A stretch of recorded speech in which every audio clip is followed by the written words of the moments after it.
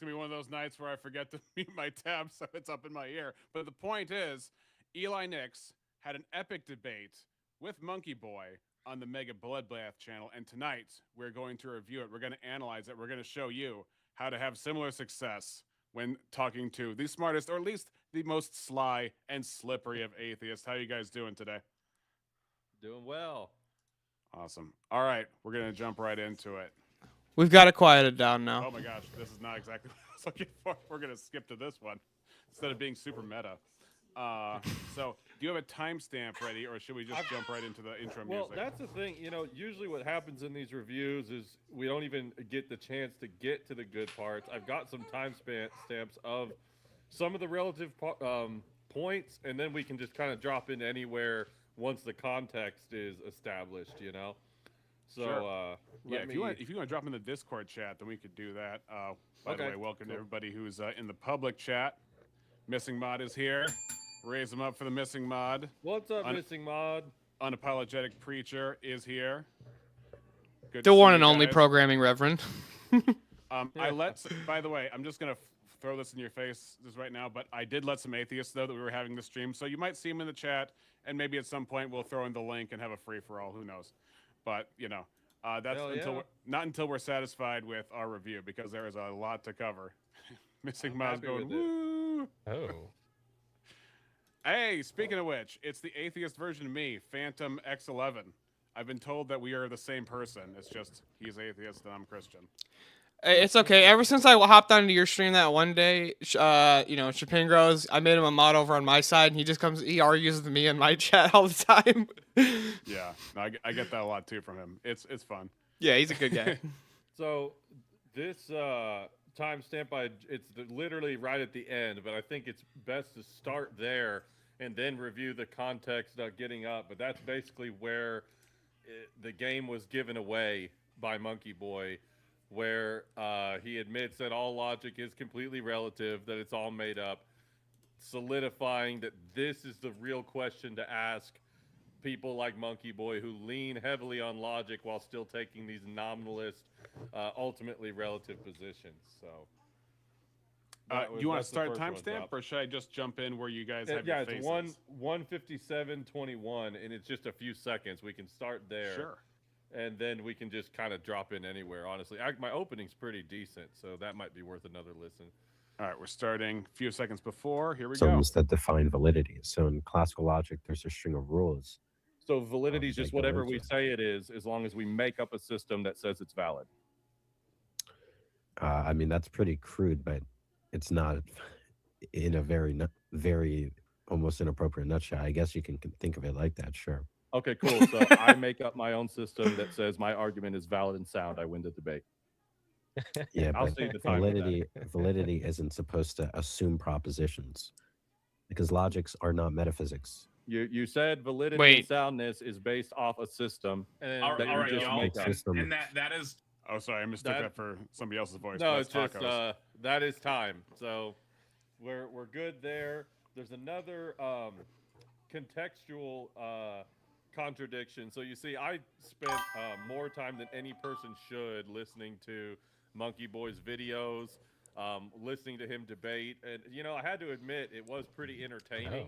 What's up, Kai? We're doing a debate review over here of maybe aren't as good. Eli here debated Monkey Boy the other day over on Breakfast Tacos, and man, he got him to bite some really goofy bullets. It was a bullshit prompt, anyways. It's a total throwaway prompt. It was like, can Eli make a sound argument for God? And Eli got him to just bite the bullet that. He just does a oh, you watched? Yeah, you watched yesterday. It was a goofy fucking debate. Like, he totally just admitted though that soundness is arbitrary. It's just whatever, however we end up defining that. If we can make a coherent system, it's fine. Do this game, even though I bit a couple bullets, played the game in a few spots in this debate I shouldn't have. It totally showcases that outside of just that move, he has nothing. Zero. And one of those moves he likes to do is say that the laws of logic are not truth apt. He says they're not propositions. If they're not propositions, then they're not truth apt. They just are. An example that he gives is the word shoe.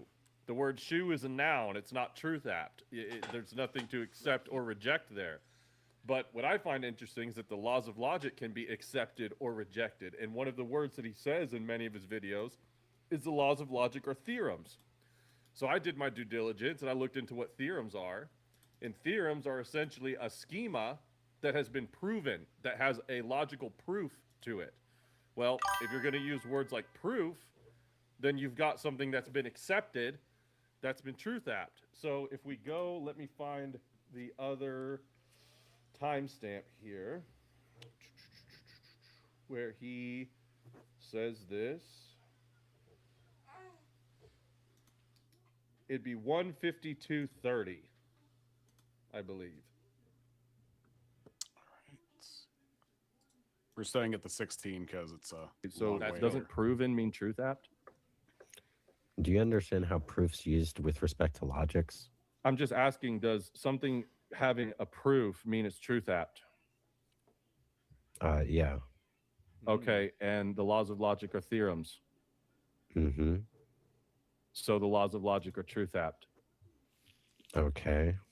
Because you usually say the laws of logic are not truth-apt. Yeah, So they are again, truth-apt. What makes them true? It's extremely prudent for, and this is what the clip, there's going to be some clips coming out where Mo's helped me with this. Shout out Mo Rebuttal, the guy above me, where we're pulling. Don't shout him out. Oh, hell, he deserves it, man. And we're pulling from these other videos where he sits there and scoffs at his opponent and goes, I don't even know what it means for the laws of logic to be true. They're not propositions. They can't be truth-apt. I don't even know what it means to say that the laws of logic are true. And then here we go in a formal debate when he's pressed on them being theorems. All of a sudden, yes, they are indeed truth-apt, because you can accept or reject them. You can't accept or reject the word shoe.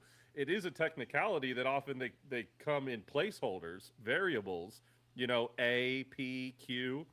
And, the truth of what you're saying is going to depend on what you plug in there. But ultimately, the validity of a form of that to that degree is something that can be accepted or rejected, does have some type of normativity to it, such that it can be true or false. And we've determined them to be true, and that's why we use them axiomatically. And then I guess that's kind of part of the prerequisite that goes into the last thing, but we'll probably get to it in the debate. But he makes this contradiction when, here's his whole style. So he asks you for an argument, and he expects a type of syllogism. And I think that that's fair if the prompt's going to be about validity and soundness. I never said that wasn't fair. So we can go start from the beginning now with my opening, where I really did a lot of work to make sure that I laid this out properly. And I used a modus ponens syllogism. Then what he asks for on his TikTok all the time is the stage 2 argument. So that means he wants an argument for each of the premises of the syllogism. And that's fair. You have to explain why that premises is the case. But here's where Monkey Boy uses his little monkey tricks. Is he wants you to formalize your stage 2 argument. And in doing so, what I didn't realize in the debate is he was actually asking for more syllogisms. That's where our standard for validity in an argument comes from. Steelborn knows off his head better. What's the formula for modus ponens? Modus ponens? If P, then Q, P, therefore Q. Right. Okay. So we don't know what is in place for those variables, but we know that if you assume the variables are true, which is something he says in there, that your conclusion will be true so the form, without knowing what the content of what we're talking about, is valid, because a true conclusion will come if those integers are true. Mm-hmm. But the sneaky thing that he does is when he's asking me for the stage 2 argument, and he's asking me for premises, and then I shouldn't have even played this game, because I give arguments for the first syllogism that I gave using natural language. I had a paragraph for each. He was asking me to structure premises on the fly, and then when I did so for him reluctantly, he wanted to know how that on-the-fly argument was valid. But he was asking me for the validity of my argument when if he was good faith and charitable and was really actually wanting something so he could thus understand it and sincerely evaluate the content of what I'm arguing, he would have asked what syllogism I used.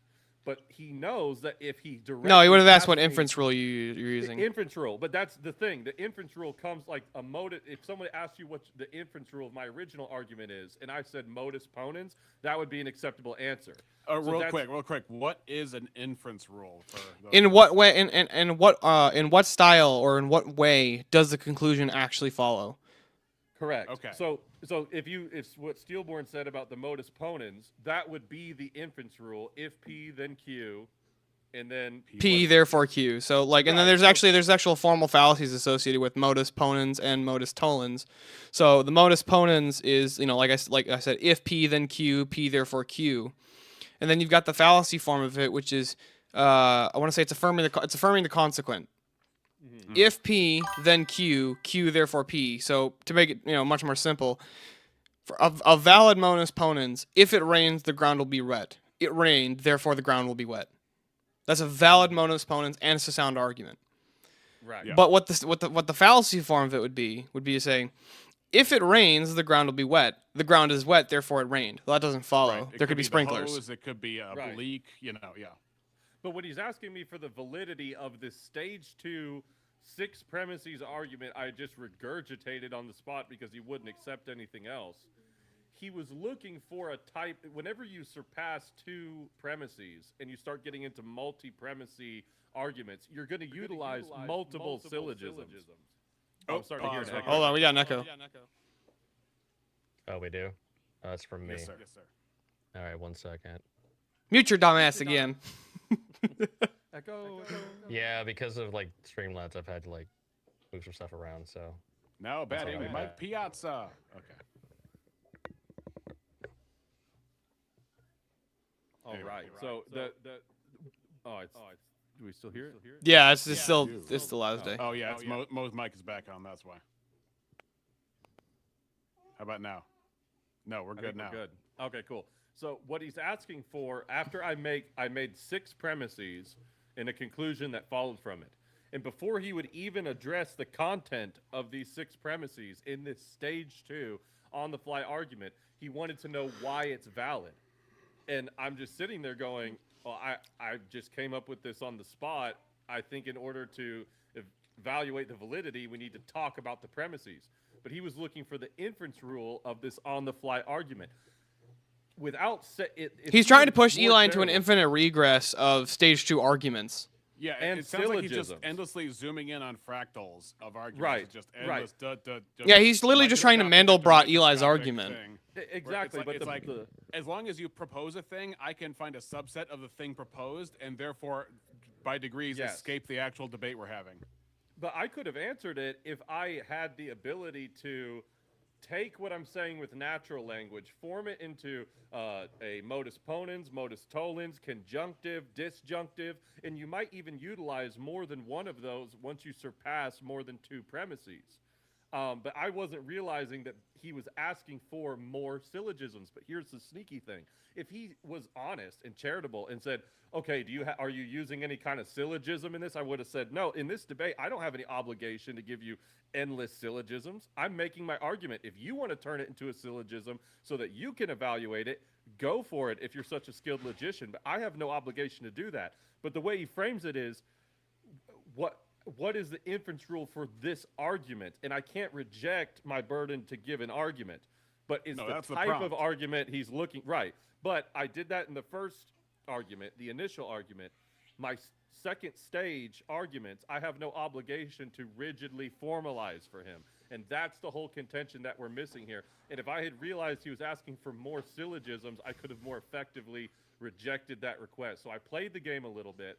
Well, no, that you went into that super good faith, Eli, because like the prompt specifically was, can Eli make a sound argument for God? Eli could have just argued whether or not it's even possible to make a sound argument. And if you can demonstrate it's possible to make a sound argument, well, if you can make a sound argument for God and people can do that, and Eli's a person, therefore Eli can make a sound argument for God. It doesn't say that he had to do it in this debate. That's one. But no, Eli was super good faith, and he actually gave an argument for God, right? Right. But here's the thing that really pissed me off, because I watched bits and pieces of this debate, and everything that I watched just made me want to like I wanted to throw bananas at him. I'm not gonna lie, like I just wanted to throw something at him. Okay. I wanted to throw tomatoes. I want to throw tomatoes at fucking Monkey Boy because he wouldn't actually engage in what Eli was saying, right? Not once. So here's the thing. Not one. Eli gives an argument for God's existence. And this guy goes, okay, demonstrate that argument's valid. And it's like, okay, if I propose to you an argument, my assumption is the argument's valid and sound. Right. If you're the one who's going to claim that it's not, that's not your burden to demonstrate. But he wouldn't even engage with any of the fucking in order to test if an argument's valid, you first have to demonstrate would the conclusion follow from the premise, because an argument can be valid but not sound. Birds Right. Aren't Even Real is asking, did he give a sound argument? I believe I did. I believe you did, But yeah. again, that's what's in debate. But here's what I brought, and this is where I demonstrated to Shiva in the after panel. What more am I supposed to do? Because I brought a valid form, modus ponens, totally valid form. He admits right off the bat, and I brought arguments, 2 paragraphs worth in my opening, which we should go to next, supporting each premise. Like you said, Reexam, he's wanting to fractal this and saying, well, I need 2 syllogisms for each premises of your initial syllogism. And as I point out in the debate, what's stopping you from thus asking for syllogisms for the premises for my syllogisms ad infinitum? And that's where we got into the question of justification, which ironically, this guy spends every day of his life, literally on TikTok, telling pre-suppers why it's stupid to debate about the justification of a system. And in one line of questioning, I got him to admit that ultimately this comes down to what? Justification. So, and that's where... You got him to totally bite the bullet of, if I came up with a system that's totally coherent and sound, and I've now thus made a sound argument for God. And he's like, yeah.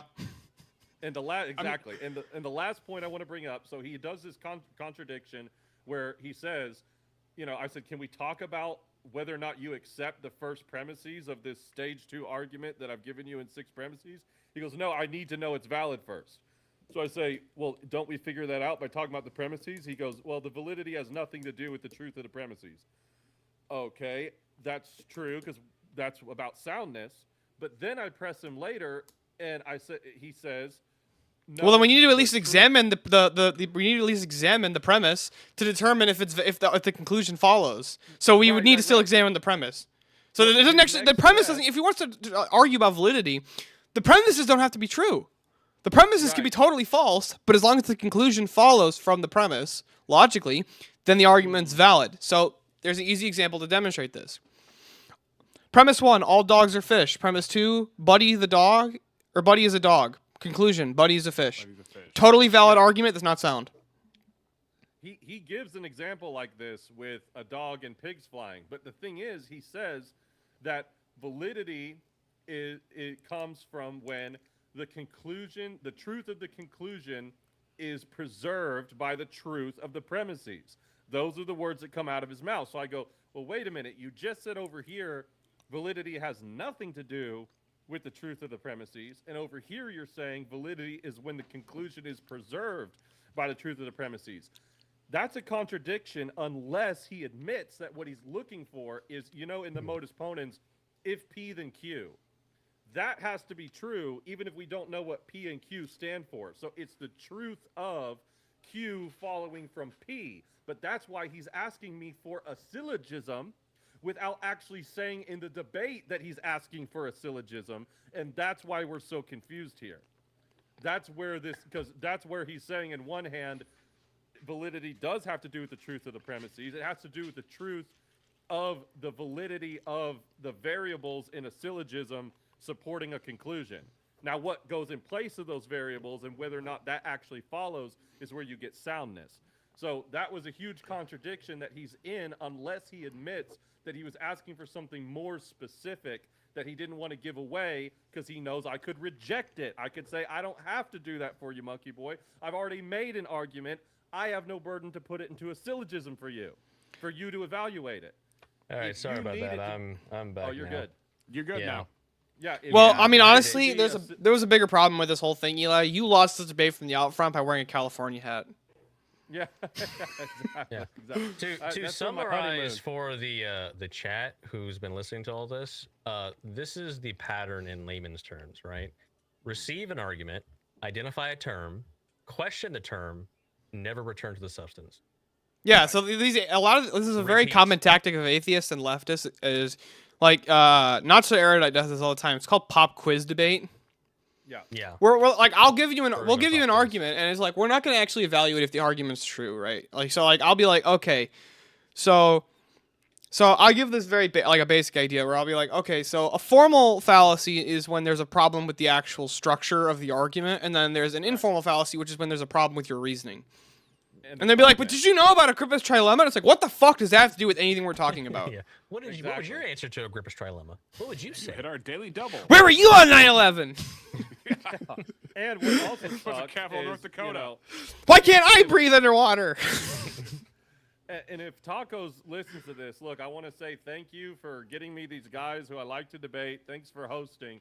But the problem with him as a moderator, I just have to say, I learned this from the T-Jump debate, is that if I get heated, which sometimes is necessary to corner your opponent, Tacos won't let me do it. I called T-Jump a failed lab rat experiment as a hypothetical, and Tacos stepped in. Meanwhile, T-Jump could call me an idiot the whole debate, silence from Tacos. So I know if I get too heated, he's going to step in and interrupt the flow of the debate.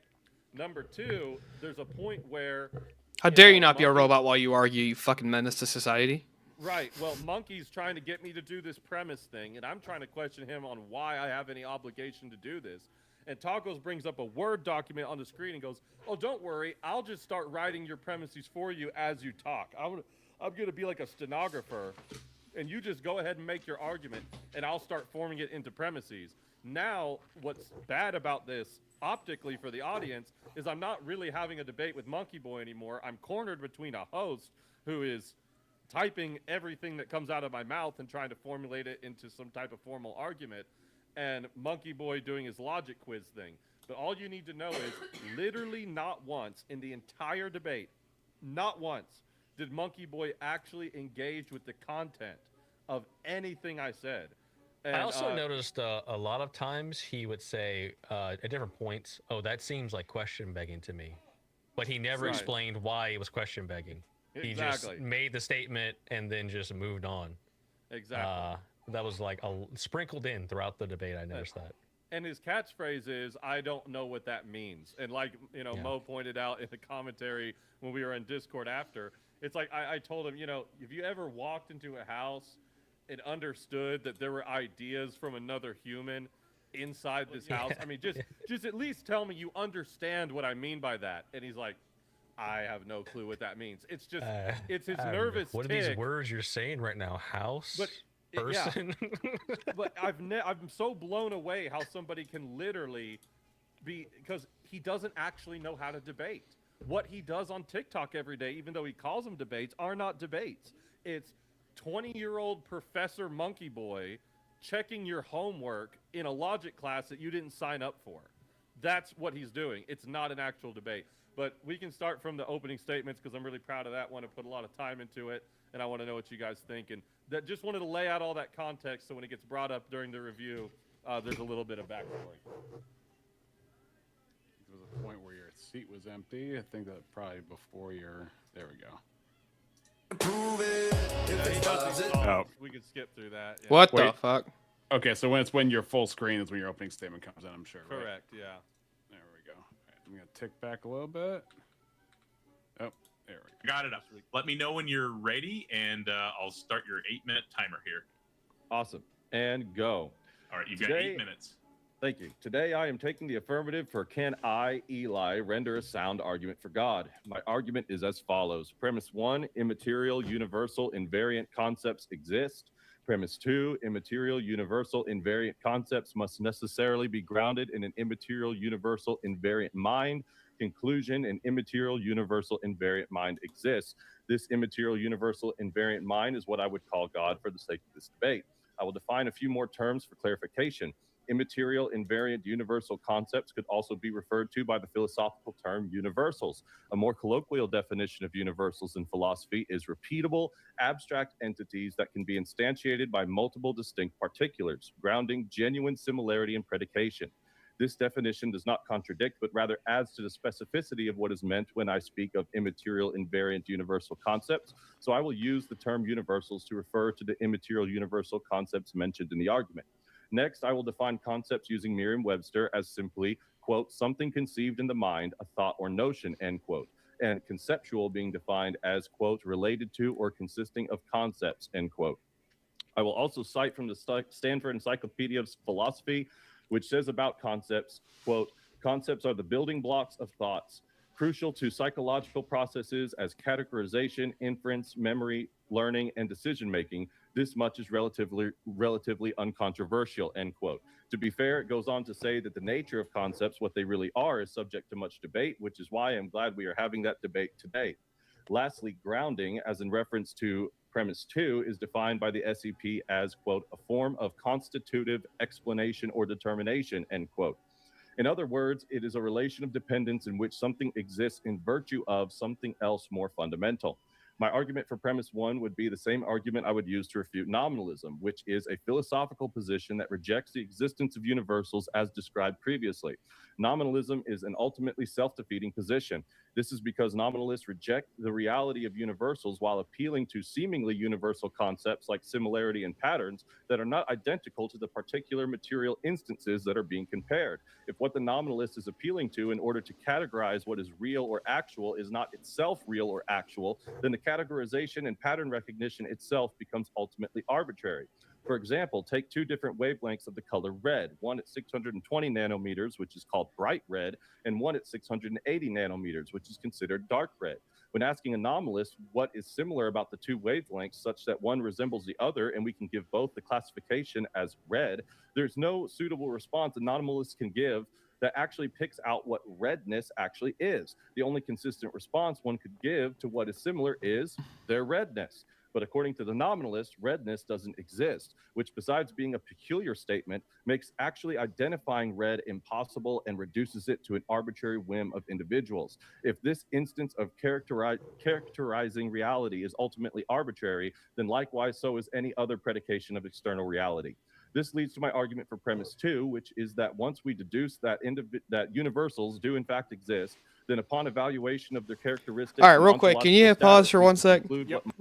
Sure. All right, Eli, what the fuck's going on with the Jack Sparrow shit, my dude? You're like fucking all over the place. I'm looking and you're like...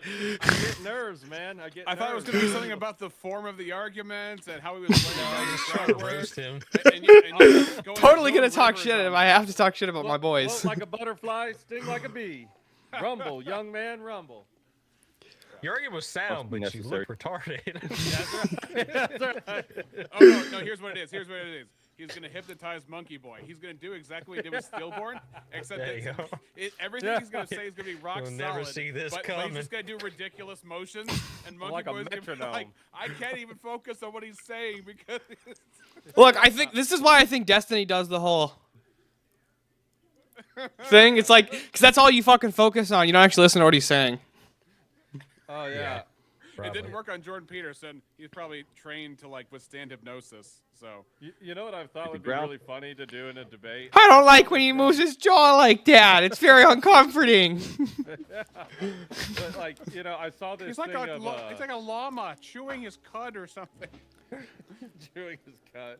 Yeah, I seen this. It was That kind of hurts when I do it. police interrogation where the guy's interrogating the criminal and he goes like this, and then just stops. And they go, "What was that?" They go, "That's the old nana nana boo boo technique. It throws the criminal off their train of thought." So I thought it'd be funny to just be in the middle of the debate while your like opponent's doing a rebuttal and you're just sitting there like this and you go, and then just stop.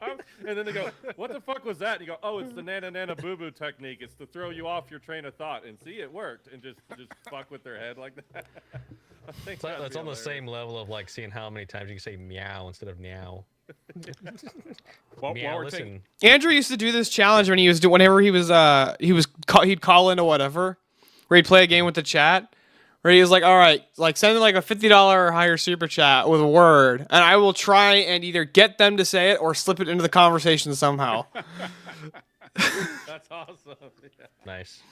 yeah.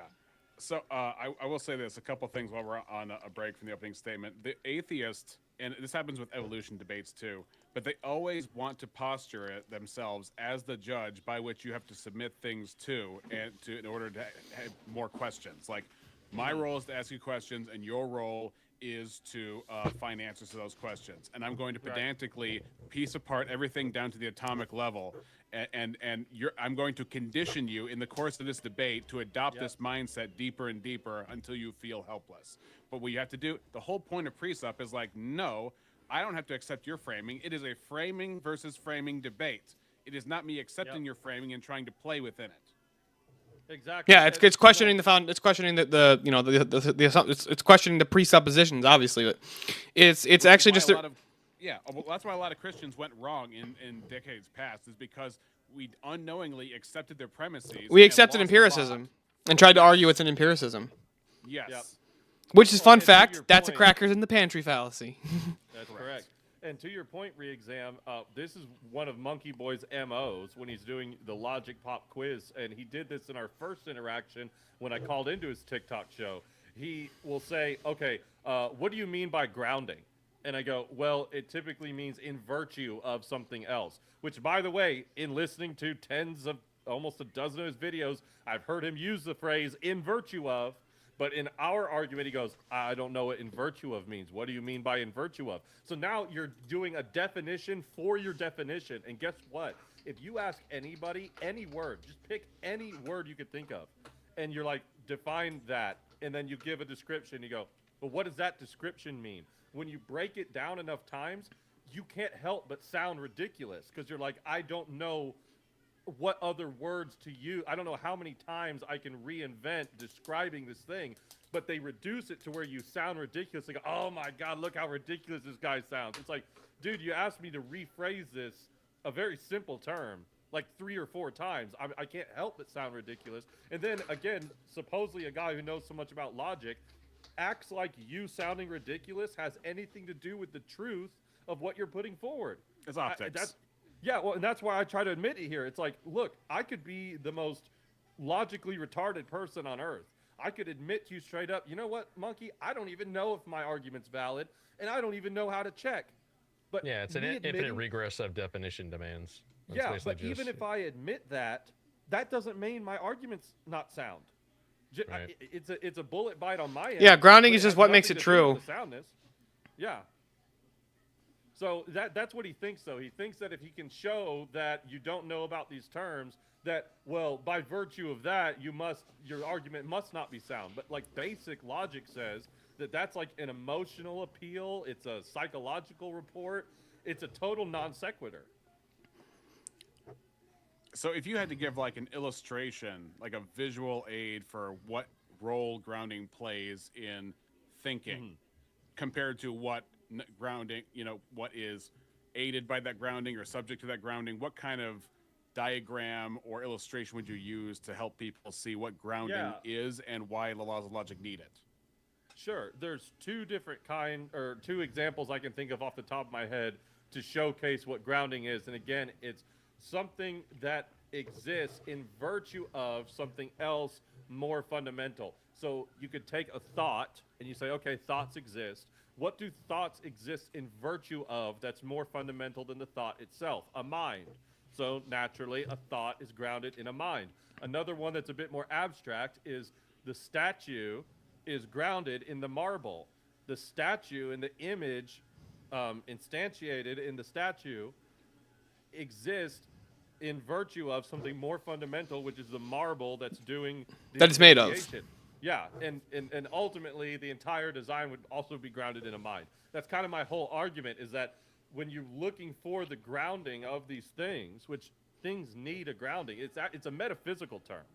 So it's actually about the ontology of something and what it exists in virtue of.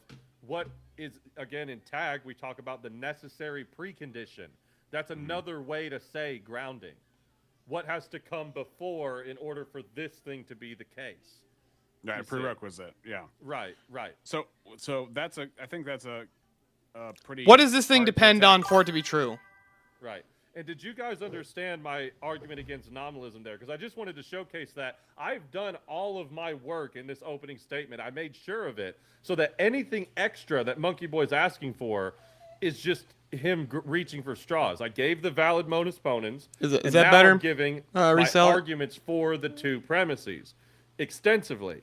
I don't have to put those into infinite syllogisms. But again, it's like, what more do I have to give you, in order for you to evaluate what I'm putting forth to you? All right. I just You're turned incapable the of sound on evaluating the my content I'm my giving stream you audio at this point. a little better. That Or means a you're little not a debater. You're just a logic spurt. But my argument for nominalism is that if you have two wavelengths, right? Everybody likes to say with the color example, it's kind of a harder one when refuting nominalism, but I think it's effective for this reason. You say you have a fire truck and a stop sign. Okay? They both share a resemblance, a similarity. And that similarity is called red or redness. But that similarity Not is if you're not colorblind. grounded. Oh, right, yeah, because everything's subjective. But that ultimate, that similarity, that thing, is not found in the material. There's nothing in the stop sign itself, materially, that resembles the fire truck. It's this thing called redness. So you ask them, well, where does redness come from? And then they like to say, well, it's the wavelength. Well, wait a minute. There's dark red wavelength over here. Yeah, I don't exactly bright red know. Wavelength over here, but now I don't we're think Rex is comparing those two and saying, anti-orthodox. I think he's what just is similar anti-ortho, about these bro. two physical wavelengths, Which I guess such is that a we're able to little give bit them fair of a this distinction. I'm just classification not called red. exactly sure. And ultimately, you get to a What place the argument where the only is. acceptable answer is begging But the question. We go, well, I haven't because had they're an issue red. with Rex. Well, He's now, been very sometimes kind to they'll me. say, this is just the labels that humans give to Now, things. I know he doesn't and we like can Jay call Dyer it whatever we personally, want. and Well, you know the problem he's with that explained his is reasons it for doesn't that. just stop at which colors. So I'm not gonna all fault him for not pattern liking the person. recognition from humans, which is supposed know. to be indicative of IQ So. and subsequently knowledge, is just arbitrary and illusory. Correct. So, That yeah. reminds me of when like Dillahunty will say, "Well, we're just pattern-seeking animals," and the question to ask is, But like me is and that Eli just a have been pattern talking in your about doing a mind that we're 2v2 pattern-seeking against animals? like Rex Right. and Because what they do Russ. is they instead of on looking orthodoxy at the versus particulars of what their Protestantism. identities are, So, they will we might get pretend that. those don't exist and yet leave the connective tissue between said things remaining, so that they can pretend to have a framework without identities being real. Right. Correct. And it's like if intelligence comes from pattern recognition, but you're not actually recognizing a real pattern. Pattern itself is something that we impose onto the external world. Then all knowledge is no, I did not win the poll at all. It was overwhelming. I'm saying I won the debate whenever Monkey Boy said that literally he agreed that logic and validity and soundness is completely made up and it's whatever we say it is. So I declared my argument was valid and sound. It's lit. You cannot escape it. It's done. He lost at that point. But no, I lost the poll. I always lose the poll on Tacos Chat. But yeah, that's the argument that I'm presenting is that, if, like I said I thought it was a really great sentence, if what you're appealing to isn't itself real and actual, then the thing you're trying to categorize isn't real and actual. And now all knowledge is completely so low arbitrary tier, because bro. of this. Come Colors on. is Do you just one think that the example. do you What's funny think is the apostles believe this, similarity, dude? Come on, this is dumb. resemblance, those words themselves are universals. That, like, if they aren't actually similar, then oh no, I don't know who said I won the poll. It was Oh a no, Missing blowout Mod is the other way. assessing that you won based on her judgment. Excellent. No, and I heard in the live chat when I rewatched it, I think I saw you sticking up for me there, so I appreciate that, Missing Mod. But yeah, that's I all was I'm arguing with bringing up people in that in first breakfast in Tacos chat during that debate too. I was like, that's not fucking Eli's burden to demonstrate the flaw of his argument. Like that doesn't. That's not how this works. Right. Show me how This to is a defeat job you, interview. and then you will win. Look, grant me my assumptions so I can prove you wrong. But we're questioning your assumptions. But grant them. I said grant. But I said please, please grant them. It's like no, I'm not doing that. Don't you have basic debate etiquette for Yeah, tripping so yourself rude. up for my account? So rude, Rex, for you to not to just grant my assumptions. Look, I assume I'm gonna start doing in every debate from now on with an atheist. Look, I assume that I'm generally correct about most things and you're always wrong. And thus I've won the debate. That's my assumption. Grant it for me. Right. And to almost, I think I forgot one part of your question, re-exam, but why logic needs grounding. This debate showcases it perfectly, and this is why I hope that whoever sees this will go on the Monkey Boys TikTok and start using this, because if it's not if it's completely made up and arbitrary, then anything is true. If your methodology for discerning truth has zero objectivity, anything outside of yourself, then you can just declare anything to be true, and your opponent can't actually reasonably and in a grounded way say that you're wrong.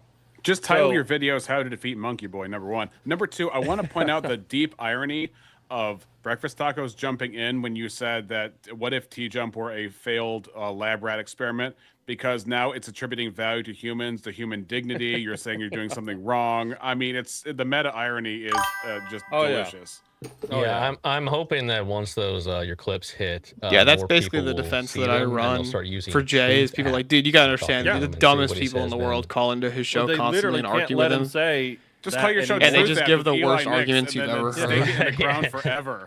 So like, I Yeah, understand exactly. his frustration. Those 2 points, like, don't let him get away with saying that the laws of logic have the truth aptness of the word shoe. First of all, that's just ridiculous in itself, because I can't reject or accept the word shoe, but I can reject or accept the laws of logic. Now, we know if you reject the laws of logic, it's self-defeating, but it still has enough propositional value in his own admission. Not if you're a nihilist.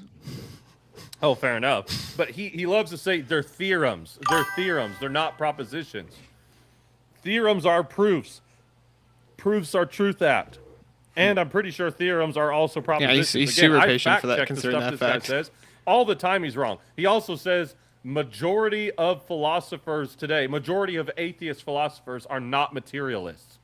And I heard that come out of his mouth, and I was like, I just don't know about that. I look it up. I look up an actual poll taken from the Stanford Encyclopedia of Philosophy. It was like somewhere between 56 and 73% identified as physicalists or materialists. He just makes shit up on the spot all the time. So Wait, what number yeah. did he claim it was? He said majority aren't. He didn't say a number. He didn't give just a said figure. he said majority of atheist philosophers are not materialists. That's And the I was logical entailment of atheism, is either to end up being a materialist or a nihilist. Well, Sure. that's the thing with Shiva, though. That's why talking to Shiva is very interesting, because he does not subscribe necessarily to materialism. In fact, he's not even convinced that the mind is entirely material. He would just say, if I recollect, that he wouldn't know what it was, but there are factors to consider about the mind that would make it hard to claim that it was material. But that's the part about atheism that, we as Christians can appeal to mystery sometimes when there's something that we can't quite explain. They appeal to ignorance, and ignorance is their God. Ignorance is their hiding place. Yep. Ignorance is their escape hatch. As long as you can claim to not know something, you don't have to give account for it, and they will hack that until the day they die, unfortunately. Yep. And Monkey Boy, here's another thing he does. I'll stop at this so we can keep it pushing. But he says he's adjacent to this view called eliminativism, which is basically that the all conceptual abstract things are completely non-existent, even our own minds, even our own thoughts. But he Do loves to arguments go around- exist? According to him, no. But here's the funny thing, is that he loves to point out what the he does this appeal to authority, appeal to consensus. If you listen to his videos, he says, yeah, this is a position that most philosophers would absolutely reject, which first of all is a fallacious appeal in the first place. But then second of all, when you look up eliminativism that he says he's adjacent to, it's one of the most fringe philosophical positions out there. Like, I looked up, like, how many philosophers are eliminativists, and it was like, it is very rare to find a philosopher who's an eliminativist. Like, they all Well, think there's that another these interesting things- thought here that I would like to run against him, which is like, what qualifies who is and is not a philosopher? Right. And that's his YouTube It's like, comments, is all those it spurgs were somebody who saying that makes too. money arguing about philosophy? Because then most philosophers aren't philosophers, because most of them are broke. Right. Yeah. This one guy I was arguing with in the comment section, he's like, no serious philosopher uses tag. And I was like, okay, so Van Til, Greg Bonson, these people aren't serious here? He goes, no, they're a joke. So I was like, okay, so the only serious philosophers are just the ones that you agree with? you like? Yeah, and then when he's like, are you retarded? Where did you get that from? And I was just like, I Whoa. can't even argue with these guys. What do you... Like, do you not see that that's the entailment of you just arbitrarily rejecting two philosophers I put forward in front of you that utilize transcendental argument? You also could have just used a modern day one. Father Deacon Dr. Ananias. He's an actual PhD of logic. Yep. Yeah, and even like Jason Lyle, as far as like young Earth creationism, Jason Lyle is an astrophysicist. and he's also uses Precept. He has one of the most basic books on Precept, which is The Ultimate Proof for God or something. Hey like man, I that, appreciate where the it's sub. like- yeah, it's I'm like over in Jim round Bob's chat a four, lot. Anybody can read it. You know, But yeah, even, have a good one though, man. You know, Yeah. even if you're like a kid or whatever, and you can't read Always Ready or whatever. Yeah. So. And the So I had to look funniest up part- eliminativism, a radical Yeah. thesis in the philosophy of mind proposing that our common sense understanding of mental states such as beliefs, desires, and intentions is fundamentally flawed and that these everyday concepts do not actually exist. Yep. But it's a position. What Well- contrasted from other positions, isn't it? Not even just that. Again, I reject any type of appeal to consensus. That's not what makes anything valid. But it's just funny to me that he'll use these appeal to consensus fallacies in his argumentation with people on his show. He'll go, I don't even know why we should subscribe to that. Like, no philosopher actually uses this. And then posits this position that is like so fringe and out there in the field. It's like, oh, which one is it, dude? Can we? Eli, that does make sense under his worldview because the law, as far as he's concerned, the laws of logic are subjective. So he needs to appeal to enough people to see if his laws of logic he's using is correct.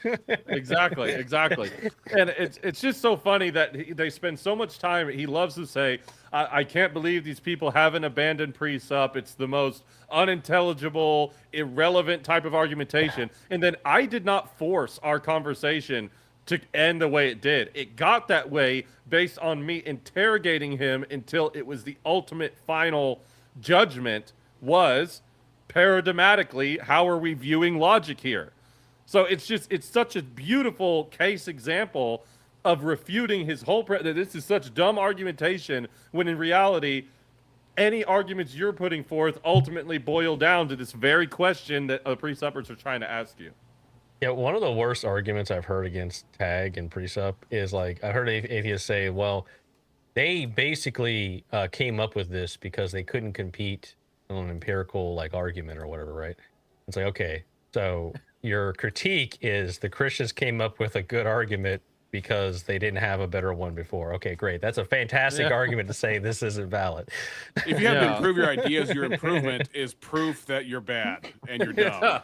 Wait a minute, you couldn't contend with an argument, so you actually thought about it and came up with a good argument? Pfft, fucking losers, exactly. dorks. Your first experiment failed. Science is wrong. Yeah. Precisely. Yeah.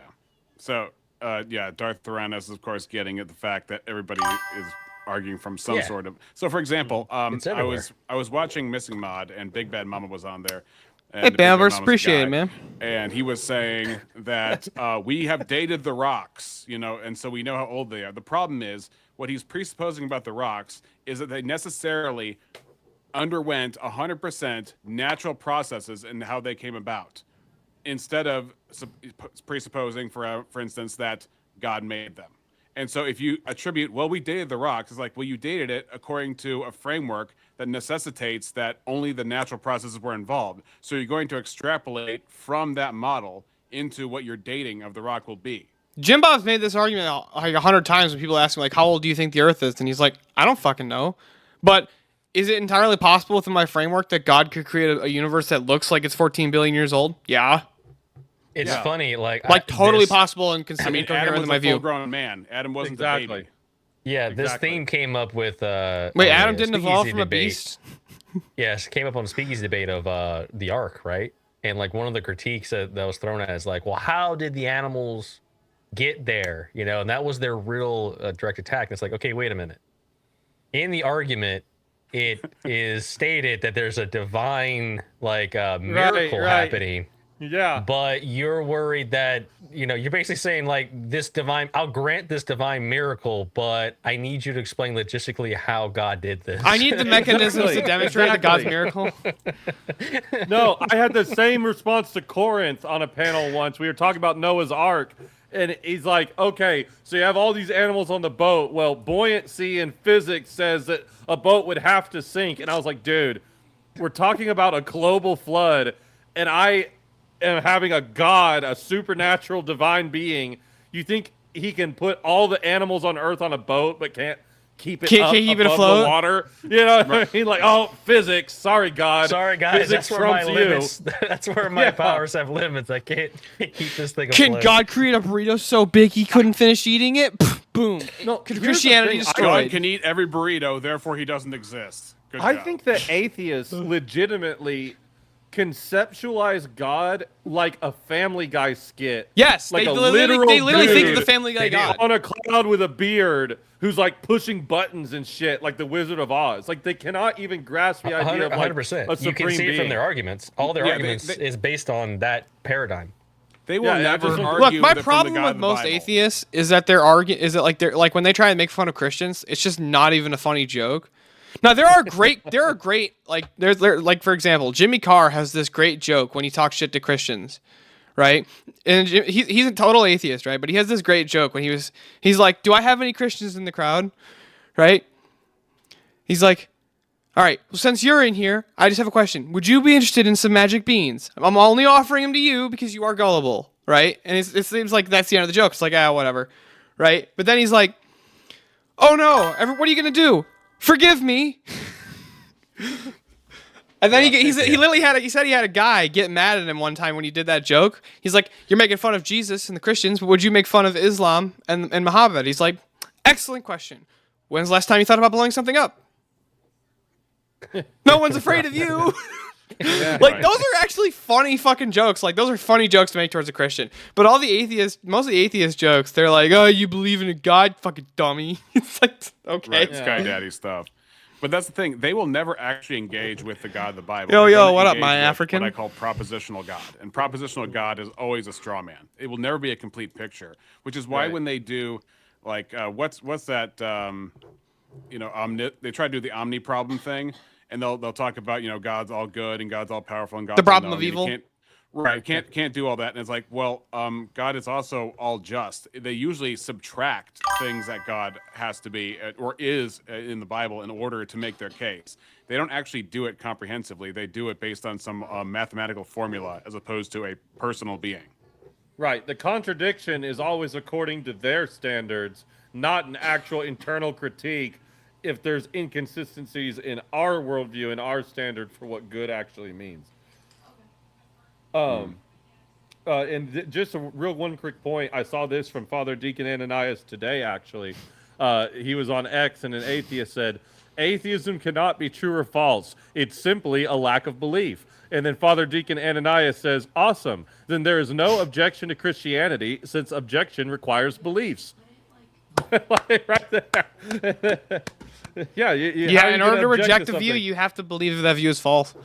Yeah, or do you believe that you have a lack of belief? You know? Epistemic circularity. Right. Now, what's funny, real quick, about what Missing Mod said, I can guarantee you I know why Jim Bob got mad at you, and that's because you were equivocating. If Jim Bob actually got mad at you, it was because you were, like, it was like some kind of an argument on X or something. You were equivocating over what Jew means. Because from the Orthodox view, to say that Jesus was a Jew, that's totally fair, but we also think we're the continuation of Old Testament Judaism. The modern-day rabbinic Jews are not the same religion as the Old Testament. I think she was saying genetically speaking, because the Bible does say salvation is of the Jews. And I think there's and without getting into a whole thing in the middle of the panel, because we're here about the Eli versus Monkey Boy. But the Protestant's gonna go full Zionist. Nice, guys. Come on, guys. This is about atheists. Come on. Is the Protestant about to go full Zio? Was it full Zio shill? I'm, Did you get I'm your not, BB I'm not bucks? dispensationalist, so you're not going to be able to use that one against me. I know. I Did you get your recognize that dispensationalism is an invention from 200 years ago. It Good came around old the same- John Darby. I don't even think it's Came that around- old. I think it's actually much newer than that. It's 1800s. late John 1800s, Darby, early yeah. 1900s. Correct. The Schofield Study Bible. Right, Yeah. right. All sorts of wacky stuff in that thing. They actually sell new copies of the original one in the Museum of the Bible. With I didn't even look inside, but I knew a guy who used to have one. Not that I he didn't even believed know it, there he just- was a museum of the Bible. That's in DC. It takes all day to go through those exhibits. It's really cool. You have ancient stuff from all over the world. Does it Texts, have the manuscripts, Does it have the Dead Sea Scrolls? I don't think so. Oh, Does it have a isn't that copy interesting? of It doesn't the- have the Deuterocanon. I took Does a it have ton a- of pictures. Does it have a copy of that Bible that Tacos always reads from? Yes. Oh, the Pigeon Bible. Yeah. I didn't realize he had that. I don't like that Well, no, guy, that's but what he does. that is Whenever kind of the- funny. It's a clever. It's his thing where whenever the person wins the poll, he asks, which it's always the atheist, and he asks what's their favorite Bible verse, and he reads from the Pigeon Bible, which is like this. Oh, dude, the Pigeon Jamaican, Bible is Caribbean- hilarious. I got Jim Bob pulling it up Yeah, on yeah. stream once. Yeah. We pray to our Father up in the sky. God, Yeah. why did you do all the bad stuff? Did you do? Do you like? We do just like you. Do you like? You actually sound like insane my to me. Uber driver. Give us this day Yeah, our daily it's the bread. Uber driver Bible. Dude, I fucking it's so. What, so do you know? what's funny is in this actual debate when they did that, Eli was gone, and it's probably one of the funniest clips of this whole debate. They just sit there in silence for like It's Duck. 10 full seconds with It's like Duck Monkey and Monkey Boy Boy. and Duck and a few other people, and like what he said, like the joke didn't Hey, land. Like Chris no one laughed. Lestrange. Chris Lestrange. What's up? Welcome to the Chris? chat. Please be sure What's to up, like buddy? and subscribe to all these gentlemen here. So, You know what's funny? so Like, do you guys know what the Pigeon Bible actually is? Because I do. no. What? So traditional Hawaiian only has 13 letters in their alphabet. It was the Bible translated into Hawaiian. That's all that it is. Yeah, I figured something like that, but Like it's not like some like remade shit. It was just like they just took the current Bible and they translated it into the language spoke by the Hawaiians, which only has 13 letters. So even when they speak English, they don't have as many sounds in their alphabet as we do. Oi vey, oi vey, oi oi oi, Shalom. oi oi oi. Ni hao. Ni hao. Thankfully, the way China's going, that's probably not the future we're getting. So, with their economic collapse and their population collapse and all those. Dude, there's no way that China's population is as big as it is. It's mathematically impossible. Well, no, there's like been credible evidence to come out that they're just LARPing. Oh, yeah, well, I they claim that their heard that. population is like 1.5 billion or something like that, and their population was 500,000 before they instituted the one-child policy for like 30 years or some shit. And on top of that, if you look at Pyongyang, that is a Potemkin village. So we don't know whether or not the population of China is also, figuratively speaking, a Potemkin village, where it's just a prop to be a show of strength in the one-child policy nation. So formerly, I think they're all I losing up to know- 2 recently, but. All I know is that my dad, who was born in 1955, he had me a bit older. I'd get home from school and I'd be thinking about homework, girls, whatever. I walk through the door and my dad's in his recliner with the paper. He's like, "Son?" I'm like, "Yeah, what?" And he goes, "You better learn Chinese. You're going to be speaking it by the time I'm gone." And then just gets back to his paper. I'm like, "Okay, like, thanks, no explanation." He just dropped that on my head. He wanted you. 13 He wanted years you to old. really study the life of Saint John of Shanghai in San Francisco. He was just a cynic. All right, shall we continue with the opening statement? Yes. Evaluation of their characteristics and ontological status, we can conclude what must be necessary to ground them. Since they are instantiated through material, yet not identical to material, then we can conclude that they are immaterial. If they are instantiated repeatedly across multiple particulars while not being identical to any particulars, then we can conclude that they are universal. If their instantiation is not or could never be anything other than what it is, then we can conclude that they are invariant. And finally, if they are fundamentally recognized through intelligible understanding rather than sensory interaction, then we can conclude that their mode of existence is conceptual. That is, they are not given to us as objects of physical perception among particulars, but as contents of thought that can be universally recognized, correctly or incorrectly applied, and understood as the same across different instances. This indicates that their ontological status is not merely immaterial in the sense of being non-physical, but conceptual in the sense of being essentially tied to intelligible cognition rather than existing as merely mind-independent abstract entities. This final characterization of conceptual is what leads us to the conclusion of the argument. Looking back at how we define concepts and conceptual as pertaining to thoughts, and thoughts being defined as by Merriam-Webster as, quote, being formed in the mind, end quote, we can conclude from the impossibility of the contrary that that only a mind can ground concepts, and only a mind that shares the rest of the ontological features of the universals I have argued for could ground such concepts. That is specifically an immaterial, universal, and invariant mind. If this is not enough for the atheist nominalist, and they are still determined to believe that universals are grounded only in human minds, consider this final point. If one accepts that there was a universe and a world before human minds ever existed, and during this time there were in fact universals, anything from redness, like the previous example, or even the metaphysical nature of the laws of logic, such as objects maintaining their identity over time, being themselves and not themselves, then you have necessitated a universal before human minds. Following my previous argumentation about the ontological status of universals being ultimately conceptual, this necessitates a mind before human minds. How much time do I have left, Tacos? 2 minutes and 28 seconds.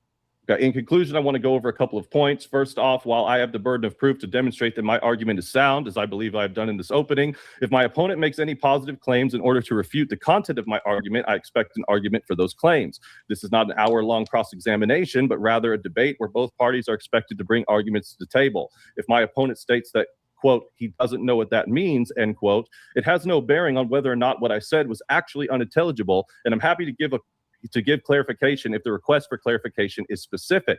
I'm under no obligation to rigidly formalize any given argument other than the primary premises conclusion given at the beginning of this opening statement. And choosing to utilize natural language rather than strict formalization has no bearing on whether or not my argument is sound. In fact, while I admit to being a layman and to the school of logic and philosophy, I do know that logicians are taught in the first most introductory lessons of logic to turn informal arguments into formal arguments so they can be evaluated. Again, I have no obligation to do this work for my opponent. With that being said, I look forward to hashing all this out. Thank you, Tacos, for setting it up, and thank you, Monkey Boy, for showing up.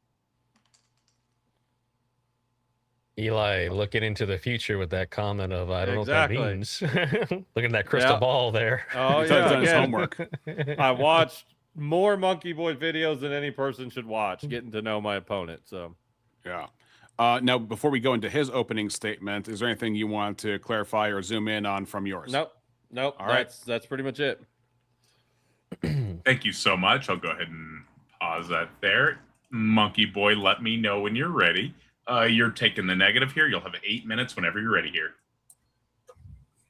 Okay. Well, so I haven't prepared anything written to talk about. Of course, I do expect an argument. Whether or not it's going to be... Can I just say, I haven't written anything tells me he plans on just asking questions ad infinitum. Yep. Communicated in natural language. I am expected to... He never planned on making an argument. Series of premises and conclusions. So if needed, the person cannot...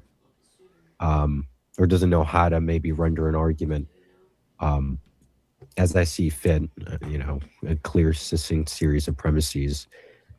They can give me, I guess, whatever natural language or unorganized thoughts, and maybe we can help arrange them and configure them into a clear argument. Other than that, he's so fucking condescending. God, I want to throw tomatoes at him. I wrote that down the well as I see fit. Well, no. So is soundness just what you see fit? Over you.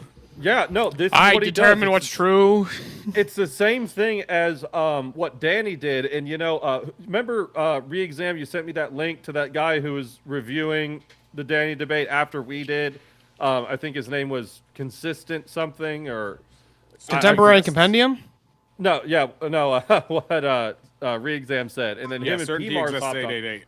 Yeah. So they did a really good job because PMAR showed up and they pointed out that Danny does this thing where he goes, I might even be inclined to agree with you, or I don't really understand. They put themselves in an authoritative position. Like you said, if I don't understand it, or if I reject it, then it must not be true because I clearly know more about what I'm talking about than you do. This is not an argument. This is framing and poisoning the well, and has nothing to do with the actual content that's being put in front of you. Right. I didn't catch the argument he gave, so I'm going to ask him to repeat some of that stuff, but yeah. I was just zoning out while my opponent was talking. I wasn't listening to his opening. Well, no. Typical debate stuff. No, he's listening. He just knows that the only way that I don't even want to call it debating. I don't even want to give it that status. He's just like, I have this move where I question you ad infinitum until you sound ridiculous, and then I believe I won because you sound ridiculous and I'm the one asking questions, so I must not be ridiculous in comparison to you. Yeah. Exactly. So that's what he's saying by I didn't catch the arc. It's like, dude, I laid out a fucking modus ponens and I gave arguments for. I've done everything that I have the burden to do at this point. So no, and I hate that I actually played into this, mostly because, again, tacos won't let me get aggressive. I wanted to be in good faith because I thought that would really showcase his tactics, which worked. But ultimately, I don't have to do the premise 1, premise 2 thing. If you can't find the premises yourself, then quit calling yourself a logician. Or if I'm being actually that unintelligible, if I'm real, because this is what he does with his opponents too. I can quote this guy. I've listened to so much of his stuff. He'll say, I don't know what that means. I don't know what that means. And then the opponent goes, well, what? You just don't understand English? He goes, well, no. If you said to me, up is the color blue, that doesn't make any sense. And I go, wait a minute. Like, under what? Just because you think it's that unintelligible doesn't mean that it's actually that unintelligible. And guess what? If somebody said to me, up is the color blue, I could explain why it's unintelligible, because I could say, well, look, first of all, a cardinal direction isn't a color because it's immaterial, and colors are attributed as a immaterial property of material things. I could explain even the most incoherent shit you could babble at me. I could tell you why that doesn't make any sense. But he just Thursday tastes like down grape. Well, yeah, exactly. So Thursday is a day of the week. So it's not something you put in your mouth. So it's not something that has taste. You could if you weren't a fucking pussy. Yeah, there you go. I mean, what? Yeah, if your cousin's name is Thursday, maybe, but you know, from Arkansas. But what I'm saying is, I can explain even the most incoherent sentence. I can at least attempt to explain why it doesn't make sense. He's banking on, well, I declare it doesn't make sense, and we all know how smart I am. So if it's not making sense to me, you must be an idiot. That's his whole tactic. Soon the world will tremble at the sound of Monkey Boy. And also, he reminds me of Ducky from The Land Before Time. Yep. That's right. Cool. Do not fucking dare! Don't you dare! Perfect. Compare All right, let me go ahead this guy to Ducky, okay? That little girl was so killed by her y'all will dad. have an hour. Once again, to the audience, please slam the like button. If you have questions for the debate, I haven't even seen Eli's final form. Here's $5 questions through the various tipping mechanisms that I have on the bottom of the screen and spammed in the chat. I just want to shove earplugs we'll in his nose for some reason. Get you there. I think it's also in my bio. If it's not in the bio, I'll put it in there in just a second. We had to change it because of the demonetization, but everything's working just fine now. Everything's up and running. I'll see your alerts. Make sure you use Ko-Fi or Streamlabs though, or Cash App because you can send or Cash App because you can send a message on those three. Anyways, let's get this going. I'm very excited to hear you two debate here. I think this is going to be a ton of fun for many, many reasons. Anyways, Mega Bloodbath engaged. You've got an hour. Cool. So you said you didn't catch Does anybody think that's like good marketing? I'm just curious. No. Nobody outside of tacos, I guess, because even Professor Kurt, I think, was trying to do that, and it's like, it takes a certain kind of person to make that work, and not anybody can just sit in that seat and make that work. Well, also you should like have a sound bite pre-record or something to make it sound like like the Jim Bobs, like the Savage Carnage Unlimited dub, and every time it's the same thing because they recorded that. Right. Yeah. Or that's a big super chat. Something like that. Yeah, exactly. Holy cow! That is a big super chat. B.S. Lewis, welcome to the stream. We hope I let Aiden know about this stream as well. I kind of expected you and Big Bad Mama and whoever else to start pouring in. His favorite part is the whole debate. The whole debate was about if Eli can make a sound argument. LOL. BS. Isn't that every debate though? No, hold on. B.S. Lewis, go on a different tab, pull up the original video, go to 1 hour, 57 minutes, 21 seconds, because that shows the answer to the prompt right there. It's really funny. I will say, Els in the chat is a classic. It's great. Dude, I didn't even recognize that was Matt Dillahunty. I was just like, wow, he's got this like fat dude dancing, and then one day it clicked, and I was like, oh my god, that's fucking Matt. Actually, Dillahunty. I didn't actually It know looks that was so Matt close. Dillahunty. You didn't know that's Matt I didn't know. It doesn't quite look. It Yeah. doesn't quite look like him. Like it looks like him, but there's something that's just a little bit off. and I can't It's figure out what it a is. picture of him that's a couple of years old, when he was apparently a much larger gaytheist back then. Oh my god, when that clicked, it made it even that it was already funny. And then when I found out it was one of our ops, I was like, "Oh my god, does he I need to know if Matt knows that that's a thing on G-Bot's channel, because that will just launch it to orbit. He of well, he hilarity. doesn't believe that it is because he remains unconvinced. That's correct. That's yeah. And now I will hang up on you. B.S. Lewis says he will not check out your timestamp. Okay, get wrecked. That's fine. You know what? Fuck it. Just play it again because it's funny and I want to see it again. Yeah, Alright, yeah. where- Let's force him. Let's force Where are we him. at now? Where are we at? 1852. All right. Okay, that's, and then we want 157.21. all right. 157.21. We BS. You're gonna be force fed at this point. Yep. Systems that define validity. So in classical logic, there's a string of rules. So validity is They just go whatever into we it. say it is, as long as we make up a system that says it's valid. I mean, that's pretty crude, but it's not in a very almost inappropriate nutshell. I guess you can think of it like that, sure. Okay, cool. So I make up my own system that says my argument is valid and sound. I win the debate. Yeah, I'll but see the time with that. validity isn't supposed to assume propositions because logics are not According metaphysics. to what? You According to said what? validity system? Your and soundness is based off a system.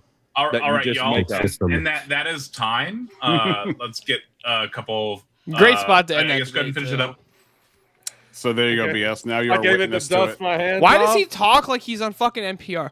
So today I'm going to tell you the horrible story about when my father used to molest me as a child with a flute Oh, under gosh. the bed. It's like, why does he Dude. talk like that, dude? Like, Do what you the fuck? have- You know Thank you, why? It's argument because for that. he's atheist Rev. If Rev was No, like no, not even cool. 1/16th of a man. Yeah. Okay, you gotta admit, you said NPR. NPR is known for smooth baritone-ness. But Rev No, is obviously NPR is much- known for very soft, unaffectionate voices. We're Rev, just going to talk in Rev a would whisper do really talk. good for Prairie Home Companion. That Rev would be good. Right. NPR Again, is that all was about not- the whisper That was not meant to be a talking. slight at Rev, but Monkey Boy's voice is decently deep. You gotta give him that. It's all about the whisper talking that we say really quietly. Like I'm whispering sweet Terry nothings Act? into your ear. Welcome to NPR. Welcome to NPR, buddy. Do you understand what I'm saying, right? It's like it's all about the motion and the divine logos. You know what I'm saying? So you got to read Heraclitus and Plato's Republic. Talks about National Socialism. I couldn't believe he took that prompt, but that's a little wide of scope.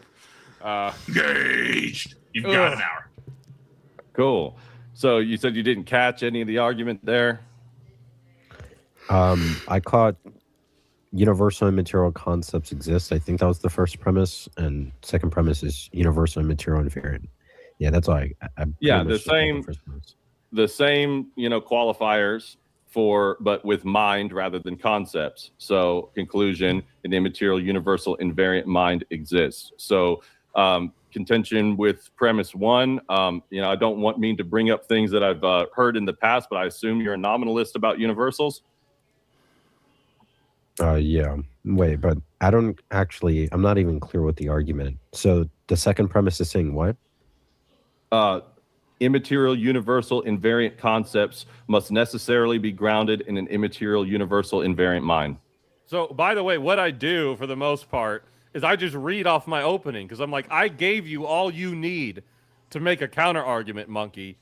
So I don't need to come up with stuff on the fly. I can read off of this. Again, I eventually, unfortunately, take the bait, but then there's that turn of the tables. But even still, I'm calling it out throughout the whole debate. So Yeah, you drew out your world map, and now he's got to navigate it. and I just read off it. I just go back to the opening. I'm like, oh, you want my second argument? Okay, I'll start from the beginning. And I just read it like a script because it's like, I don't need to do more than this.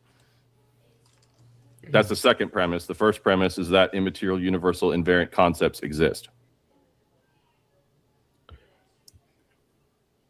Okay.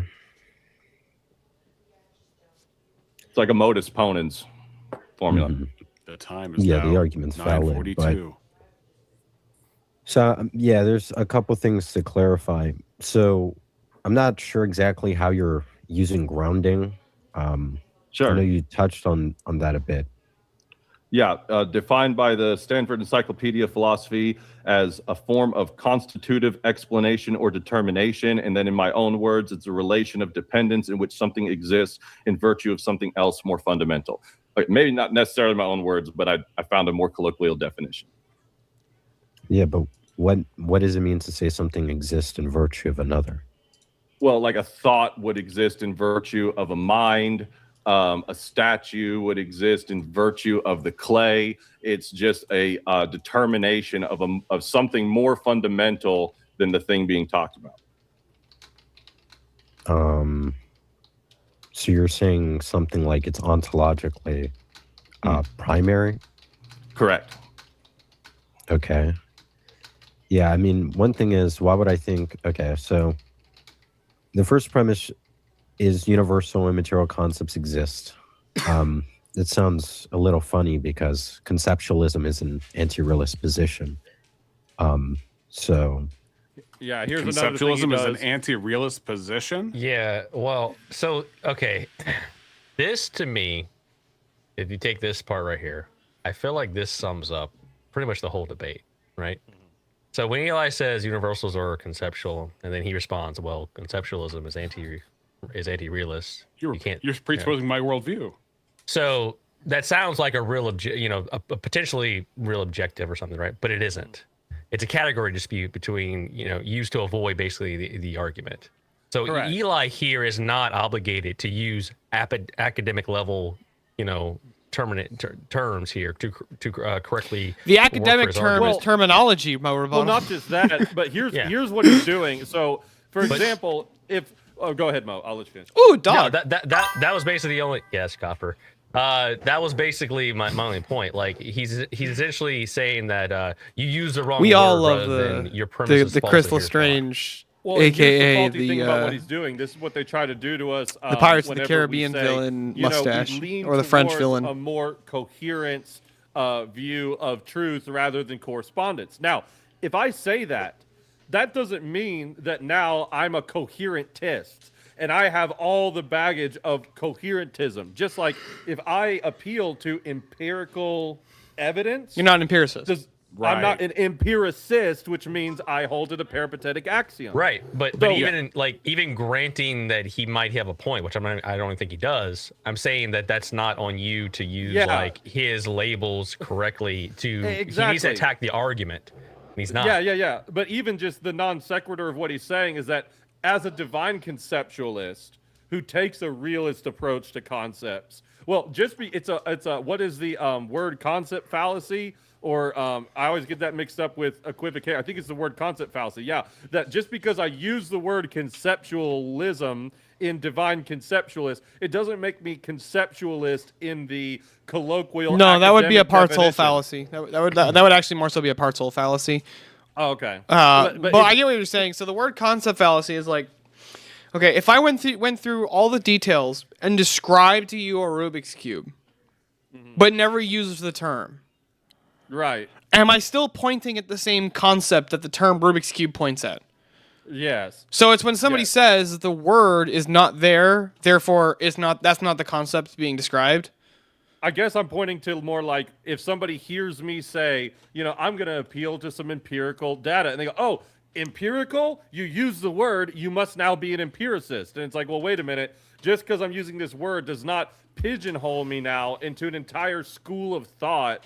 That like if you looked up conceptual, let's just grant what he's saying is true. Again, I'm not even entirely sure that it is, but let's just grant that conceptualists definitionally in the colloquial term are anti-realist. Okay, well, just because I have a different form of conceptualism, divine conceptualism, does that mean that I'm now beholden to this other school in a vacuum? No, of course it doesn't. Just like if I say I utilize empirical data, it doesn't make me an empiricist. If I say I lean towards a coherence theory of truth, it doesn't make me a coherentist. That it's trying to pigeonhole a view and saying, look, here's some arbitrary boundaries that you're now locked into. And I get into this with, and what's funny is he abandons his critique until the very end after I like use the tag flip on him. And in his closing statement, it's like this pitiful. And by the way, it definitely does mean that you're a conceptualist. If you do, it's like, why are you going all the way back to this beginning thing? Like you're totally like grabbing for a lifeboat at this point, you know? Desperate. Yeah. Yeah, Maybe it's you like just need saying to like argue.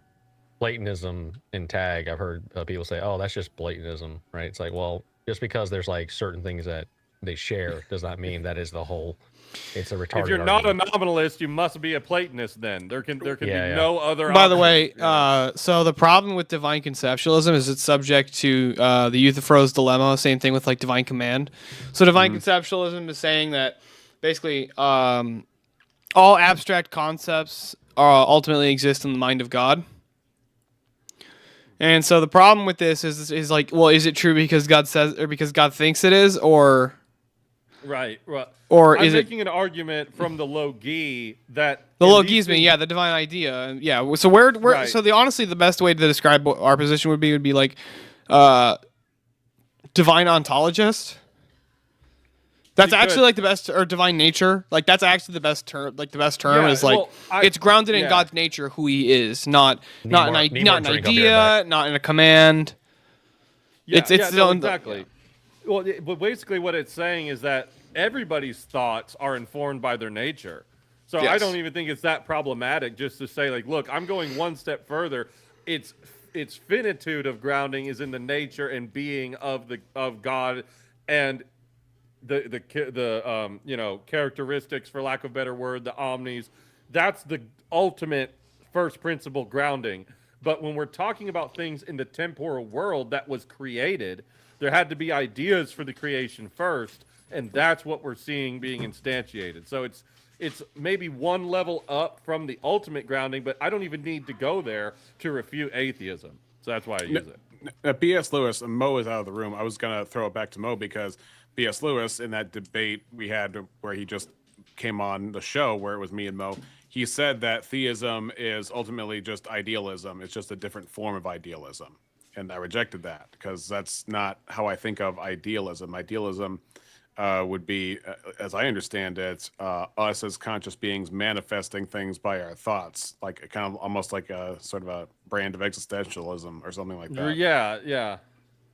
I've heard But- idealism too, that there's no matter, that everything is conceptual, even the material, and there's no distinction. So that's not what we're saying at all either. Again, this is the problem with taking a school and trying to pigeonhole everything into it as if you can't, like, as if you're like, who is establishing these rules of, like, we use that as a benchmark for a area of, you know, a certain accepted philosophies, and within it's an umbrella catch-all for a variety of different, you know, it's like Steelborn and I one time were in a Discord, you know, running tag on people, and this guy was saying, nobody can escape reliabilism because you have to rely on the reliability of your brain. And I'm like, look, I can just grant that my brain's reliable. If that's all that it means to be a reliabilist, I guess I'm a fucking reliabilist. What is your point? What's inconsistent about my worldview? If you want to just slap a label over my head with one of those label makers because I fit this like this metric, but like, I don't know what the entailments of being a strict reliabilist means. If all you're saying is that, oh, you appeal to something that's reliable, okay, I guess I'm a reliabilist, so what? You know? Yeah, well, the thing is, I forgot about that, dude. In our Yeah. worldview, we can at least give an accounting for why our minds are reliable and why they have a relationship with the reality around us, whereas an atheist view can't do that. My mind is what my brain does, bro. I think Eli has hit the ice. I always love doing that to the atheists when I'm like, I get them to say that. I'm like, wait, so the mind is what the brain does? And they're like, yeah. I'm like, so the mind is an action? No. How do you mind? Like, where's the minding? Well, the mind is what the brain does. And I'm like, okay, so the mind is an action. And then they say no. And I'm like, that's a contradiction. Doing is an action. When the brain bleeds, is that a mind? I guess. I don't know. When the brain is inflamed, is that like my mind is bigger? Time Oh, to we take lost over Eli. the world. Yeah. We got a full No, we mega didn't mind. need him. We have another one in the screen, so. Yeah, we have better Eli over here. All right, Eli, talk. realist position. Oh wait, it's Monkey Boy's turn. Shut up. So maybe you just mean there are those concepts. Well, like Premise I said, two- okay, sorry, go ahead. Didn't mean to interrupt. Yeah. So why would I accept, I guess, the first premise? Like, what would be the argument for that? Right. So as I said in the clarifier, when I say invariant universal concepts, immaterial invariant universal concepts, I'm referring to the philosophical notion of universals, repeatable abstract entities that can be instantiated by multiple distinct particulars, grounding genuine similarity and predication. So Eli is saying he's restoring the laptop, by the way, so he'll be back with us very soon. Please be sure to like and subscribe to the gentleman here. I'm a divine conceptualist. I take a realist approach, and I think those concepts exist. I also think that our particular concepts in our mind exist because I believe our mind exists. So our mind generates particular concepts. Well, as far as the more rigid philosophical language goes in categorization, conceptualism wholesale is a form of anti. Okay, I have a question for Monkey Boy. Does philosophy exist? Yes. By the way, I've done this to so many of these nominalists, right? Like I did it to what was his name? The one that Jim Bob debated about physicalism. Leo Phillips. Was it T-Jump? No, Leo Phillips. Right? I hopped into that panel and I was like, funny debate. Huh? I remember that debate. That was hilarious. Do you remember when I called in when I hopped on the panel? No, I don't remember. I just asked him. I was like, "Wait, Leo, I have a really important question for you." So, the view of physicalism is that nothing exists that isn't like material, right? And he's like, "Yes." And I'm like, "Okay, does existence exist?" No. That is insane. I was like, "Okay, it's the end of that." I mean, not only debate over, just panel over. You're done debating. You're done. As Jay Dyer would say, or as Jim Bob would say, you're done. You're done, dude. It's not a realist position. But yeah, so then what would be the argument that universals exist? I mean, well, okay, you're not even saying. Hold on.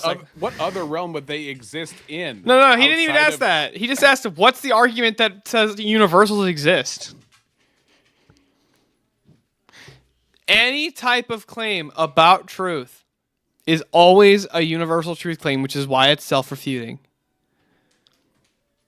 Right? So like if somebody says there are no universal truths. Yeah, is that a universal truth? Right. Right. Yeah. Right? That's why these positions are so fucking stupid and these people just don't like realize it. Yep. It's just amazing because I don't know, maybe I probably give way too much benefit of the doubt, but I'm like, how does this guy not understand how he just undercut himself with that? By the way, Eli, I'm gonna back What's funny, up. Steelborn, I've asked that question, and I've actually had someone say no, it's not a universal truth. Then okay, well then why do I care? Yeah, exactly. It doesn't matter which answer they give you. So it's not a realist position. But yeah, so then what would be the argument that universals exist? I mean, well, okay, you're not even saying they exist. You're saying that they're concepts in a mind. Does it feel like he kind of caught himself and wanted to back? Yeah, he literally caught himself in a trap instantly. He realized, wait. And what is he doing by saying that I'm saying they don't exist? I literally made an argument for my exact words in my opening were, if what's being predicated isn't real and actual, then neither is any of the categorization. Like, I said the words real and actual. He's presupposing his own eliminativism by saying, well, if we're talking about concepts, you surely can't be talking about something that exists. Okay, Monkey Boy, that might be true in your worldview, but you don't just get to put that on me. It's clearly not what I said. Well, Okay, no. I mean, Look, Eli, it's not philosophy's fault that you don't understand philosophy. Okay, as T-Jump told us. Yeah. He literally. Oh, I guess I shouldn't be surprised. He is full of surprising schema or whatever you want to call it. T-Jump has got a very unique structuring of. I mean, when you say you don't blame the man for like a grape pregnancy, you blame nature. Wild, just wild. Hold on, I blame the they woman. exist. Fucking If retard. you say that a strict That's the Muslim way. conceptualist or conceptualist, Yeah, she was walking around without her burqa on. on. She was being a slut. Right, punished for the crime of being a victim. That position, I don't have to be committed to this school of pure What do you conceptualism. think I'm they're giving meant my. for? Well, yeah, I think that ultimately their mental content. But when I'm speaking of universals, the whole point of the argument is particular minds as humans generate particular concepts. But if we can identify universal concepts that existed prior to human beings, then this necessitates a mind prior to human beings. Okay. Yeah, I mean, it's just kind of idiosyncratic to use exist to mean their mental content. Mental content is always understood to be, you know, like subjective. But if you're saying that universals are concepts in a mind, okay, well, what's the argument for that? Well, so and let me guess, you go back to your opening statement. Correct. First, are we like granting that premise one is true? No, I'm asking for the argument for premise one. Okay, so the argument for premise one would be the refutation of nominalism. Nominalism is a self-defeating position because it rejects the reality of universals while appealing to seemingly universal concepts like similarity and patterns that are not identical to the particular material instances that are being compared. I laid it out in my opening, so I'm just referencing that. If what the nominalist is appealing to in order to categorize what is real or actual is not itself real or actual, then categorization and pattern recognition itself becomes ultimately arbitrary. Yeah, so it sounds like a disjunction, and then nominalism is false, therefore conceptualism, but conceptualism isn't.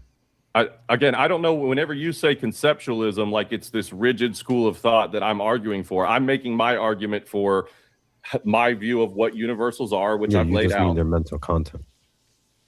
Correct. Yeah, we could just use. Well, no, concepts are mental content. Universals have a different type of ontological status in that they are instantiated across multiple particulars in a prior to human minds. I think that a particular human could, for example, have a concept for a car or a motorcycle, and they can instantiate that concept in reality with material. And if you build a bunch of those motorcycles or a bunch of those houses, then it's an example of concepts being instantiated in the material across particulars, but ultimately the concept is grounded in a particular mind, and somebody else's interpretation of that concept is going to be slightly different versus universal concepts. Things that have ultimate validity and truth value are going to be identical in my mind and identical in your mind, so we know that they're not grounded in a human mind. So likewise, the type of mind that's generating the concept would have to fit the type of concept. A particular mind generates a particular concept. Only a universal mind could generate a universal concept. Okay, so I'm confused. You are just saying that they're content in the mind of God. Universals are just they're just God's concepts. Yeah. So like, and I think that this also plays into creation. So this would imply the world is created in the same way we instantiate our particular concepts through the act of creating something, taking material and instantiating it around the concept such that the concept can be engaged with and recognized by another individual. This is pointing to a immaterial universal mind behind the creation of the world. Okay, well, to say that they're concepts in the mind of God almost seems question begging. I'm not really sure the type of inferential approach to that. Explain how. So. Right. No. I'm just gonna say that and move on, I guess. Do they call every universal claim question begging because it's reliant upon itself, or is it? Well, and what's funny is it's not question begging. It's just literally the question he asked me. He's like, "So you're saying it's mental content in the mind of God?" And I'm like, "Yes." He's like, "Oh, you're kind of begging the question." No, that's just the question you asked me. I'm just affirming what you just fucking asked, dude. Like, Eli, do you like steak? Yes. Quit fucking question begging, bro. Yeah, exactly. But no, he keeps equivocating, like he'll jump between different lines of questioning and then act like they're somehow related. Like, well, I was asking you about this, then I'm going to ask you about this other kind of slightly related sub thing, and then go, oh, your answer to that is in reference to this question over here. Yeah, he's using your answer to his question to make it seem like that's your answer for your premise. Whole argument. Yeah. Yes. Exactly. You notice he does that quite a bit in this debate. You want to say that universals are concepts. They're just content in God's mind.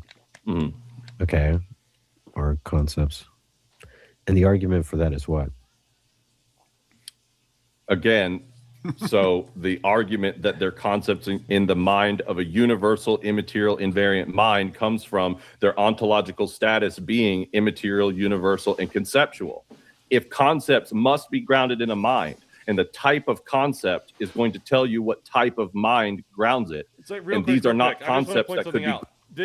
This is what he does. Is all he has is to try to make you appear as incoherent as possible without actually recognizing that his line of questioning isn't coherent itself. It's like, what way was I getting at with this? But basically, what he's doing is, if you're asking me about one thing over here, and then you come and ask me about another thing over here. I'm sorry, I lost my train of thought there, but there's something he's very crafty and clever about this. Well, it sounds like he asks two questions and makes them appear to be related when they're not. Exactly. I have a question. Exactly. Like at this point in the debate, I know you were you prepped for this really hard. You went into this, you're expecting like a good challenge. At this point, did you just think this guy was like dyslexic or something, or like he didn't? No, that's the thing. No, that's why I call him a snake. I don't think he's stupid. I think that he actually doesn't have any intention on really debating points. Like, here's the atheist points, here's the theistic points. Let's let them clash and see what's the better one that comes up. It's just pure sophistry. Exactly. No, it's I want to get you all, I want to scramble you up, and then whenever you're scrambled, I'm going to take that as a W. And it's like, when did we even talk about the content of what's even being brought up here? Okay, and for example, whenever he says like mental content, he might be assuming that only mental content, he doesn't believe in a God, obviously, so there's only human, he doesn't even want to actually engage with the terms as being defined. It's just, you notice these tactics all throughout the thing. I had a point and then I lost it, but it'll show itself the more he opens his mouth. So, grounded in particular human minds, then we can deduce that it's grounded in a universal, immaterial, invariant mind, which is what I'm calling God for the sake of the debate. Yeah, so I'm asking, how do you get that they're concepts? Okay, they're concepts because being immaterial. Let's go back to that part of the opening. So I have it written down here just as notes.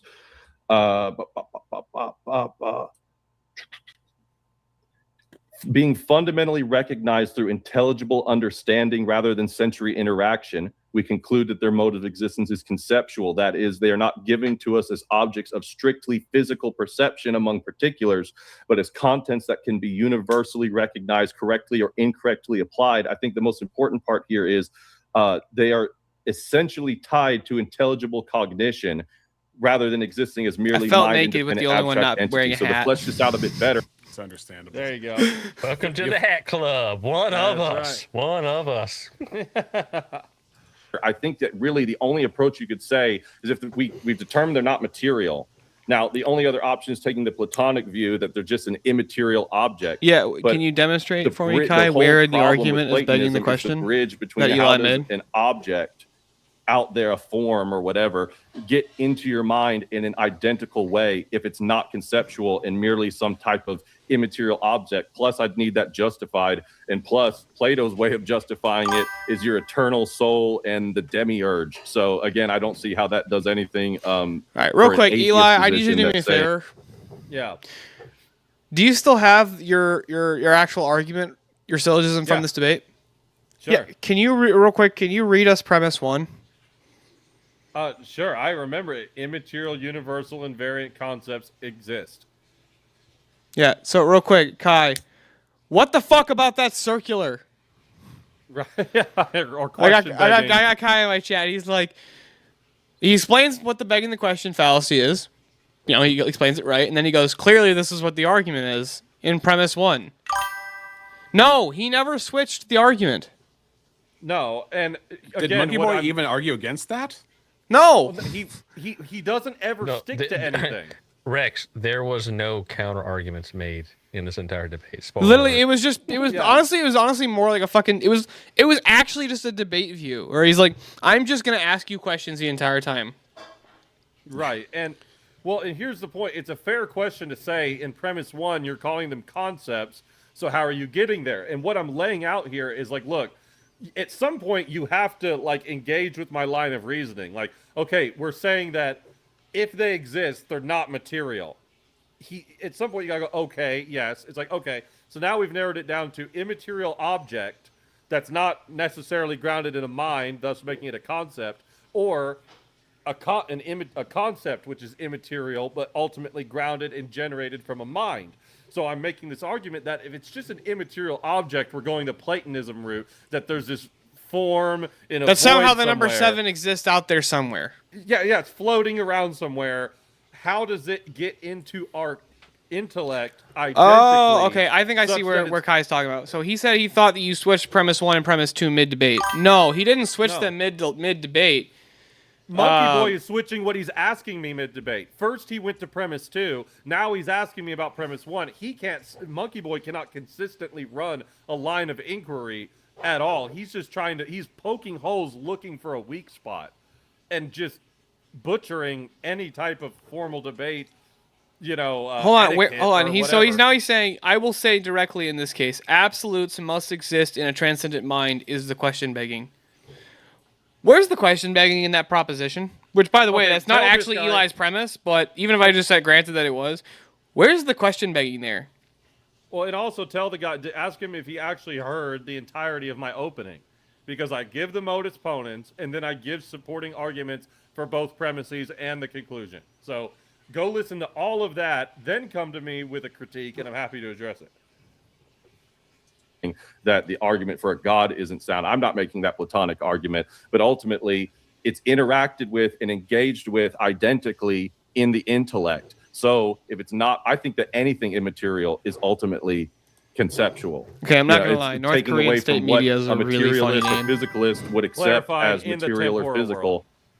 I just want to clarify. I mean, when I'm making this argument, I mean in the temporal world. Clearly, God's nature is not conceptual, but I'm making a argument specifically about what we engage with immaterially in the temporal created realm. Makes sense. Right. Anything past that, especially when it has explanatory power, gives information the way universals do, it's conceptual content. No, Same the premise, that if I was to engage with a particular human's conceptual content, I walk into a house, I can identify this was grounded in a mind. It's just a proposition. Structured ideas and thoughts and concepts. No, if the justification for that proposition, I can do the same thing with the external reality. There's conceptual notions to say that the justification for that was to say particulars. Transcendent objects absolutes must exist in a transcendent mind because a transcendent mind is the only way to ground. And I think there's also a problem is wouldn't that make them in some way particular? It just doesn't make any sense. That isn't the argument that Eli makes. Okay, well, I didn't really hear an argument. Right. So again, I'm incredulous to your argument, Eli. Let's flip. I was going to say, you asked for the premises, so you got what you were asking for. So. Well, again, what he means by argument is a fucking syllogism. If he wants me to be just as robotic, and he's like, okay, tell me why they're concepts. And I go, okay, analyzing, modus, tollens, P equals Q, follow from the, and it's like, dude, here's what's so funny. I don't believe he could do this for any positive position he holds on the fly. Maybe if he had time to like prepare an opening, sure. But like if you ask any person, unless they're like literally on the upper echelon of logicians, to on the fly have a toolkit of different syllogisms and inference rules, and to be able to take your free flow of thought and form that into syllogisms that you can defend on the spot, takes such a talent. I don't even believe he has it. I don't think Eli, Mo, you're not the only one who's cool. I just want you to know that. You should. Oh, what you got there? Straight stem pipe. Okay. All right. No, it's curved. Curved a little bit. Okay. I just can't smoke it inside because I have an apartment. Oh, you got to get good ventilation system, sir. That's the only thing that works. You got to get a good ventilation system. But Eli, I was say, Eli, you got to go install that for him. Yeah, I need an HVAC guy. You should change your name on make it like dummy account on TikTok, or whatever, and join his live and use this exact same tactic on any positive claim he does, and try to like mimic the tone. What do you mean by that? I don't know. He's clever. He really doesn't make any. But the whole thing is, your critiques are coming from a place of them. You just don't let them leave your mouth. But you're 100% No, right. what You could Eli do is this to saying him if you is can- I just want to see anybody. it's just not show up it's not and necessarily easy reference, for hey, a lot of like, people keep pressing to him on come the up with the an relativity infinite number of syllogisms logic. to Just keep using defend that same argument. Wait this, a minute, the you're- stage 2 you're critiquing argument from this system. for Is this each system premise normative, infinitely, oddly which is used? what Monkey The Boy was basically classical asking him system to you're do. using right now to critique me, he has to say no. Like, if you give me as a Okay, basic argument, was this just created by Right. humans? It's not based Like, on any external reality. No, it's just, like, this is basically engineered like by if it humans. rains, What the ground you'll will be say, wet. They go, Okay, so what's I the could argument engineer for my that? own. I do.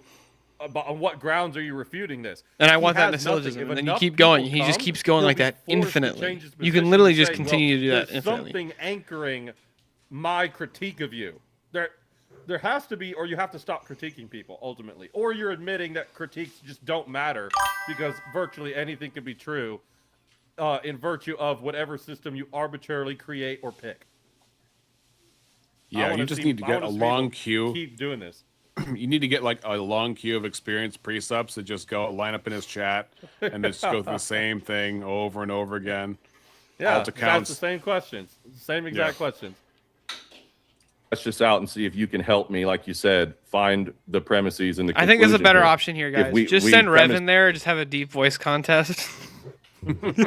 just be like Rev, go get him. Rev just shows up. He's like, but have you read the Second Corinthians? Yeah. Are you familiar with the Scottish? I forgot how I can't even do it. What does it say? Like the Scottish, whatever, The Scottish Reformed position. something like that. Yeah. One would be we know that the universals are not material. Okay, so they're immaterial. Okay, being applied, recognized, or accessed happens fundamentally in the intellect. So, for example, I can know something. I still use my intellect in order to know that something physical is physical, but I'm also using my sensory data. I'm touching it, I'm feeling it, I can pick it up, and that goes into how I can confirm that it's material. But if the universals are not identical to the material or to the particular, but I can access them and recognize them using strictly my intellect, then we know that it's mental content because it's identical whenever it's instantiated in my mind. So premise 2 is if we could grasp them with our minds that they're Well, now he's concepts. back to premise 2. See the switch? Correct. he At the asking me most about at the premise most 1 first? Now fundamental we're in premise level. So 2. this is where the distinction between universals and the material that instantiates them happens. So a rock, it's the material is in the matter. Okay, sorry to make a tautology, but the material's in the matter. But then the universal rockness or roughness, weight, being heavy, whatever, is accessed in the mind. The material notion is accessed through my sensory data, but then the universal conceptual notion is accessed in my I have a mind. question real quick. Sure. It just occurred to me.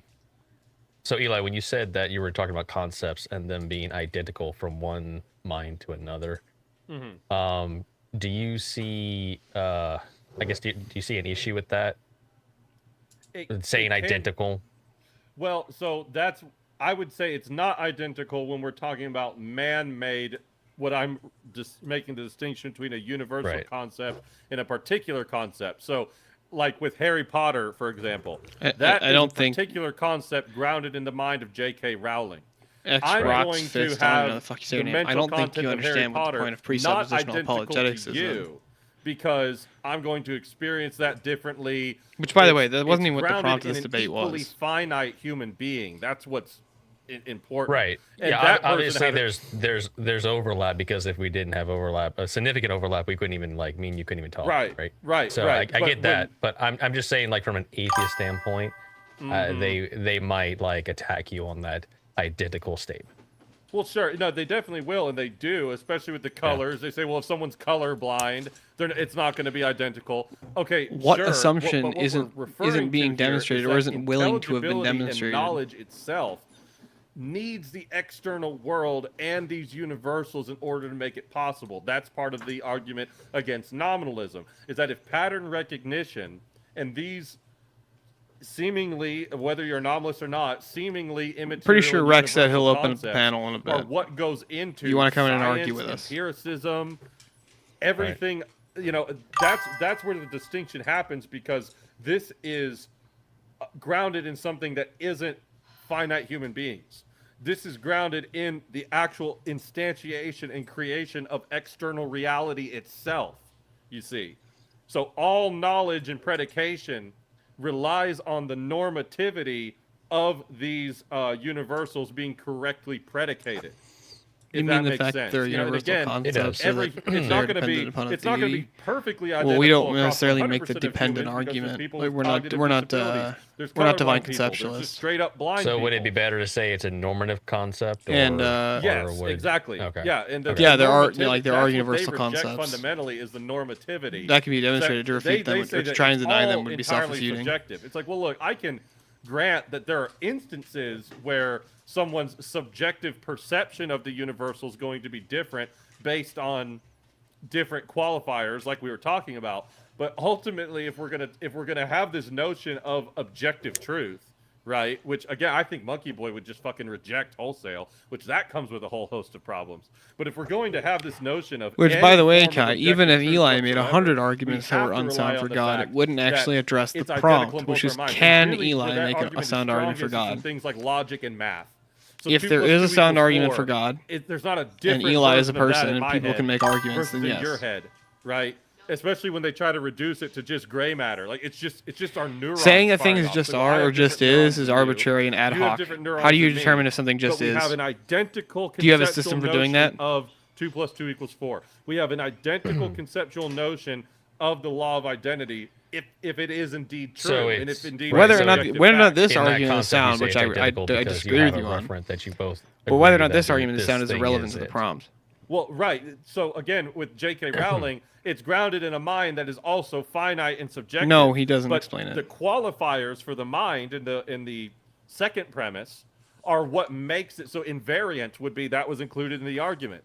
Like J.K. Rowling can decide to choose. Well, to no, the change problem, how- Fist, is that if you just what assert Harry something Potter- just she could come out is, tomorrow and say, Harry Potter with is no a system weird for trans why patient that's or the case, something, for you no know? Right, reason Now for we why all that's have the to like. case. That's deal what I with I it. can remember. just But- assert anything right, just right, right. is. But I am That's how I both read the equally book. justified. But So it doesn't actually get God, us the anywhere. It mind tells that us grounds nothing. creation is invariant.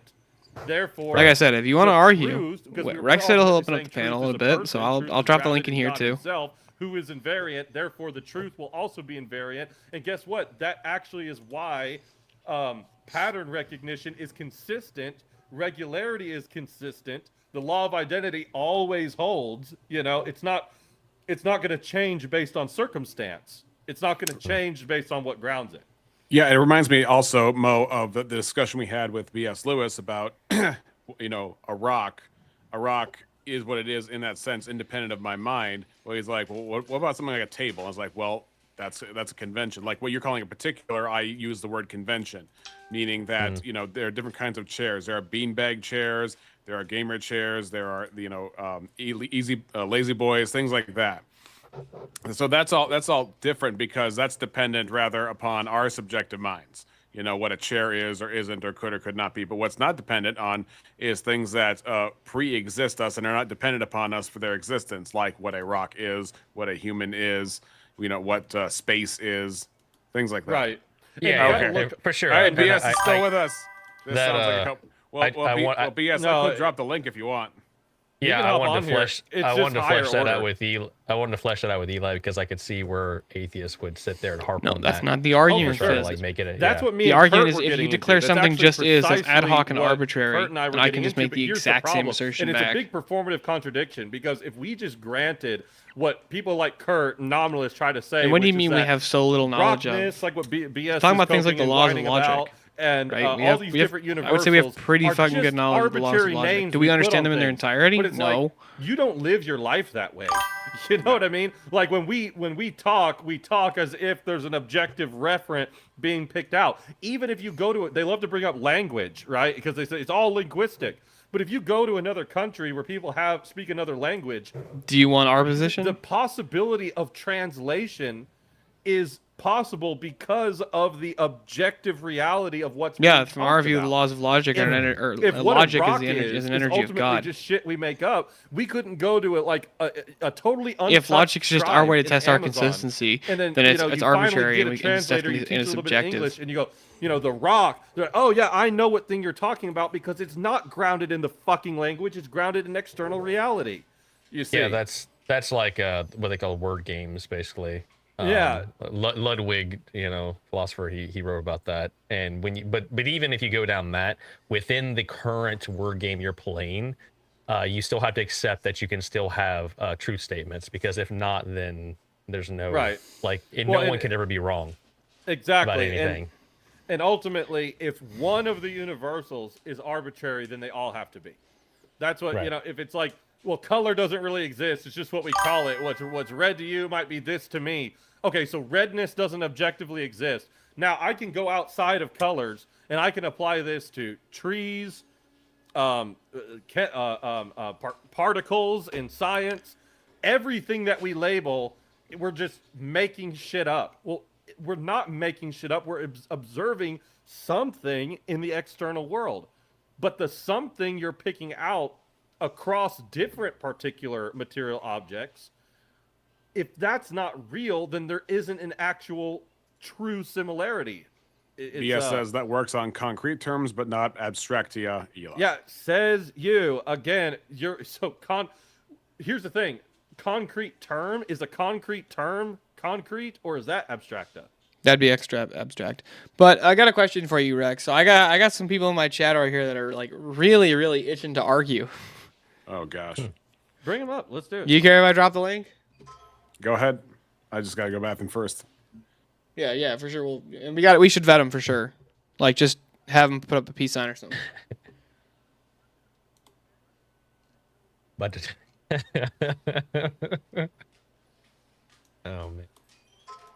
Again, a really good analogy for why nominalism is stupid is like, imagine if you had a friend who went to a foreign country and they came back and they'd be like, dude, you not believe how cool this country is.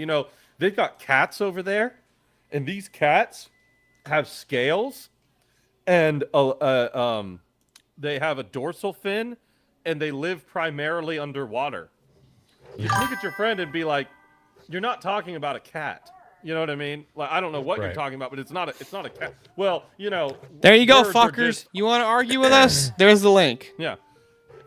A cat, if we're talking Step about into the Thunderdome. Come and get wrecked in the bloodbath. We ain't going nowhere. I got you for 3 minutes. Step into Rex's jaws. Da, da, da, da. All right, but I got a question for you, real quick. Mo, did you ever? I can't remember the Discord DMs because I'm terrible at it. Did you listen to that song that I wrote? I did, yes. Did you like it? It was pretty funny, yes. You should put that. I don't know. You should post that somewhere. Like, it's going up on the channel. You should make some clips of that where you were on the panel with that guy and maybe have that like as the outro or something. I don't know, for something sure. along those lines. Yeah. That was one of those things where, like, once we were in the free flow debate or like debate back and forth, and it was a panel, like I was trying to like not dogpile, but at the same time, it's like, this is so good. This is like. Well, like, so the problem that everybody had, I noticed, everybody who went in to argue with him, which was like you, me, and Emmett, I think, was I noticed that you and Emmett were both trying to get him to contradict himself. That's not the way to argue with pro-choicers. Don't get him to contradict himself. Get him to be consistent. It's way worse for their position. Yeah, well, they'll bite some fucking goofy bullets. Did you drop the link, by the way? Yeah, I dropped it in my chat.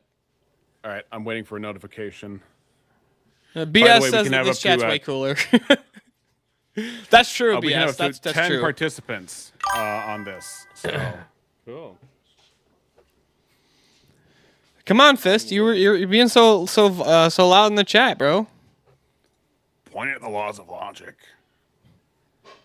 Are they under the does that rock? mean? Are they at the bottom of the pond? Where can I find them? I mean, BS can come up. kind of proving the point. Yeah, BS does that a lot. It's like, Wait, are you using logic in order to point at a flaw in our logic? Here's the most fundamental thing about this nominalism debate is they love to say it's just a description. And then you say a description of what? Of what?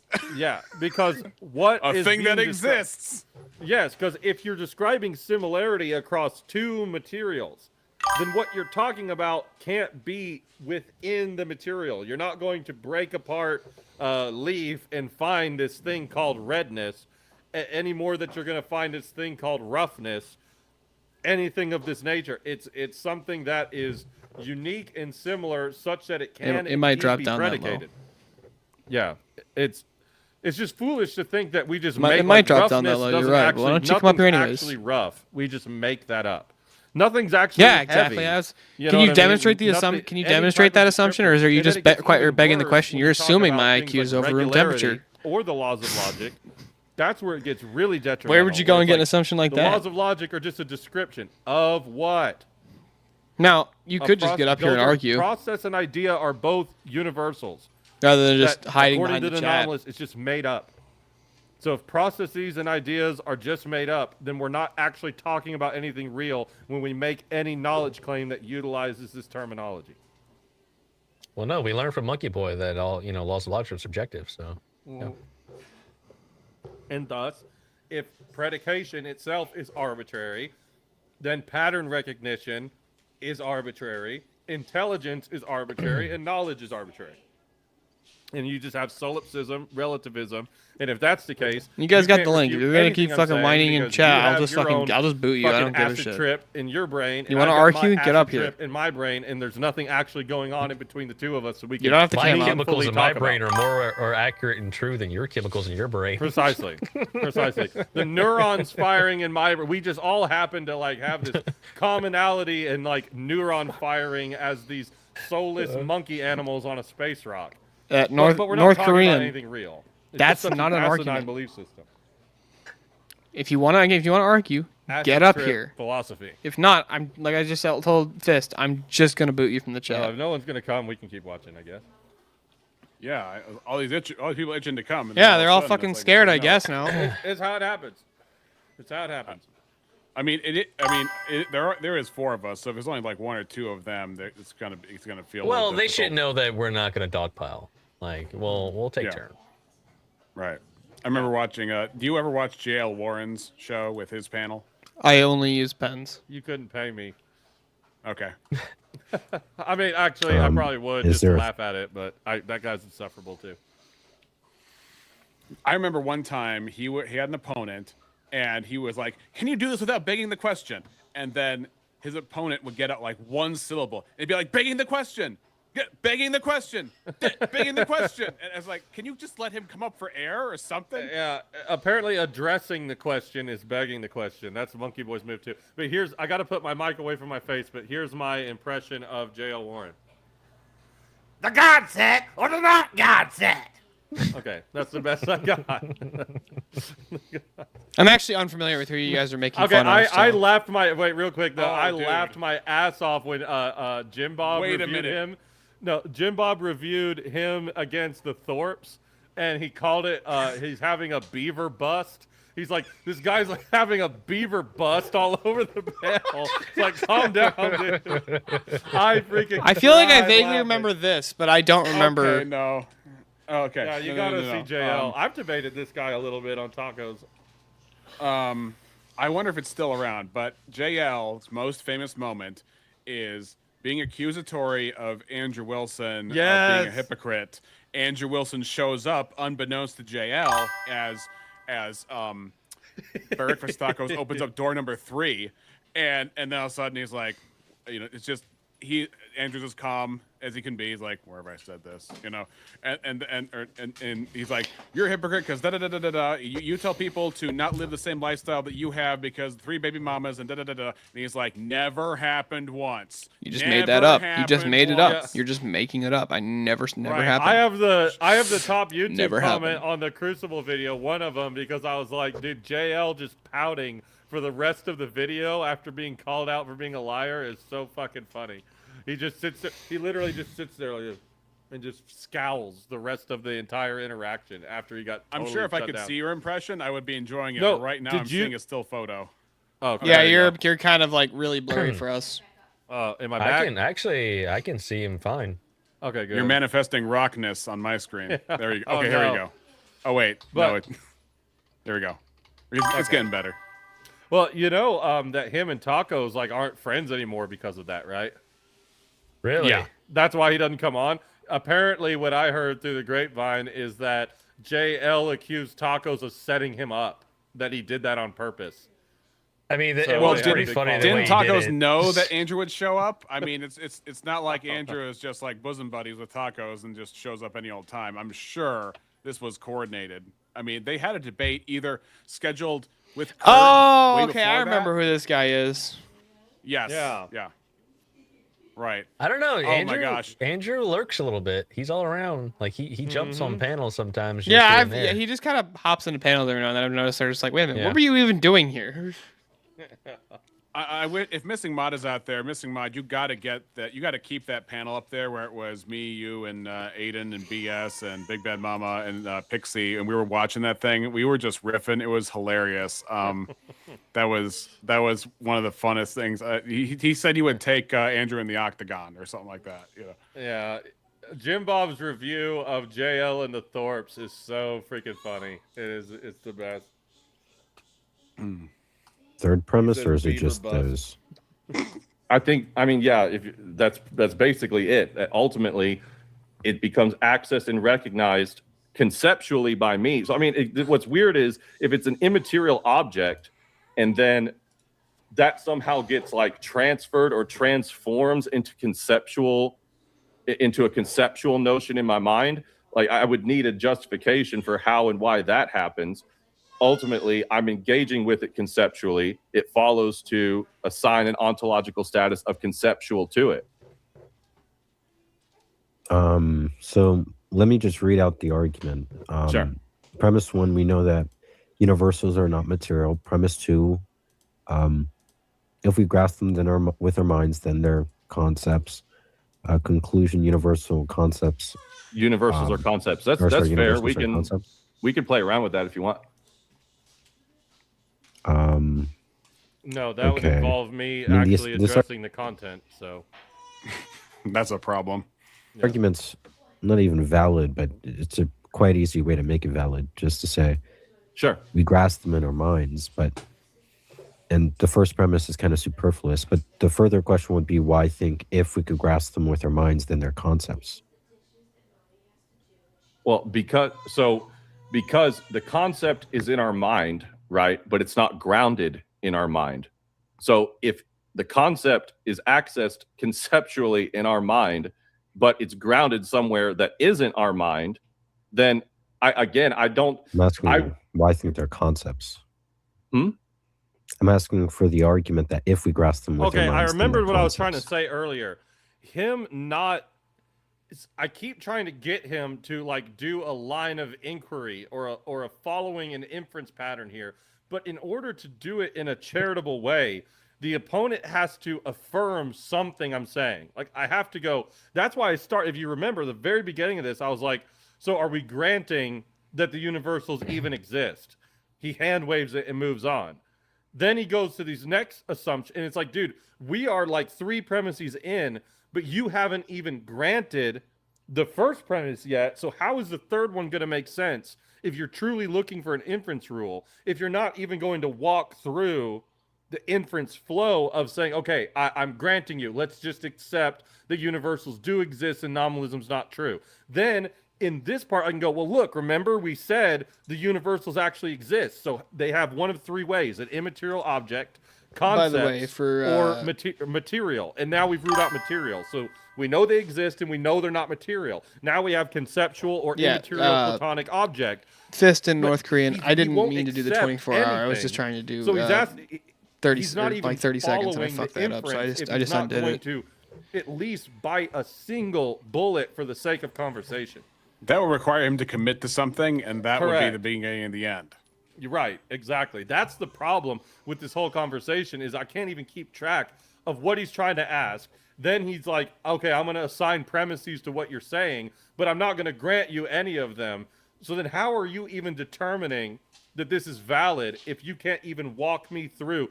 Which is where in a little bit I asked him, I have no idea who you're talking about in this. Steel man, what I'm saying? Just ignore I don't know it, who you're blows addressing. past it, moves on.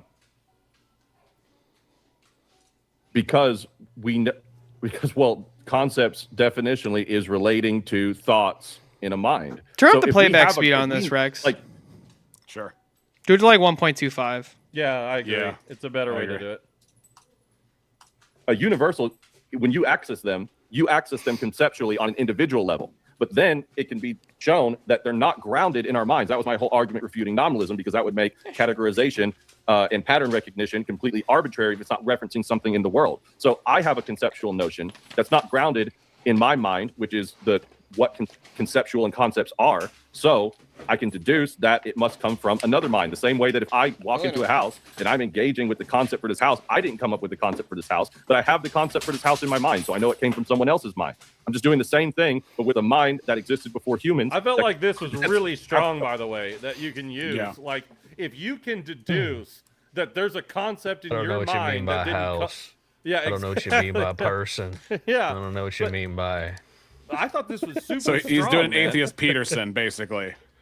Oh, man. I don't know Well, you mean what by do you mean wood. by that? I'm Peterson not quite is sure. far I don't know more what you mean charitable by than this guy. drywall. Oh, Jordan Peterson. My bad. I thought we were talking Jordan about Peterson. No. Oh, Yeah. buddies. No, okay. Exactly. What do you mean exactly. by drywall and wood? Tell me. Yeah. Right. Depends what How you dry mean. does it need to be? Anyway, yeah. What's also interesting about this approach is on what other level of existence do concepts exist except a mind? Right? And Right. what other level does matter exist except in the physical world? Right. Right? Well, that's my whole deduction is that, like, and again, I need you to follow, not you, re-exam, I'm talking to Monkey Boy. Like, I need you to, yeah, I need you to at least accept that we're granting that there's an existence to the thing I'm talking about first. Then it's like, okay, you agree this. Okay, so now it has to have a type of ontological status. Is it material? No. Now we have immaterial notions. A non-conceptual immaterial object is a type of Platonism, whether it's Neoplatonism, whatever. We're talking about forms. Like, we can rule that out just based off of that whole philosophy comes from a guy who believes in a demiurge and all this. I would need a better justification for how an immaterial object that's out there somewhere, not in this world, is in my head too. Well, so just so you're aware, I wouldn't make the argument of like just because Plato believed in a demiurge, that's just basically the Hitler had a dog Yeah. fallacy or the genetic fallacy. Right, but right. so the argument against Platonism is normativity. Even if these things exist in the abstract, why are they binding? Why do I have access to them? Yeah, that's what I'm going for, is the access point. It's like I cannot even begin to come up with a You're right. It's not just because Plato believed in the demiurge. I'm just trying to at least steel man a Platonic position and go, how does this form get into my head? It's not the external world. It's not like you have to bridge the gap somehow. And that's where I think this is really strong, the argument I'm making, that we can evaluate and observe things that aren't necessarily material, like the idea and concept for a house. When you engage with it, you walk around it, you go, okay, this Kai is a says we large have access house. to them because we experience them. Okay, I By can this grant standard, that. I have access to the wonderful wizarding world of Harry Potter because I've been to Hogwarts and Universal Studios. So therefore, magic's real, bro. They got some good rides there. Yeah. Yeah, they do. Well, again, look, we're talking about the If you house were here. born blind, you wouldn't have that. Wait, I wouldn't have access to logic if I was blind? This is absolutely stupid. This is fundamentally stupid. This reminds me. This is fundamentally low tier, as Jay would say. Yeah, Yes, yeah, he goes, you are "This is fundamentally a stupid You are a person." fundamentally stupid person. Why did Yeah. he say that so many times in that Well, debate? It's really funny. But, No, he's like, clarifying. He's clarifying. He says no concepts. dude. I'm not sure what kind Okay. of clarification that is, but Yeah. I'll be right back. blind people don't have concepts, but they can use Braille. Like, what are you talking about? Yeah, exactly. Like, you can use your other senses that you have. No, hold on a second. In giving maximum charitability, I've debated Kai. He's not a stupid person. I think that this is just he's not conveying this very well over chat. Easy water Kai? Yeah. Yeah. Tell him to come up, man. Because I agree. It's way. This is actually. Yeah, I would agree, Kai. You wouldn't know what they looked like if you'd never seen them. That's true. But is the is the only way that you know things through sense data? Exactly. Or it's like, okay, can you tell that a ball is round? Can you still tell a ball is round even if you close your eyes and grab it and feel it? You can still engage with the instantiated concept of roundness without having your eyes. Hey, Kai, why don't you come up on the panel, man? I dropped that. The chat there, the link that I dropped in there, right there, the Riverside one. Come up in here, man. Yeah, it's really dense. It is hard to actually like debate with a chat on this stuff, but there's a lot. Look, we won't dogpile you. If you want to argue with one person specifically, I like if you want to say, let's say you want to argue with Eli, I'll mute up. Right? We don't. The goal's not to dogpile here. No, we don't. I'm trying to send the link to Aiden too, but Discord is a little wonky right now for some reason. Don't try copying the link, like just like right-clicking the link and clicking copy. Just highlight it and copy that. Sure. That might help. Oh, you mean from the chat? No, I mean like like the Discord chat for the Riverside link. If you're just trying to like send that to somebody. Okay, he's got it. It's just some lag for some reason. Yeah. No, he said he wants to see the rest of the review. All right.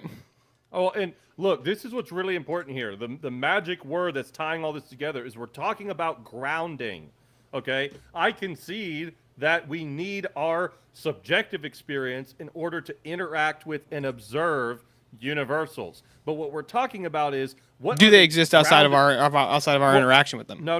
Well, yeah, what are they grounded in fundamentally? If you say it's us in all 8 billion individuals, then there's 8 billion different concepts of this thing going on, and there's no objectivity to be referenced. So again, I can totally agree that everyone's going to have a slightly different subjective experience of a thing, but the ability to have knowledge of the thing is predicated on in order to have the thing. In order to have the thing is predicated on the fact that the law of identity is true and that this thing can be distinguished from other things.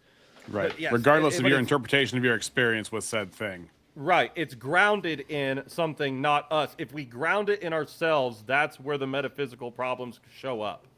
Right. It's like the same thing with if we took the Harry Potter example. If I had the freaking Sorcerer's Stone book, but I was like, I don't know, I had my eye plucked out and I can't even read the words on the pages, and a couple of the pages are missing. Does that mean that the original teleological intent coming from J.K. Rowling is this mangled version that I'm reading? No, because it's grounded in J.K. Rowling. It's not grounded in me. I can't say Harry Potter sucked because I couldn't read it because I had fucking ketchup in my eye. You know what I mean? Well, no, Harry Potter doesn't suck because of that. It sucks because you had fucking ketchup in your eye. It's grounded ultimately in something not you. And there's a synergistic relationship between the two. Anyway, it's dense, I'll admit, but like ultimately, when you track down the conclusions, when you follow the fucking ping pong ball down to the bottom, if your grounding doesn't support what you're predicating, then the whole thing falls apart. Yeah. It kind of reminds me, too, of a discussion I had on Abe Yes, Pincus's... Kai, that's exactly what Eli is saying. If your only experience with Harry Potter was the ketchup in your eyes, then you wouldn't, or then if that were your only experience with Harry Potter, you would have a flawed understanding of Harry Potter. Yes. Yeah. Okay. Now you're understanding what Eli's saying. Right. So, and that, again, that relates to what I had with Shiva, where I asked Shiva, is it true that everybody would benefit from more understanding, more accurate knowledge? Also, I don't know if I said this. What's up, Guy, man? It's been a minute since you and I talked. Or something along the lines. I don't know Hope if you're I doing good. phrased it right, but he was, or logic. Maybe it was logic. And he was like, or I think it was, would everybody find logic useful? And he said no. And I said, no, explain. And he's like, well, if somebody was autistic or retarded or something like that. And I'm like, that is not what I'm asking. That's the prevention from access to logic, but that's not a commentary on whether or not individuals would find logic useful. Yeah, I can get heated in these things, but no ill will towards anybody. Damage, but you're not describing the usefulness of the thing in question. Right. You know. And this is again why presuppositionalist apologetics are so important, because paradigmatically, let's boil all this down. You to might be either interested in or. the debate that Do I'm doing at objective Horseradish's truths show exist or not?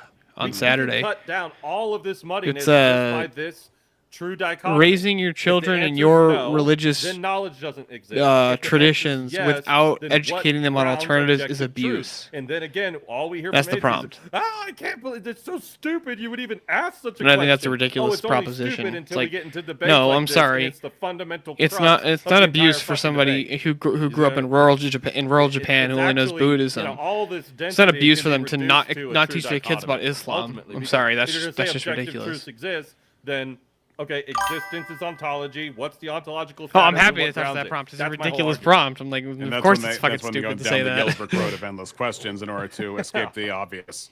Applicable throughout the I gotta universe piss real and quick, to but I'm universal. listening. All right. I'm not really sure. I'm following.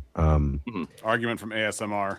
Let me ask you a quick question to see if we can clarify. So again, if you walk into a house, you can Fuck, that identify caught me off guard. I wasn't instantiated expecting concepts that. for a vaulted ceiling, an open floor plan, a master bedroom, whatever. These are concepts not identical. Mo, fucking mute Hey, yourself. hey, Oh shit, it's Eli, I'm Eli. listening too. It's Eli. Never mind, Mo. My bad. Wow, Steelborn. Yeah, I did assume that it was your fucking goofy echoing ass like earlier. Look, just because I had previous issues doesn't mean it will continue, okay? Look, just because I previously robbed 10 people doesn't mean if you let me out, I'm not gonna go rob an 11. Inductive reason over here. Can't prove that's gonna. I think you muted it now. No, it's not muted. I can still hear the echo. Yeah. Oh man. You can mute him, Rex. Yeah, I can. Here we go. Ah, peace. No and more quiet. sound for Eli. Right, just Now indicate. Oh no, he's going to piss again. You forgot to piss more. In the backyard now. No, I Where's think he he's getting. going? I think he's getting another drink. He just faded off into the sunset like Bigfoot. Oh my gosh, there it is. Oh God, it's hideous. Oh hey Eli. All right, Eli, we gotta do something about them fucking Turtle Beach headphones, bro. Like you look like a third grader playing Roblox. I treat all debates like I'm in a Modern Warfare 2 lobby in 2012. That's the way it should be. Look, I don't get either. You know, I don't get Mo or Rex here with the fucking, Rex with the big ass headphones and Mo with the fucking wired ones. I got these fucking wireless earbuds with a fucking 2.4 gigahertz receiver. Earbuds comes with a host of variables that I don't even want to fucking Dude, deal with. I've okay? never had a People are single just been problem here with to these. stunt on all of us. These are they're static. They're plug in. They always work. I don't have to worry about it. And my sound thing's right here. Same here though, dude. So mine, it's not like a normal Bluetooth connection. It's got a like you know how a wireless mouse has a receiver. Yeah, it's got a dongle. Yeah. Same exact thing with these. I've never had an issue with them, and it's so much nicer because I can have one earbud in and like the other one's charging or whatever. And they have like fucking look. So can I. Wow. I know, but I can also. But here's the nice thing is that I can get up and walk away and still hear you guys. I can just put mine down. I don't have to take you with me to go take a piss. I don't want you to take me with you to go take a piss, but when I go get a beer, it's still nice to hear what's going on. All right. I'm gonna drink more widower whiskey.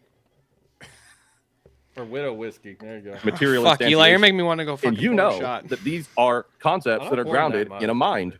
Because you're engaging with the concept. It's like you when you say, oh, I see what you did here. I see what you were thinking. Well, we can't read people's minds, but their thoughts are instantiated through the material. All right, real quick, But I got we one can more know that critique it's of a mind. Eli. So not only is he wearing the stupid fucking California hat, why does he look like he's getting ready to go do a fucking safari?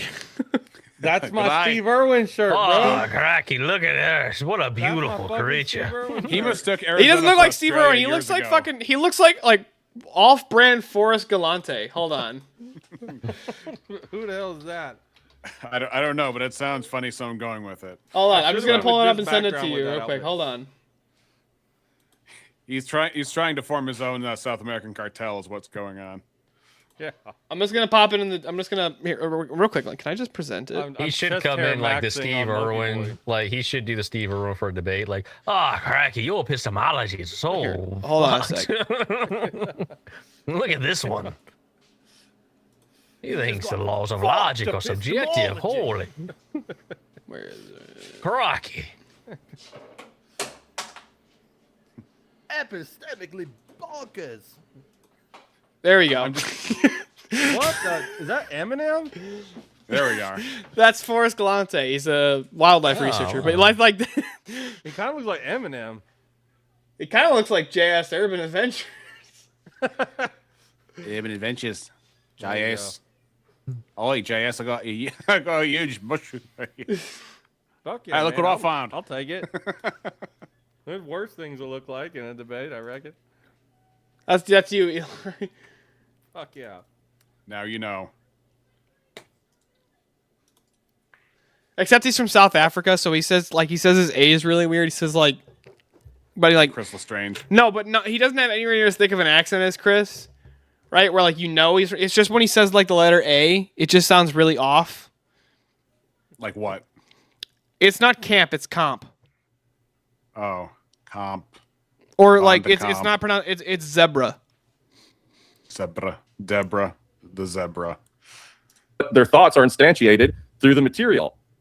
But we can know that it's a mind. It's the same argument that the way you could know that came from someone else's mind is by engaging with concepts in reality I don't want to beg the question too much, but engaging with immaterial content in your mind and going, oh, I'm seeing the concept here. It's hard to not use the word because, again, I don't know what else you would call it. The only other posit would be an immaterial object going towards Platonism. And I think that's a totally unjustified position because how do you get from an object to concepts in a mind? That gap can't be bridged. Okay, well, I want to be more clear what exactly the argument for it is. So it's, if we grasp them, then they're concepts. I'm not. Do you understand an argument from an example? Do you agree with me that you can tell that a concept came from another human's mind by engaging with it through the material that instantiates it? Does that make sense to you? Well, I agree. I think it's a trick. What's up? Oh, okay. Let's see. I guess he does give a somewhat of an answer. Let's see what he says. That instantiates it. Does that make sense to you? Well, I agree. I think it's a triviality that concepts are mental. Okay, define what you mean by triviality. That's not what I fucking asked. I asked, do you agree that you can tell there's a concept that came from another human's mind by engaging with the material that instantiates it? And he goes, I just think it's a triviality that concepts are mental. That's literally not. Congratulations. So does everybody.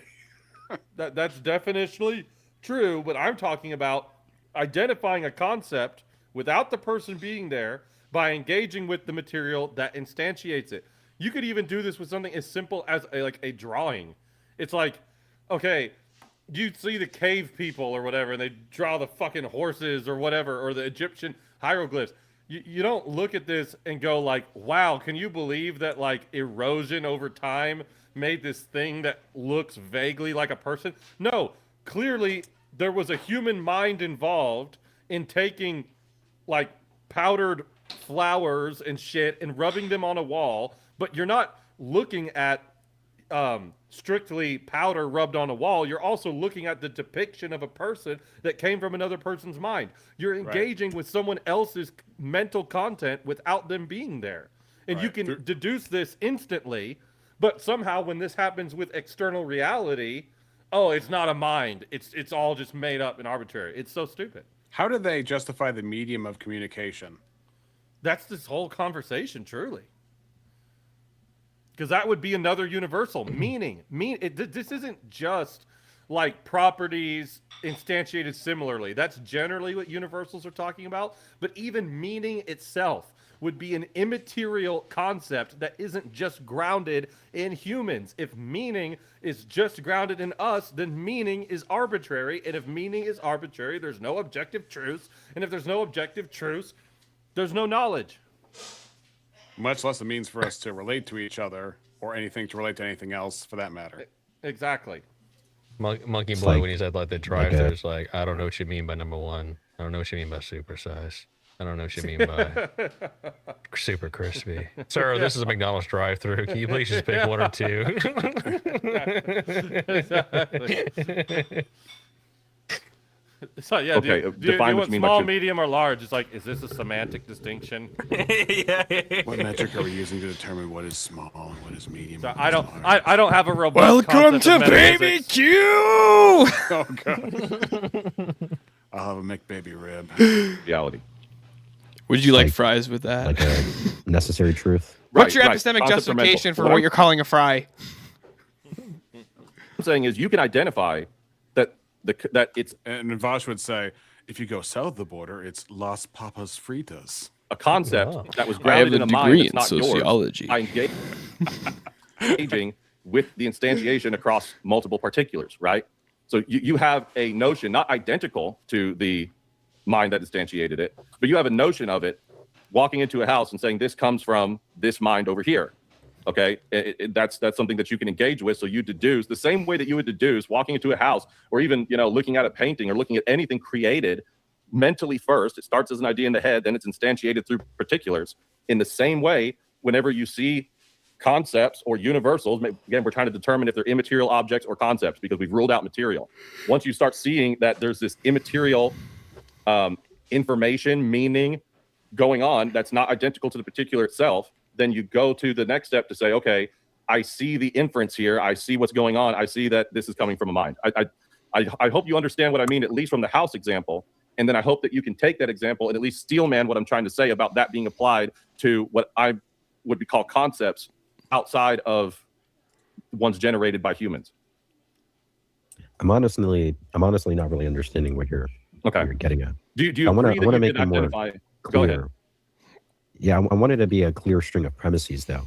Sure. And I'm not really sure what you're getting at more generally, but even as far... Let's just take the house example. You could walk into a house and you can access and recognize the concepts for the house. And you can determine that those concepts came from a mind that's not your own, correct?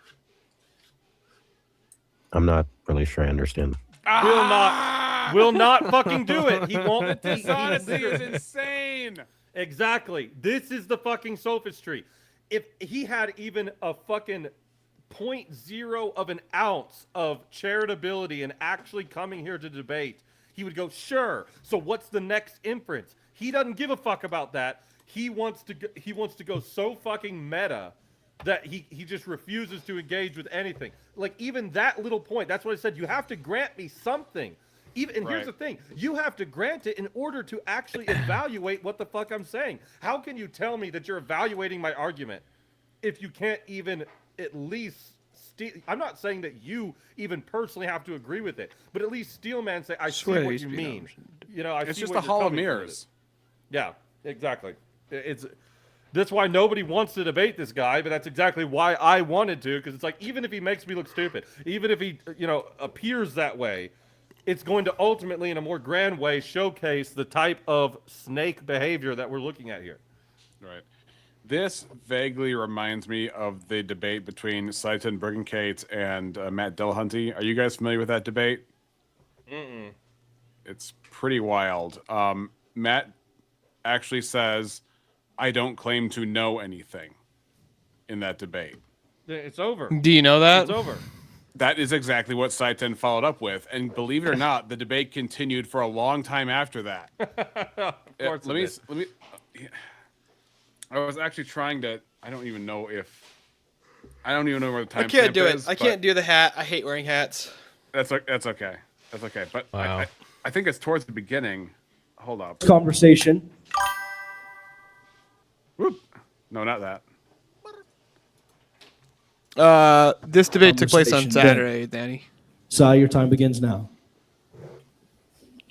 Still, you haven't heard how Matt knows anything to be true. That's a problem. Now, Matt has a definition of truth. Truth is that which corresponds to reality. You know what? I don't have any problem with that definition. But the problem is, according to truth is that which corresponds to reality, according to who? We all have different perceptions. So one of my favorite definition of truth used to be, truth is that which corresponds to reality as perceived by God, as perceived by an absolute perceiver. Because the thing is, we're all going to have different perceptions. But I didn't like that view because I think it adds an unnecessary step. So truth is whatever God says. Truth is whatever conforms to the mind of God. And without that, you can't know anything to be true. And in that Q&A, that's what we're going to find out. But first, I'd like to start off with this question for you, Matt. When you said this, from the standpoint of objective reality, the belief that there is a God is a delusion. You still believe that? Yes. How do you know anything to be objectively real? How do I know it? What do you mean by know? Well, the thing is, you made the claim that according to objective reality, belief in God is a delusion. Yes, I'm stating what my belief is, right. Not reality. But you said according to objective reality. Yes, I believe it's objective. Okay, so what? See that? How do you know anything to be objectively real when you've admitted you could be a brain in a vat? What do you mean by no? Do you mean how am I aware of? Right. How are you aware of objective reality? I'm aware of reality through my senses. But that's not what I asked you. I asked you how you're aware of what is objectively real, not what you perceive to be real. So when I use the term objectively in this context, I'm using it in the sense of not subjective or not contingent upon any one mind within the scope of reality. For example, I'm convinced that I'm in a room with other people right now, and if they agree with me that I'm in a room with them, then we can then work together to investigate reality. That doesn't tell us whether or not it's true that you're in a room with other people. If the people that may or may not be real that I perceive are in front of me agree with me, then therefore we can work together with the people I can't say are real. So many fucking problems. Stillborn. Am I real? I don't know. I think I assume that you're real, so maybe we can work together. No, you have to say I'm real. No, you have to say I'm real, or I'm gonna have like an existential crisis here. You got to tell me I'm real. I assume that you're real, so that we can work together for the point of this review. Okay, thank God. Who are you talking I almost to? blinked out of existence. I'm not sure though. You guys could all be fake. Yeah, exactly. Well, he equivocates. He's like, I subjectively know that reality is objective. It's like, what? What the fuck? Exactly. You've admitted you could be a brain in a vat. I haven't admitted that I can be. I've You could admitted be. that I cannot prove that I'm not. That's right. So therefore, it follows that you could be. But it doesn't follow that you could be. That's fucking Danny The in my fact that chat something goes, hasn't been I'm like a proved, woman. that's I only exist when men are perceiving me. False does not mean that it's possible or true. Okay, so you trust your senses and reasoning in order to determine what is real in your reality, right? Yes. On what basis do you trust your senses and reasoning? On their continued reliability at producing effective results. Okay, now when you... No, see, now the thing is... Hang on, let him ask questions. The thing that... Are they clapping for Matt or the other guy? They're clapping. This is an atheist crowd. This is a hostile crowd for Psy. Well, Yeah. dude, that's a stupid thing to clap about because reliability is just begging the question he's asking. He's Exactly. like, how do you know your senses are reliable? Because they've been reliable. Dude, that would make... I'm not going to lie. I don't even know if I have the constitution to do that. I would fucking throw that laptop into the fucking audience. And then they think I'm losing, but it's like, no, you're so stupid. You deserve to have a laptop bounce off of your forehead. How do you know this is reliable? Because it's been reliable. Exactly. Right. That's literally How you what hit he me with a said. laptop? Are you sure This about is that? why it would make me rage. It's because it's stupid enough for those words to exit his mouth, but the added volume of a whole audience applauding something so retarded would just make me like lose all hope. Well, he's also asking. Rambo He's mode, asking how do you know, and the example he gave was basically inductive reasoning. It's like, but that doesn't give you like the no. Well, like another interesting thing, right? Inductive reasoning is like I know the sun, always rise, so I'm assuming, but you don't know it's going to rise. So how do you the problem with know- induction. Yeah, that was Kant's famous critique of pure reason was was basically we actually have or not Kant Hume was Hume's the problem of induction. We have no way of actually of proving that the sun will rise tomorrow. Other than just that it has, so we actually don't have a way to prove that. But so he didn't this interesting answer thing with his atheists, question in though. any way. It's so retarded. Well, there's interesting thing with atheists. You could ask them like, "How do you know that your senses are reliable?" And honestly, like the best answer you could get from them was, "I'm not dead." And it's like, how do you know that you're not dead? How do you actually know that? It's acting like reliability is this objective metric, but what are we using to measure what fucking reliable means? Personal satisfaction with the data that we perceive. That's it. Right. Well, like, I remain convinced. Just to amaze me that you don't see the folly of that answer. Because the thing is, he said on their continued reliability. How does Matt know whether they've been reliable in the past? Yeah. How does Matt know they're reliable now? How does Matt know that they're going to be reliable? You know why? Because he uses them to prove it. It's a vicious circle. On what basis do you trust your sense and reasoning when you determine that they've been reliable? It's not a vicious circle. If you want to know if a pen works, you pick it up and use it. Is it circular to pick it up and use it? If so, then I'll admit that this is circular. Like, man. Is it? Sorry, go ahead. I just wanted to say, like, it just shows even more how Matt is the worst of the worst. Because even like a decently consistent atheist would go, you know what? it is a circle, but that's all I've got, and then you contend with that. And but for so him to, do like, you. Yeah. But I mean, for him to hear this and then to say it's not a circle, it's like, oh, please show me the linear progression of this, Matt. I would love to fucking hear that. That just blows my mind. That Well, hold on. He's doing the exact same thing that Beat the Cult did when fucking Chase Haggard had her pinned down badly, which was, how do you give an accounting for this pen that you use? I understand that you use this thing. How do you give an accounting for how it came to be? But I use it. Well, that's not what's in question. Eli, is it hot in that room that you're in? Yeah, dude, I keep getting pit stains in all my videos. I'm in Arizona, man.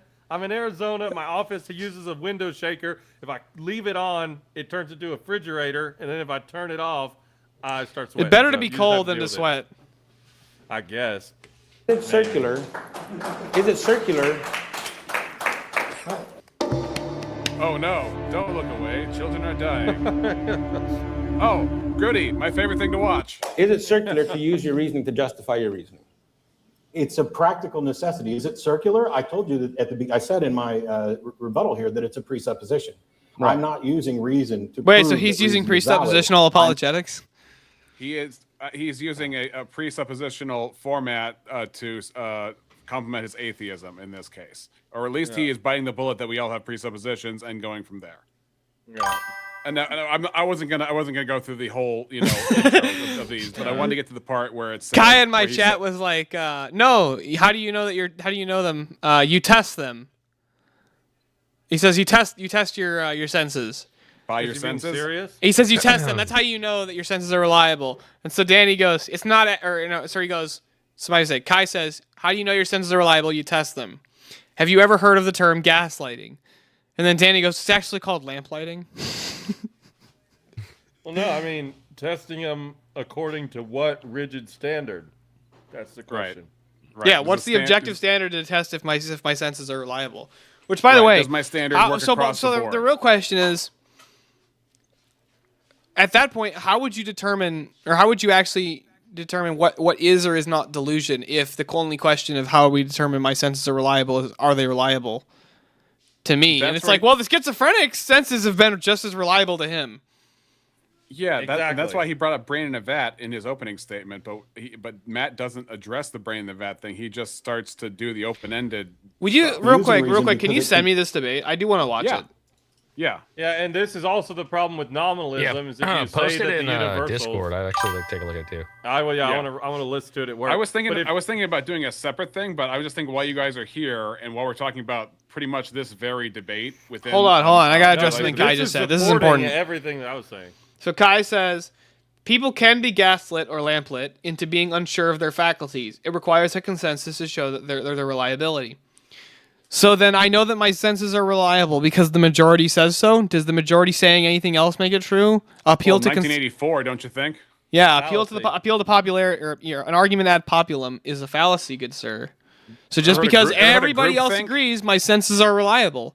And I'll give you this. So this is an argument that I use against the naturalistic accounting for my senses being reliable, right? So they say, due to evolution, our brain has evolved to be reliable in understanding the world around us, right? So there's a couple problems with this. One, the theory of evolution is does not actually state that anything develops for truth tracking purposes. It tracks, or it diagnoses, or fuck, I'm reading your chat and saying it at the same time.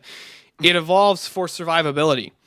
So let me give you the example, right? The pragmatic argument, which refutes evolutionary epistemology, is it can be very pragmatic to assume all snakes are venomous.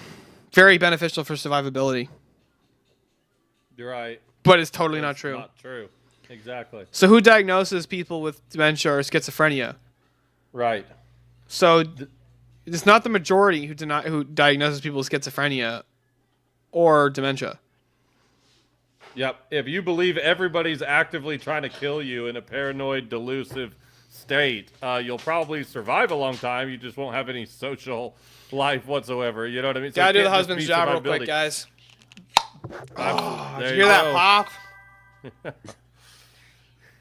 Very good. What the fuck is the consensus other than the majority, Kai? What the fuck is it? He says, I never said majority. I said consensus. Consensus come of who? on.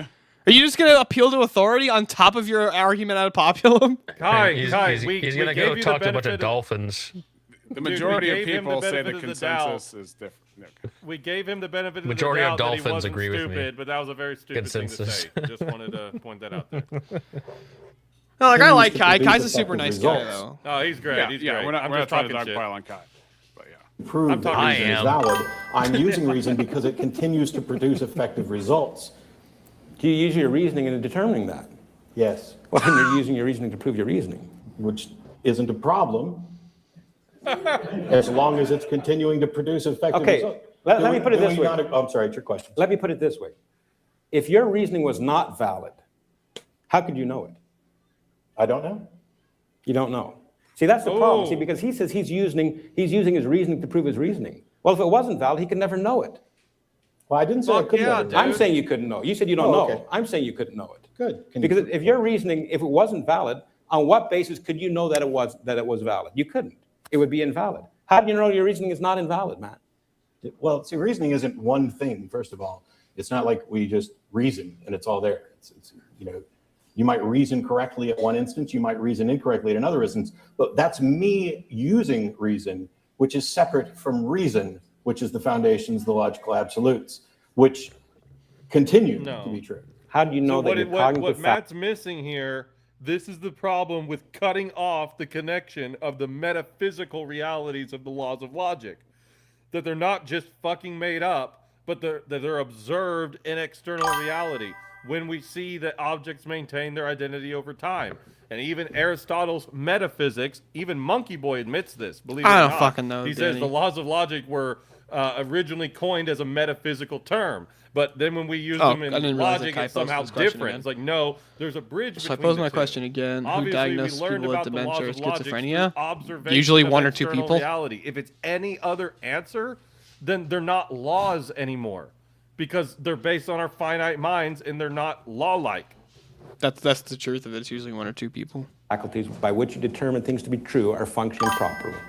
Well, I test them by using them. No, by one or using two them. people would Now, not if be they were not consensus. functioning Fuck, properly, dude. how could you know it? Consensus probably would be a be bunch dead. of people getting together and This is agreeing. the philosophical.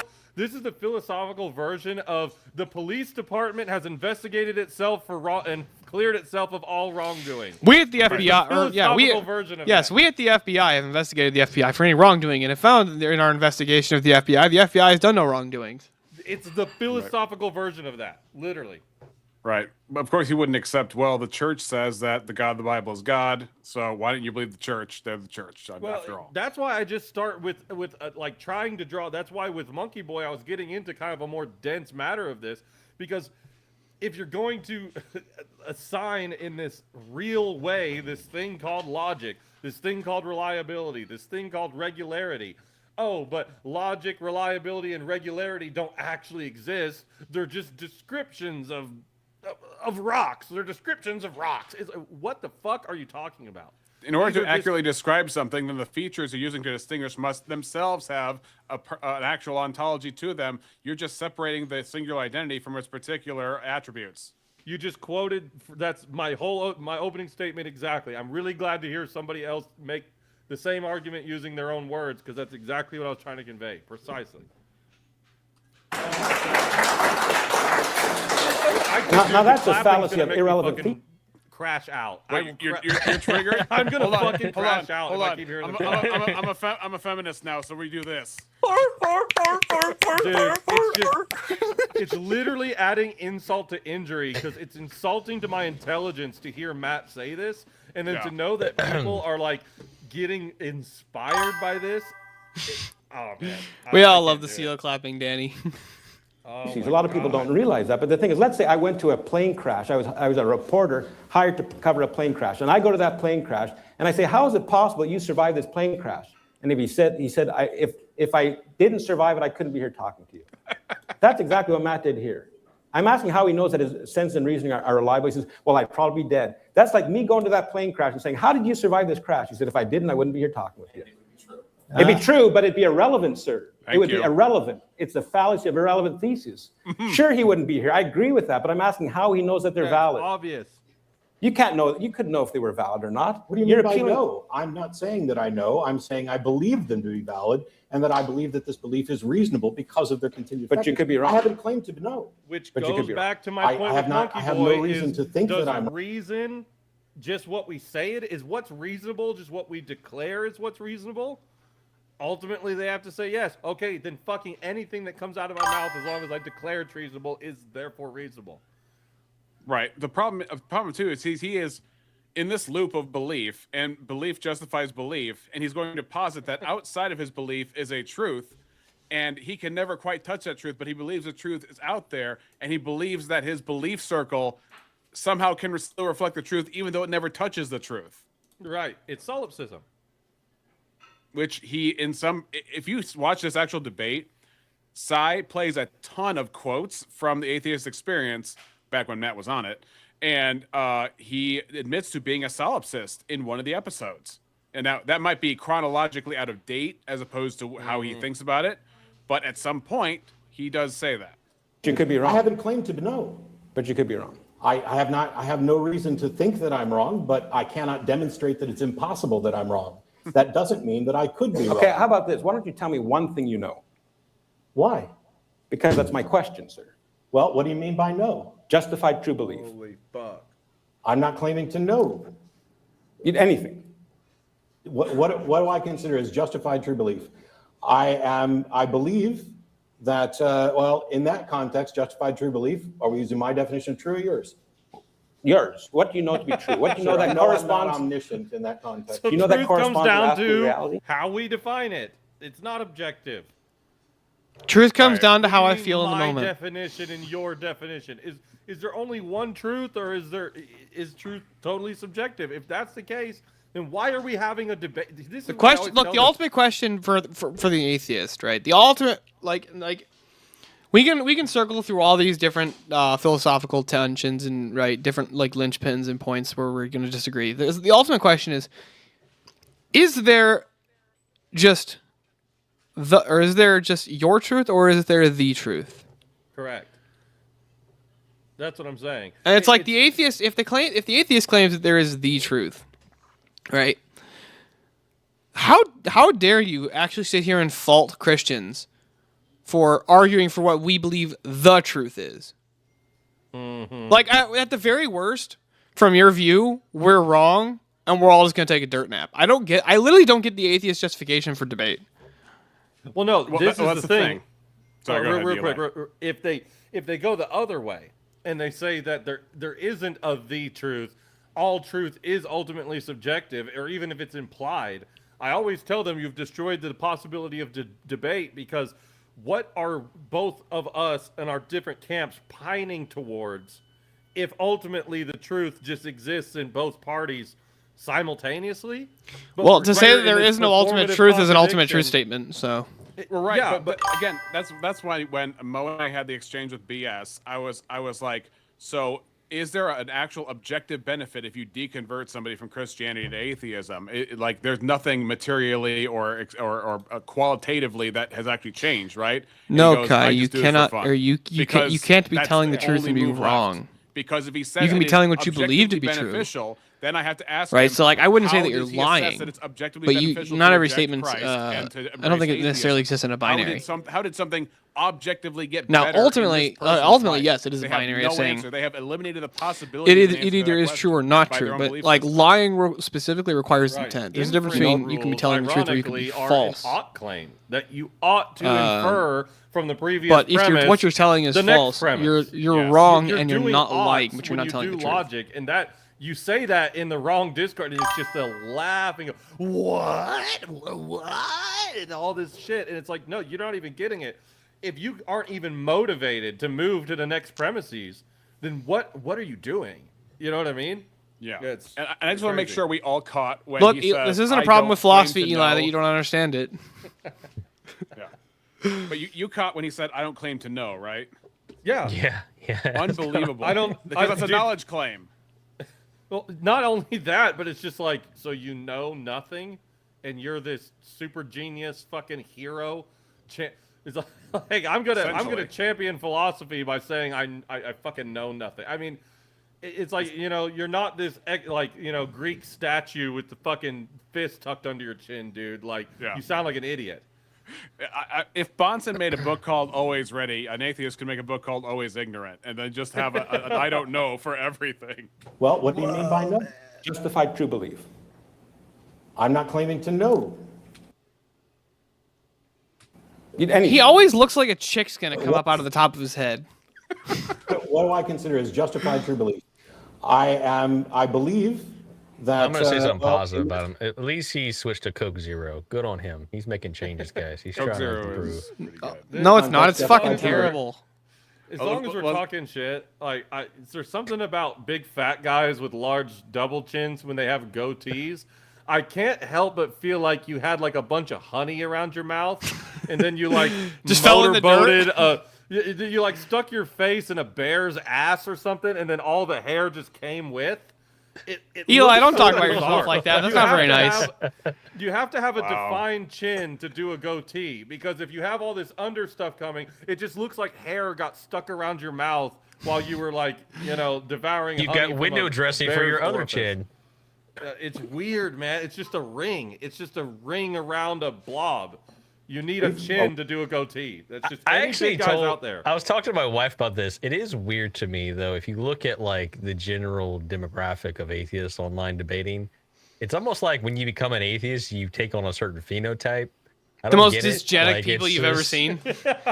Large with a beard, very large. Look at the breakfast tacos icon. I mean, he embraces it wholeheartedly. He makes he's fully his aware imagery as fat as possible and as fedora tipping as possible. You could almost make an argument of against atheists, look, guys, let's assume everything I'm saying is wrong. Do you want to end up looking like this? Just look, just go to church and you'll look way better. Okay.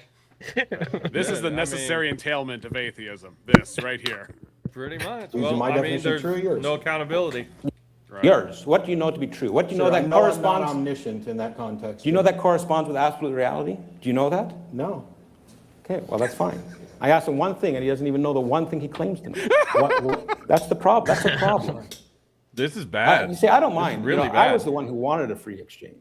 All he's missing is this man is fundamentally I'll stupid. show you the emails. I'm going to post them later. I wanted a free exchange. What you say, Mo? I'm saying all he's missing here is just to end that with this man is fundamentally stupid. No, this is how Jay does it. Jay goes, "This is fundamentally stupid." No, he says it really quick. He goes, "This is fundamentally stupid." Okay, we got to go. You just slip it in the other thing. Did you guys see Jay's debate with Dillahunty? Yeah. Oh, only 3 or 4 times.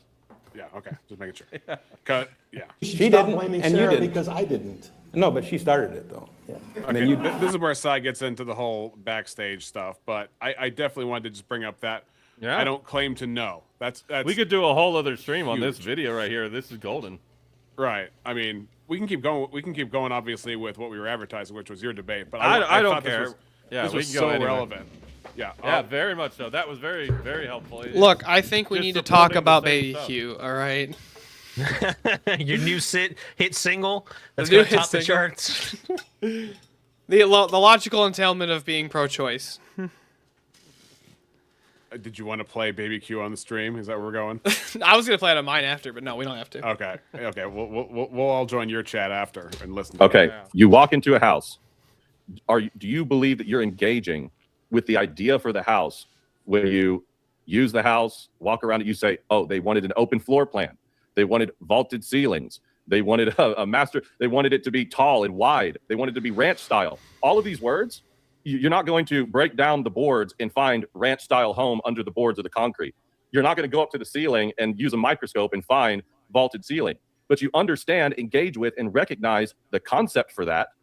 And you recognize that this wasn't just, accidental, teleological. You recognize that this came from a mind that's not your own. Does that make sense to you? If you're just saying background reasons that allow me to make an inference when I see a house that's designed, I mean, sure, but I'm not sure what that has to do with the argument that. Because you're picking out what these would be particular ideas, particular immaterial. Again, for the sake of getting to the concepts, let's call them immaterial objects. But wait a minute, you recognize instantly that because you can put that idea in your head and go, I see what this was going on here. I see what the intention, I see the form, and I see how the material instantiates this idea. And then once you get to idea, you know that it comes from a mind. But if you're going to things prior to humans, external reality, and you're seeing the same type of immateriality, and that's not identical to the material instance, but is instantiated through the material instance, then now you have this distinction. There's the immaterial and the material, but the immaterial you recognize in your intellect conceptually. So it follows that if I recognize this conceptually, the same way I recognize other immaterial instances conceptually, and all those other immaterial instances I route to a mind, it would follow that in the same way, using the same methodology, we would route those immaterialities, for lack of a better word, to a mind, being conceptual, being that we can conceptualize them ourselves. Yeah, I'm honestly not understanding what you're really getting at. Do y'all mind? I'm sorry, I keep taking Taco's voice for an external voice here. Sorry. A quick moment to address a few audience support tips. Yeah, sure. Cool. So the first one we had come in, thank you very much, Kirk. Greatly appreciated, sir. He asked, Eli, are you aware that red light has a range of wavelengths that we can establish in the... Okay, hold on. But this shit pisses me off so fucking badly that he does this during the middle of the fucking debate. Like, I'm not gonna lie. If somebody fucking did that to me in the middle of my debate, chat's gonna be antagonistic. Well, no, yeah, if somebody did that to me in the middle of my fucking debate, I will literally look at them and go, "You ever fucking do this to me again? I will just leave the fucking debate. I will, like, no, don't fucking do that shit. You want to ask me all the questions you want at the end of the fucking debate? That's fine. Don't fucking sit here and ask me fucking total non sequiturs in the debate." Yeah, stop the flow of the debate so that we can, engage with audience questions that could all just be saved for after, It's weird. And of minds, and I copy pasted that twice, so just ignore the second part of that. Same thing. Right. Yeah, I literally cited wavelengths in my opening statement, Kurt. I'm asking, when you have 620 nanometers over here and 670 nanometers over here, what do they have in common such that you can classify them as being red or possessing redness? That's the question. Gotcha. But so you're I'm going to be having to get off this independent panel here in around like existence to 15 minutes. Thing there, besides just the wavelength? Sorry, ask that again. I didn't realize you're asking me a question. Oh, you asked Kurt a question there. Maybe he responds. Maybe he doesn't. Yeah, we'll see. We'll go back to that. We'll come back to that. I don't want to waste time on the debate. And then Karen Dave, there are so many problems with Eli's metaphysics. It's literally contradictory. Thank you for the tip as well, Karen Dave. Wow, that was a really valuable contribution. Glad we got to that one. And then Dad Knows Best asks, Eli, how do we compare concepts in two separate minds to confirm they are in fact identical? Is this not needed for your premises to be sound? Yeah, because if 2 + 2 = 4 is not identical in both of our minds, I would need to know what makes them different.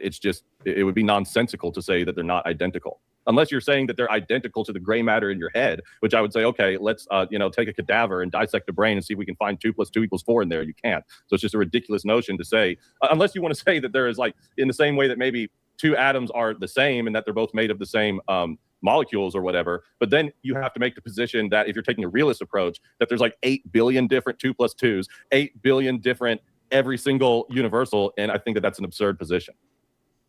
You couldn't even form a textbook if that was the case. Gotcha. Thank you, y'all. That was all the tips for right now. If anybody else has any questions or comments they'd like to provide the debaters, please. Okay, isn't that even more of a problem for atheists, the thing that they were asking? Because if you can't identify, this is what Mo was asking, and it is a good point, but it's like the same thing with the intersubjective relation between a particular concept generated by a human. We're all finite beings. We're all having our own individual experience, and that's going to go into how we interpret Harry Potter or how we interpret what a piece of art is and what it means.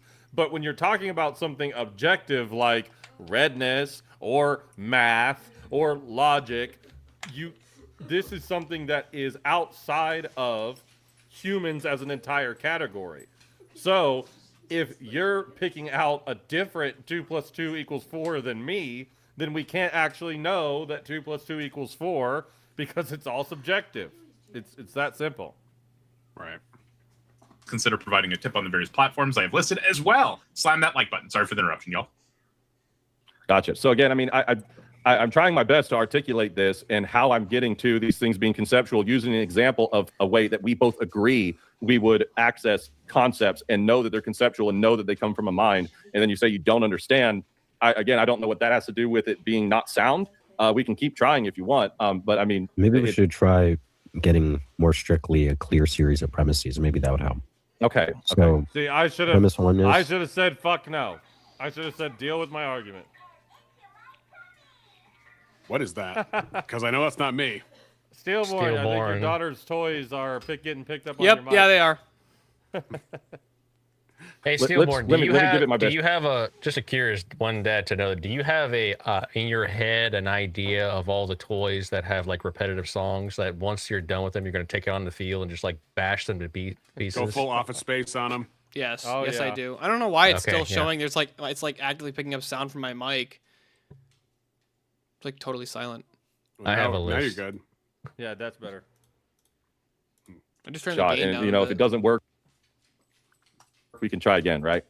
Premise one would be concepts can be See, I shouldn't have even tried recognized to do this. I'm to be embarrassed grounded. that I even attempted to entertain this idea because, again, the second that I say premise one, I'm invoking a syllogism. Even if I go over two premises, I need to have this valid inference rule to an argument that I just made on the fly, you see. Yeah. This isn't my job to do this. I'm presented the argument to him now 10 different times. Yeah. 3 different ways. He needs to evaluate it, whatever methodology he sees fit.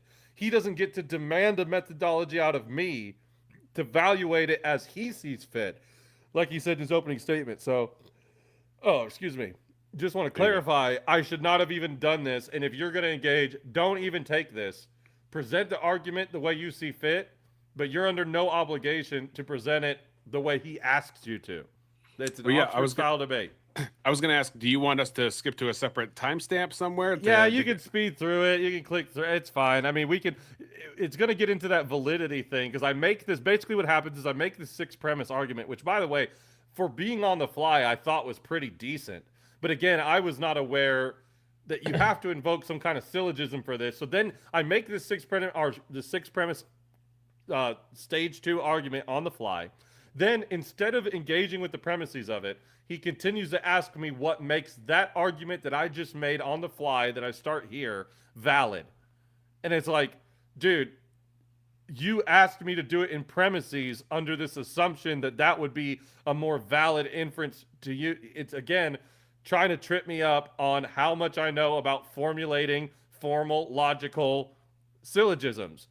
And again, I can just bite the and then bullet. him and Tacos both pretended that that was your main argument and tried to pick that apart. And then Tacos pulls Like up a the Word snake. document. Yes. It's so we can just click anywhere. It'll that's the context of what's going on. Do you want to skip ahead to the Word document, or is that also kind That's of even, painful? that's the worst of it. I mean, I'm not trying to hide where it got bad for me, but I'll admit I got cornered. But I flip it around at the end of it, so you can do right there, and then we can skip again if you want. It's just all bullshit. So. Okay. Okay. Be part of the issue because it seems like you may not be catching a Monkey Boy's critique. So maybe we try typing this out. So what was the premise one, just so that Monkey Boy can this is look helpful. at this with This you is at the same time? I think this Sure, might sure. help clarify this. It wasn't Yeah. helpful. I don't know why I said that. I was nervous. just think It puts you on the spot, but I'm 100% wrong. It's actually not. It's only helpful to Monkey Boy. It's not helpful to actually doing anything in this debate. Well, Other I than think demonstrating- I think you probably wouldn't do it in good faith because maybe you weren't suspecting. You know, I mean, obviously you're in hostile territory, but you're not suspecting that you can pinpoint an actual dishonest move that's going on here. So, in the absence of a good idea of a dishonest move that's happening, it's reasonable to engage, you know, with what's in front of you. But to be fair, like I knew this. You heard my opening statement where I was like, I do not have to do this work for my opponent. And Right. I faulted against my own thing I was going to stand up against and say, I don't have to put this into premises for you. But then I'm making this argument and I am in good faith trying to communicate something meaningful to him. And I guess in the moment of debate, I'm like, I really want to believe that you can get what I'm trying to say. And somewhere I need a light bulb to go off and go, It does not matter what you say. You could say the most logically sound thing possible. He will reject it every time. It does not matter. So that's why I need him to fucking engage with the content, not just criticize how it's, because we could sit here for 4 hours and I could attempt to make premises that are constantly invalid. But I have an original argument that he agreed is valid, and that's what we're trying to show isn't sound. So it's like, that's what I don't get about this whole stage 2 bullshit. It's like, even if I can't provide a valid stage 2 argument, how does that invalidate the first argument? It just shows I'm incapable of forming a valid stage 2 argument. But that's not the primary argument that the prompt's asking me for, which again, the only reason that we're just going over this loop is because he's not actually engaging with the content of the argument. So in fact, if you want to go a little bit to the end, because once this goes down, I turn the tables. There's a moment where and then that's where it gets to the end, kind of, okay, just before, we can see me get a little tripped up, and then let's watch me turn the tables on it. Right, so modern paraconsistent this is like logic. not very controversial. Like No, philosophers I know. like Rem Priest talk about the history of logic and how Aristotle's logic was strictly speaking paraconsistent. This isn't really controversial. Well, I know, but you're making it seem as though it is similar to modern paraconsistent logic, where there is like they take classical logic and they also identify the principle of explosion, and they say we're not going to do the principle of explosion. During Aristotle's time, they had not developed the principle of explosion, so it's not a one-to-one. It's not the same. It's paraconsistent. I'm agreeing with you, but there's a reason why his logic was paraconsistent versus why someone thought use paraconsistent logic. A little bit. What I'm pointing out first is that the laws of logic were metaphysical truths. Okay, well, are they metaphysical? Laws of logic. Are they metaphysical realities? Oh, the theorems. Logics do not talk about metaphysics. Can theorems be proven? Yeah. Are theorems? Oh, okay. So doesn't proven mean truth? Actually, re-exam. If you want to go a little bit before it went down, because there's even more of a buildup. I don't mind to show me getting cornered, because I want to show the way it gets out of this. So if you want to go even a little bit further back, and then I start asking about the how many of these infinite, do we have to do, and that's what kind of births this new conversation. So we could even go back a little bit more, even more, and then just a little bit, and then let's just see how it gets out of this. Because I want you people want to see. You want to go even back further than here? Just a tiny bit more, maybe. I just want to show people how to get out of a corner from this guy, because that's what this is about. Oh, so a person could find validity using any system. Is this a good spot? One more, just slightly back. One more tick. We're still, one more tick. Perfect. Right. And you, so let me give it my best shot. Look at Tacos being like a stenographer, trying to every word that comes out of my mouth put it into a premise. It's like that's not so. Yeah. Premise 1. So it's like, dude, you have to. Nobody does this on the fly unless they're very advanced in logic. And again, you don't have to be very advanced in logic to make a sound argument. It has nothing to do with whether or not the original syllogism was sound. Yeah, it's under the gun. So conclusion will be immaterial, universal, invariant concepts exist. Gotcha. Well, first, premise 1 would be, the validity. So let me ask you one more time. The validity is coming from the truth of the conclusion is motivated by the truth of the premises, right? That's where if it were valid, that's why it would be valid. It's one reason why it could be valid. Yeah. Okay. So again, he never asked for a syllogism, but that's the only way to make sense of the and you know what? Actually, if we could do one thing, Rex, I want to do the 2 timestamps just so it's on record of the contradiction that he said. So let me find that. Real quick, while he's doing that, let me share something real quick. Cool. Share a I'll screen. Find these. Yeah. I have found Monkey Boy. This is what he looks like. Jimmy Neutron character. Yeah, it's fucking Sheen from Jimmy Neutron. That's Monkey Boy. Okay, so we got 1:17:55. Okay.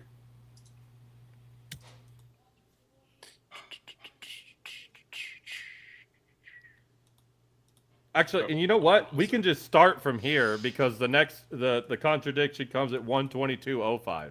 So let's just start from there. Are you evaluating my argument? Yes or no? Yeah, but you talk about We've already validity before determined. Yeah, premise. we already determined that the validity comes from the truth of the premises and the conclusion following from the premises. So we would need to know if you're going to critique it, you need to critique the first premise. Is that controversial? Yeah, validity doesn't have anything to do with the truth of the premises. There's one. Well, doesn't have anything to do. Number one. Okay. Right, but you've already agreed that regardless of what's in the premises, you can make 6 premises and a conclusion, and an argument within there could be valid. Or like, is it a valid form? Let me ask it this way. Is it a valid form to have 6 premises and conclusion? Because ultimately, if you're asking for a series of premises and a conclusion, and then you're like, this isn't like that's not a valid way to make an argument, then why are you asking me to make premises and conclusions? I don't even understand what you're trying to ask me here. Like, what's the point of even putting it into a series of premises and a conclusion if, like, you don't even know if that methodology is valid? If he was a sincerely good faith expert logician, he would go, look, you have to be utilizing some type of inference rule, which he does ask for. But then he would give an example of one like modus ponens, like modus tollens, like a disjunctive or a conjunctive syllogism.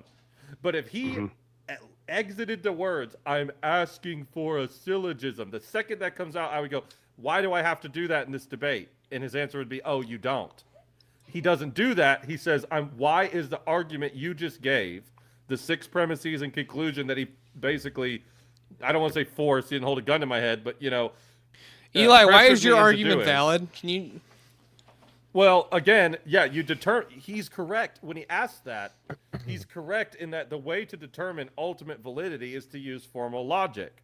But in an Oxford-style debate, there's a point in the debate where I ask him, and I wish we could maybe find it, maybe it'll show up, but I'm like, dude, do you honestly believe that everybody else who does debates in the history of Oxford-style debates is doing it wrong because they all don't have pen and papers out, asking each other to write premises down and evaluating their syllogisms? Are you the only one who's doing debate correctly? Or do people utilize natural language and evaluate their arguments on the, if you have the skill set to do that, do so, but you don't just get to make me do it and then say, well, you're incapable of doing this, so therefore I win. That's not how it works.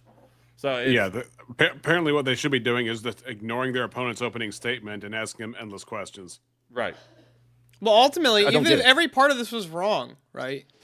Even if your argument was totally unsound, that actually isn't the prompt. The prompt was, can you make a sound argument for God? True. Right. But I was being charitable in, okay, I'm going to present you were being good faith. Sound. Yeah, he wasn't. But even then, stumping me on the stage 2 argument and saying like, okay, I know you came prepared with a valid syllogism, but now I need you to, on the fly, make as many valid syllogisms as I see for each fit. premise. Which was stage 2 syllogisms to prove your previous syllogisms. But he knows. Now we need your stage 3 3 syllogisms to prove the stage 2 syllogisms. Right. But what I'm confused about is I'm wondering, like, I thought that just premises and conclusions would kind of have some form of validity to it as long as there's inference that flows. What he's specifically asking for, he's afraid to ask for specifically because he knows I could reject it. That's what you have to realize here. Great question, so Eli. It has nothing to do with the truth of the premises. That's P1 or P. Then we're going to get the not P in a couple minutes. How long are you guys thinking I'm going for this that's panel? That's the initial hour. I don't know. I didn't set a limit. You got to go somewhere, Stillborn? Oh, it's 11:30 for me, and I got to get up at like 5 for work. Okay. Yeah, we're almost done. Once we hear him say this other part, we can just skip to after the board goes down, and then it just ends itself really quick. So right. And anybody who still wants to hang out, we can watch a little more Dillahunty or something like that once we've gotten all the hits. We got it's all this guy. Give me a second. We've got 18 additional minutes right now. If y'all need to do a quick bathroom break or anything, or get water, this is a good time to do that. Forget everything that Eli just said. Then I'll start the timer for 18 more minutes. And you can skip through this. So if y'all need a quick break. Okay. I'll wait till I come back. You know what, I'm real quick. I'm gonna go pee and grab a beer. Cool. Okay.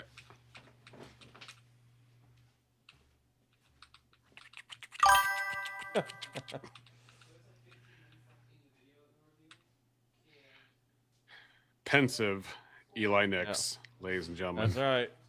Well, I'm just trying to think about, like, it didn't click to me that that's what he's asking for as a syllogism.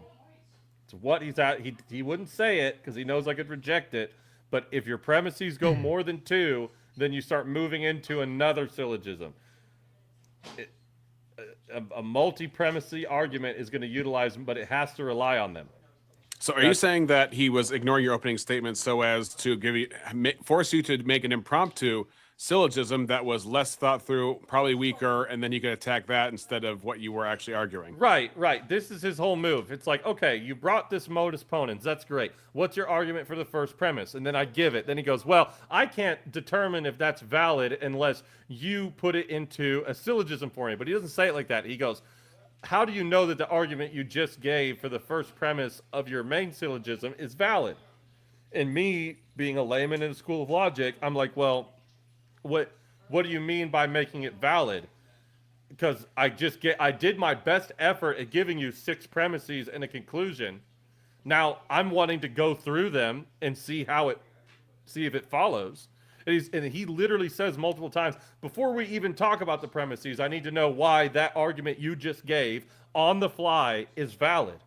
And I'm confused because I'm like, I don't know what other inference rule I could be appealing to. This is why I'm saying when I looked it up later, it would be a type of syllogism. Am I appealing to a modus ponens? Am I appealing to a modus tollens? Am I appealing to a conjunctive syllogism? But he knows that if he asks, is there some kind of syllogism in this thing you made? I would go, wait a minute, monkey boy. Why do I have to give you a syllogism? I don't. I already gave you an argument. Mm-hmm. But he's framing it like, why is your argument valid? And if I reject that, then I'm somehow saying I don't have to give arguments anymore. No, he's asking for a specific type of argument here, which I don't actually have an obligation to meet that criteria of argument if I'm already presented an argument multiple times. Indeed. And the beer in question, ladies and gentlemen, Steelborn has returned. We may now proceed. I'll add that moving forward, just as those are happening, right? None of you have a koozie as cool as mine. Yeah. Why isn't You ready to go, Monkey Boy? I said to Shiva, "You ready to go, Monkey Boy?" is one of the weirdest things you could say in a debate. Yeah. The fact that you need a koozie is pretty feminine. Steelborn saying. No. The koozie is, Eli is purely because it looks cool. It's not to protect your delicate hands. Let's That's not what the purpose of a koozie is to begin with, you retard. Let's get a better look here. How do we? Hold on. Can't even see it. It looks see-through. Hold it to the camera. Can't see feminism. Hold on, I gotta figure out how the fuck I can. Nice extended pinky there. Hold it to the. It's not fucking. We still it's can't camera. see it. There we go. Oh. Oh, I see. You made that yourself, huh? No, but this was actually a gift from my dad after he did knock somebody out with it once. Dang. Oh man, it's pretty hardcore. Dad lore. Was it the you koozie's- that he knocked you out? Did he No, knock it was you not out me. with It was not me. Oh, okay. All right. Shut your. But just so you know, I told you once, Hold boy. on, I hold on, told you real 1,000 times. Real quick, Mo, what do you think the purpose of a koozie is for? To protect your delicate hands. No, the purpose of a koozie is that it keeps your drink cold for longer. Yeah. Oh, wow. I didn't know that. It's insulation. Oh, Cold wow. as Really? Steel. That's the question. You've got 18 You need to minutes. protect your delicate I already sensibilities. forgot what my question was. I mean, I guess ultimately. Look at me, I'm Mo Rebuttal. You know, I don't remember the whole thing, but it had to deal with the validity. Right. Okay, so we're talking about like if somebody had 6 premises, if you had this schema, 6 By the premises way, I totally and a love conclusion. smoking pipe, Okay, though. that alone I valid. know. But no, actually, let me actually, because I'm just trying to follow because again, I'm not Still totally prefer skilled in cigars. logic here. But if what makes 6 I have a premises collection and a of cigars, conclusion too. valid would be if the premises follow, or if the conclusion follows from the premises, or would that be soundness? You can correct me here if I'm missing it. Yeah, validity is that the conclusion's truth is preserved by the truth of the premises. Okay, There we go. So, There's so the validity of that. So beforehand, he said it has nothing to do. Do you understand what that qualifier is? Nothing. Yeah, but what do you Zip, mean by zero. nothing? What do you mean by nothing, Exactly. bro? I don't You mean need like to- nothing. I mean nothing, you know. you know? But now he's saying it has something to do with it. And this is a contradiction, but when I pointed that out in the YouTube comments, all of his spurgs were like, you don't know the difference between valid and sound. No, if he would clarify and say, look, soundness is really the truth of the premises. But what he means by what he just said is if P then Q. We don't know what P and Q stands for. That's where the soundness comes in, is if what you're putting in place of P actually does lead to what you're putting in place to Q. That's soundness. But the form of Q coming from P, that is supporting the conclusion. That's what he means. But all that a valid argument has to do is the conclusion has to logically follow from the premise. Right. That's what he means by the truth of the conclusion is preserved by the truth of the premises. But if he had... That's smuggling in soundness into validity. Well, no, what he's doing is he's intentionally avoiding saying, do you have a syllogism? Because I could just go, bro, I don't need to give you a syllogism right now. I've already gave you an argument. What is me making it into a syllogism? Why is that my burden? It's not. It's an extracurricular... That's why he focuses on valid and doesn't say soundness and talk through that, because that would actually be examining your syllogism and engaging with the argument and saying, like, what is, is this true, like really true? Right. Well, and that's why he doesn't want to go to the content of the premise. Yeah, I'm probably going to... It doesn't even matter about soundness yet. He's trying to get to validity. And I'm trying to ask him, what the fuck are you asking for? And the honest answer to the good faith question I'm asking is a syllogism. But he knows if he says a syllogism, I can say, I don't have to give you that. Fuck off with that. Evaluate the argument that I just gave. How was it? How badly did Rachel syllogism? Is that how all debates are? You have to have formal, rigid syllogisms? No, people talk with natural language. If you're so good at logic that you can take what I'm saying and put it into a syllogism and evaluate it and tell me why it's wrong, then I might be cooked. Then I go, oh, damn, this guy just on the fly took my words, formed it into a syllogism, and showed me why it doesn't work. But he's wanting me to do his work for him, try to make a syllogism on the fly without specifically asking for a syllogism, and then going, that's totally invalid. He's not even doing any legwork at all. He's trying to get me to bury myself. And what I'm saying is, even if I do, it has nothing to do with the soundness of the original fucking argument. So that's what we get into. That schema would be if the conclusion's truth is preserved by the truth of the premises. So when we went to the first premise, and I asked you, okay, let's talk about the truth of this first premise, you seemed apprehensive to that, but then it seems like you just said it's not worth that the reviewing, validity comes from the truth of the premises. So I'll definitely watch it just when because it's so checking fun for to watch validity, Rachel wreck you these assume the chicks. premises are true. Right. Truth is irrelevant. So Q follows from P in the modus ponens. That's what you're assuming is true. But he's not being specific enough. Go ahead. whether the truth of the premises ensure the truth of the conclusion. Okay, that actually helps. That helps. Sorry, I don't mean to interrupt. That helps. So we're going to assume they're true and then go through it and see if the conclusion follows, and you would like grant it for the sake of checking for validity. Then there would be another step where we go through and see if they're actually true. Am I understanding that right? And that would be the soundness? Yeah, like if I had the argument, well, if, I mean, there really isn't Watch. a good argument. if I have a for dog, the then pigs fly. I have a dog, proposition, therefore other than pigs just I fly. feel like You it- know, That's a valid syllogism. argument. I haven't gotten it yet in the debate. I realized this after, but what he just gave was a fucking syllogism. Mm-hmm. Got it. And- Okay, got it. Mhm. Oh, okay, that makes sense. But then we go in and we go, well, can pigs actually fly? No, I see. So Or why would I think if you had a dog, I'm then just pigs trying to fly? get him Right, to right, engage right. with the words I actually said this whole time, and he refuses to do it. Nah. Even think you have a dog. I totally understand. But if I don't address your that would be now. Whoa. There's a difference between us. You all right there, Steele? I think I hit my vape and some fucking shit flew into my mouth. I fucking hate when that happens. A syllogism, which is only two premises and a conclusion, and then you have things like modus ponens or whatever, and people utilizing like more than two premises, right? So what would be like? Is there a name for whenever the premises exceed two and it's not really a syllogism anymore? Is that It's just a deductive more chain? Would that be a syllogisms. That's what I learned later. It's just more syllogisms, and it's a chain of them to get to a conclusion. But he intentionally hides this information because he's a fucking snake. terminology?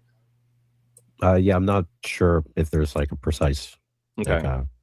like Okay. logical jargon for that, but So wouldn't it like be more prudent for us to do? Couldn't we do like both at the same time? Couldn't we like address the premises one by one, address whether or not they are true, go to the next one, and then kind of determine, say, hey, maybe this isn't true, or maybe this doesn't follow. Again, I'm just wondering if you're only capable of debating with people who have this some knowledge of logic. I think that there ought to be more prudent ways of actually engaging with the content of what I'm saying, rather than depending on me to also share the the knowledge that you have, which I agree you're very knowledgeable, but that doesn't my lack of knowledge in the field of logic has no bearing on whether what I'm saying is actually sound or not. So I'm just wanting to find a prudent and expeditious way for us to actually get to the meat and potatoes. It does insofar as like logic is understood to be the study of validity, and it's expected those who are less logically nurtured are less capable of rendering arguments that are valid. No, but so it doesn't. The whole topic matter. is whether you can give a sound argument. Right. So hold on a sec. So Eli, you know, I noticed something interesting I just thought about. If we never address the actual premises of your argument, we'll never actually have to determine whether or not your argument was sound. Exactly. This is filibustering, and what he just said is totally a non sequitur and not true. I could be the most logically nurtured person on earth. Does that mean that the argument I gave is not sound? No, that doesn't. Give me a syllogism for that, monkey boy. Give me a fucking syllogism that says I could be the dumbest. If I don't know enough about logic, the original argument I gave isn't sound. How much I know about logic. Your justification for why you believe it might be totally wrong, but that doesn't change whether or not the argument's true. Or my capability of analyzing its validity formally. I could have no skill of doing that, but does that mean that the original argument that I gave is not sound? No. I could be the most skilled guy, I could be the least skilled guy, but I presented an argument and it's either sound or it isn't. It has its soundness. I mean, it ultimately doesn't have anything to do with how well I can give valid supporting arguments. Does that make sense to everybody else? Hello? Yeah. I was nodding my head. Yeah, no, that makes sense. It's irrelevant whether or not your skills at doing, classical formal logic. That's actually ultimately irrelevant to whether or not your argument's sound, which he never addresses whether or not the argument's sound. Now, I would agree. In order for an argument to be sound, it has to be valid. But again, right? He agreed it was valid. But yeah, so he agreed the first one was valid. So if the argument's valid, then now we need to address whether or not it's sound. But if we never do that by just keep going, he wants to know if my stage 2 argument is valid. And really, I could have undercut this whole thing and went, if I can't make a valid stage 2 argument, does that mean the primary argument wasn't sound or valid? No. Yeah, it's ultimately irrelevant. Yep. So this is all just filibustering non sequiturs. Watch, I'll give you an example. Socrates is a man. All men are mortal. Therefore, Socrates is mortal. Okay, what's your stage 2 argument for premise 1? Prove to me that Socrates is actually a man. We do this exact thing in the after panel. I ran this on this. Was it literally this exact argument? Yes. Yes. And I was repeating Monkey Boy's jargon in the after panel. We can look at it. Yeah, that was my favorite part, where you were using like his tactic against them, and they were starting to argue against you, like how that wasn't right. It was pretty funny, and they didn't realize that exactly what's been happening for like the last hour and a half. Exactly. So we can like watch a little bit more of this, then skip back to that part, and then get to the end. That would be a good way to cap it. Sure. On whether you can produce a valid one. Right, and then so my whole opening statement was Monus ponens and an argument for each premises. But now it seems like what's turning on the soundness is whether or not I can formalize this according to the strict rules. And I'm saying that really that's kind of more your burden. You should be able to take the. I presented a modus ponens. I presented arguments using natural language, and you're saying, well, I need you to on the fly turn these into a structurally valid thing so that I, Monkey Boy, can then analyze them. And I'm saying that like nobody does debates this way. Like it's kind of like, I would say maybe pedantic. I don't want to, be slinging shit here, but like I wish we could just kind of engage with the content of what I'm saying in a way that is expeditious and prudent to the formal syllogism that I did present. Yeah, we challenged the first premise, then you gave an argument. We're asking, okay, how can you show to me that the argument's valid? Okay, so we gave an argument for the first premise, right? Now, I'm just saying that the validity would be within all I had the to conclusion. Say here, all I had to say here was, Monkey Boy, I'm actually not sure if I can show you that my stage 2 argument is valid. But you agreed my initial argument was valid. So what does that have to do with the soundness of my original argument if I can't validate my stage 2 argument? It might weaken my position a little bit. It's a bullet I have to bite. But you can't just jump to, okay, your modus ponens isn't sound now because you can't validate the stage 2 argument. That's all I'm trying to say. And his whole YouTube comment warriors just cannot compute this at all. It's again because his only methodology is expose they don't know a lot about logic. Now all their arguments are unsound. That's a total non sequitur and illogical, ironically.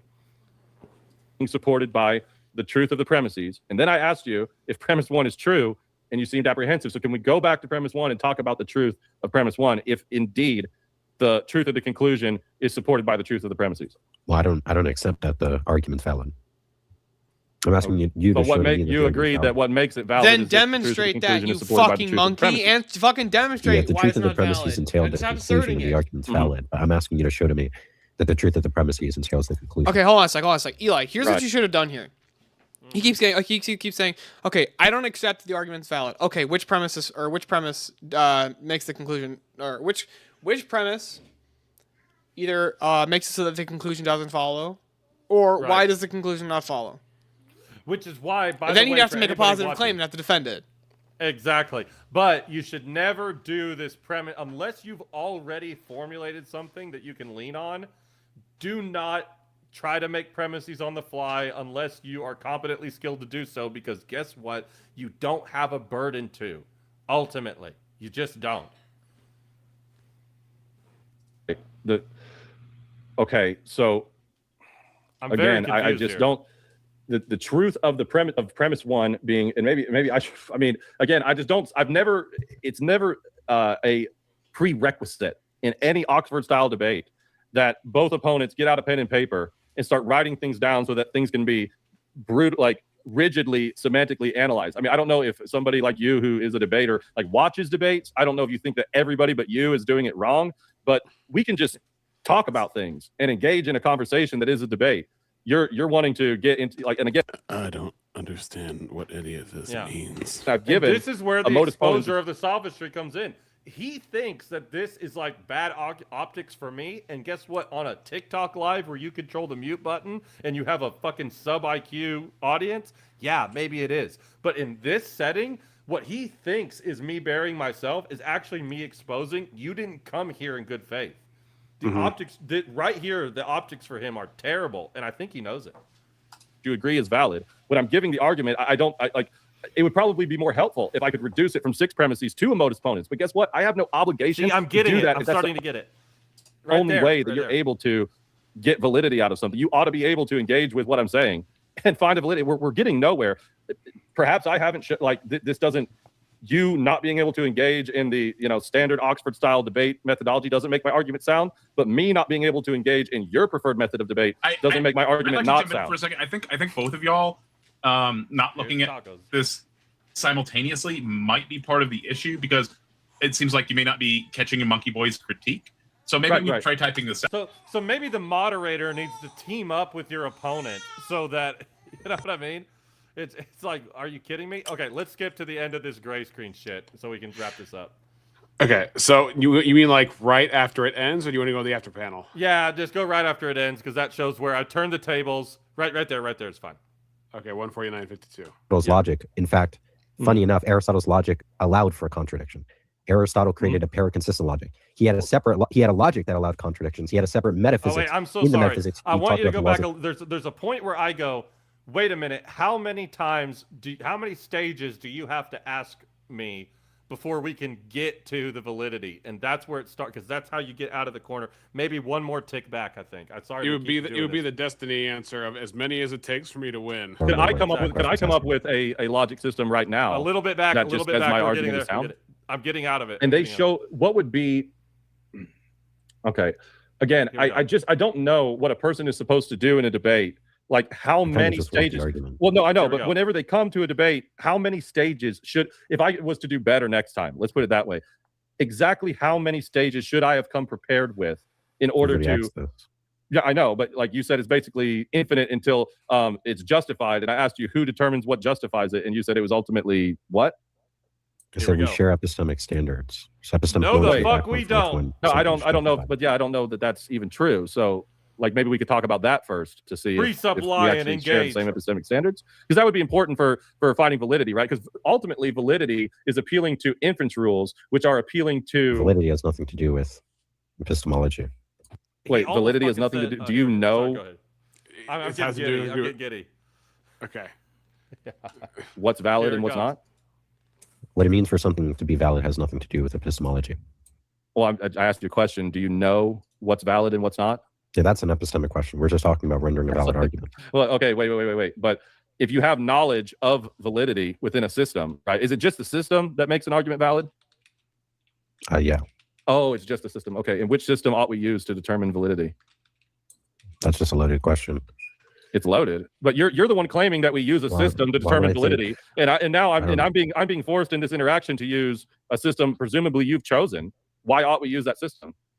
I'm not saying we ought to use any system. Oh, so a person could find validity using any system. Yeah, there's various logics you could use. Using classical logic, which is the vanilla. Is there a limited number or a finite number? Of existing logics, there's roughly a dozen. Okay, could there possibly be Eli, more? why do you use vanilla logic? Okay, what? Yeah. Now here we go. This is the tables turning. This is the redemption. The sun. What makes those dozen legitimate? What does it mean for it to be legitimate? Oh, they're not legitimate. I don't know what it means to say logics are legitimate. Okay, so they just are. So I'm asking. What I'm asking is, could I come up with a logic system right now that just says my argument is sound?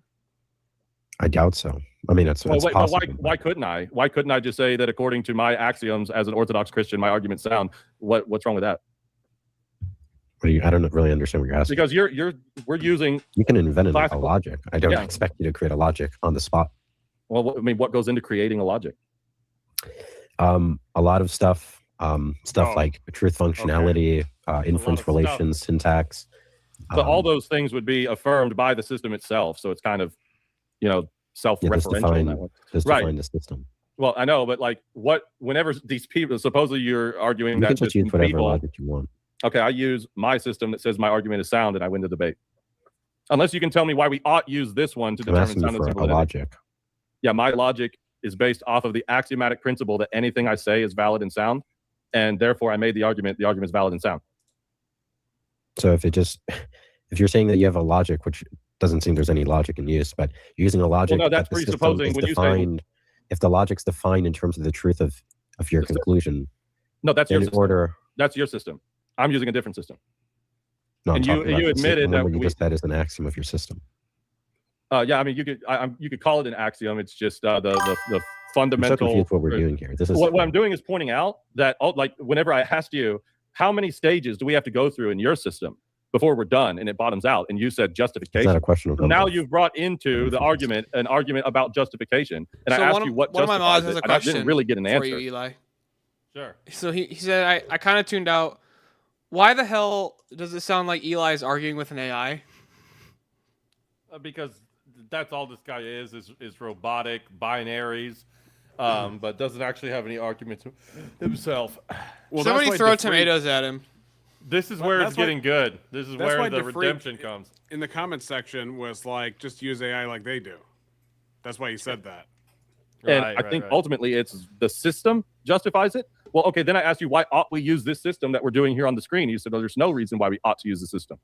And so now I'm pointing out, okay, so I could pick any system, and my argument would be sound and valid if I can just arbitrarily create a system that says my argument is sound and valid. I don't really understand what all that's about. I don't know what it means. Systems don't say they don't assume propositions. So that's just a little strange. Wait, I know, but there's propositions that can be made in virtue of a system, right? I don't know what that means. There's facts about the system, if that's all you're saying.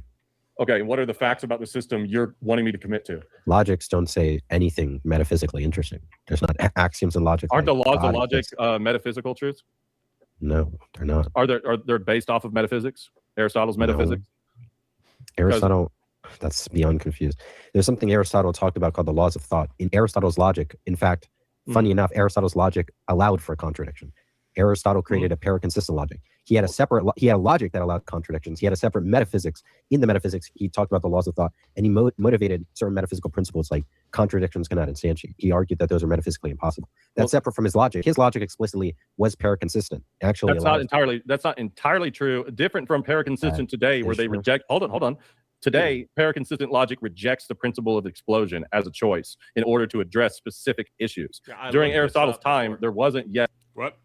I looked this up before because I heard him say this, that Aristotle's logic was paraconsistent. And what I knew about paraconsistent logic is that they reject the principle of explosion. And I read in the philosophy forum, somebody clarified exactly this point, that at the time of Aristotle, there was no principle of explosion to reject. So naturally, he included contradictions in the argument. Then whenever classical logic developed the principle of explosion or discovered or whatever word you want to use, that then contradictions were out of the picture, and that was classical logic. And then in modern paraconsistent logic, they admit that all they're doing is just taking out the principle of explosion, and that's what makes it paraconsistent. What I'm pointing out to him is that Aristotle had no choice but to be paraconsistent because the principle of explosion wasn't developed yet. He didn't have classical logic wasn't developed yet. So he's equivocating by going like, oh, Aristotle preferred paraconsistent over classical. Classical wasn't fucking invented yet, so it had to be. So I'm drawing that distinction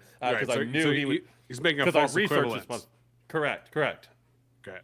A developed principle of explosion, which is what made it paraconsistent, but not in the same way that we know modern paraconsistent logic today. There just wasn't a principle of explosion yet developed. So it's a little bit dicey there when you say that he was accepting paraconsistent logic as we know it today, when paraconsistent logic as we know it today is just rejecting the principle of explosion for the sake of addressing specific issues. You can allow contradictions in ways that don't assume explosion. That's paraconsistent logic. But what I'm saying is they didn't even have a concept of the principle of explosion, and that's what made it paraconsistent. The point is that it's not a provision in the logic. So modern paraconsistent this is like logic. Not very controversial. A better way to say what I'm trying to say is that Aristotle wasn't rejecting classical in favor of paraconsistent. All that was available to him was paraconsistent. That's all. Yeah, you couldn't. And to even say paraconsistent would be in reference to the establishment of classical logic in the first place. And since neither were there, you cannot anachronistically call it either of those things. And that's why I always say that these things don't exist in vacuums. Again, I love that the fucking nominalist is the first person to put things in these neat little immaterial purses, you know what I mean? Like they want to have these little vacuumous purses, but none of them's existing, and I'm the one saying they're all interrelational. They're not literally existing in vacuums the way you're presenting they do, and then also rejecting don't even fucking exist. You performative contradiction monkey mother. And so you're going to exactly. He's going to say they don't exist, but he's going to correct you by putting them in necessary classifications. Exactly. On that note, real quick, guys, I gotta dip. Yeah, Jet. So. All right, Steel. Hold up, before you go, Steelborn. Let's do one of these. Here we go. Steelborn, tell everyone where they can find you. Yeah, you can find me over at Steelborn on YouTube and on X. We'll do debates, some cultural commentary, some chill streams every now and then. You can always find me over at, Verbal Combat Friday, baby. I actually got 2 debates coming up this week. I got one tomorrow against a religious Jew. We're gonna do 2 prompts. Tomorrow. Yeah, we're gonna do 2 prompts in one debate. Holy crap. Prompt 1: does the Old Testament teach a Trinity? Prompt 2: was Jesus the Messiah? And I actually specifically am getting it in that order because if I can demonstrate that the Old Testament teaches a Trinity, well then it's one debate. It's one debate because not only that, well, if it does teach a Trinity, who's the second person of the Godhead? But not only that, if his understanding of the Old Testament is false, then his understanding of the Old Testament messianic prophecies would also now be called into question. Correct. And for this one, I will actually call upon, even though there's a bit of a war going on, I will call upon my Protestant friends. Get in the fucking panel and wreck this guy because he gets so upset. It's so funny. I am working both jobs tomorrow, so you're gonna have to rely on Rev Russ to possibly be around. Otherwise, I would like to help you guys on that one. I definitely want Rev in there because it's funny. It's just gonna be so funny listening to Rev talk to this guy. I argued with this guy for like 20 minutes about what anti-Semitism was one day. He's I don't know. I think he's a super prideful guy, but we'll see how it goes. And then I got a debate on Saturday. On the prompt, raising children in your religious tradition. We're getting an echo. Yeah, it's Eli because he unplugged his fucking headphones. Back now. Yeah, so Saturday debate is raising children in your religious tradition without educating them on alternatives is abuse. That's the actual prompt. I'll be in the panel. I'll be in the after panel for that one. There's not going to be an after panel. That's going to be over on Horseradish. Oh, lame. Yeah, but it's like... But hey, it's going to be so Steelborn, at some point, come watch the end of this stream because we're almost done, and I want you to see where what you suggested I do with that Socrates argument. I do the exact thing you mentioned with that argument and mimicked his style, and it's really funny. So watch that when you get a chance, because we're almost there. All right, I have a real quick question. Mo, how old are you? Am I the baby of the panel over here? You're the baby. Of course you are. You probably are. Yeah. Actually, no. Mo is. I'm 17. Yeah, I'm actually 22. I just had a really hard life. Like seriously, how old are you, Mo? Because I know re-exam's probably like 70. Oh my god. I'm on the bad side of 35. I'll put it that way. Oh damn! I am totally the baby. I'm 22 over here. Yep. Yeah. Which is why you're so hyper, and the rest of us are just. We can get amped a bit, but we're not like. I mean, you are rapid fire. I'm bloodthirsty. It takes 50% of my battery every time I crash out. So. See, that's one of the reasons I love verbal combat. I'll just keep going for hours. I don't care. Oh my god. I'll argue with anybody. Okay, that's right. And before you go, are any of you guys definitely going to VK Live right around DebateCon time? Potentially. I gotta see if I can get like. I gotta get like a grand saved up. Right. I'm doing the same thing. I told Easy I'd get back to him in 2 days, and I'm doing the finances over with the wife. So I got a $1,000 donut bar up right now. That's got nothing in it, so we'll see how it goes. Steelborn, if you go, I will almost certainly go. So that motivates. That would be sick. Look, I do want to go to DebateCon. Right, it'll be a great vacation for the wife and I. Yeah. And getting to go to do VK Live would be fun. That would be pretty dope. Yep. It's looking like it's going to be amazing. But yeah, I've got like a bunch of other stuff. Like I've got like some medical stuff coming up, so I just can't be away. Yeah. Look, I know. It's not in the cards this time. Look, retard treatment's very expensive. We know, Mo. It is expensive. You would know firsthand, right? No, I know from secondhand experience because of, many of my friends. I'm just waiting for the cosmic orange circle to come and be like, "Hi, I'm Avarice. Steelborn, get back with your helmet." Dude, if I'm fucking there, it's just gonna be me and Avarice Spurg fest the entire time. Avarice and JS are gonna fight, right? They're meeting there and they're gonna fight in real life. Wrestle, yeah. This is no longer verbal combat at this point. This is just combat. It's just combat. I do gotta say, like, some of my favorite VK matches is you and Avarice together. It's just fun. Oh, hell yeah. It's hilarious. Dude, well, that's why you guys keep getting matched up. It's like two polar opposites of approach. It's hilarious. But I know. I actually try and actually evaluate the argument, and Avarice is just like, I'm way more racist than you.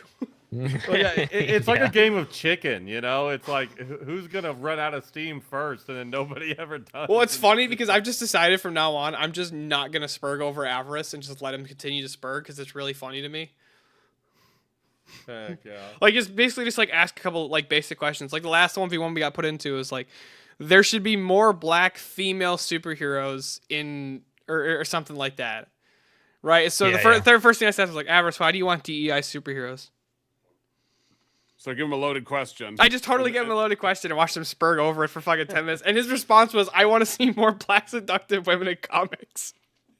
That was his answer. Well, it's funny because that he's not afraid to go the like absurd route. Oh, so no. You just like give him a diving board to jump off of and like watch him do a gainer. It's really funny. If we get to go though, it'll actually be the second time my pops and I have gone to an event with Andrew Wilson.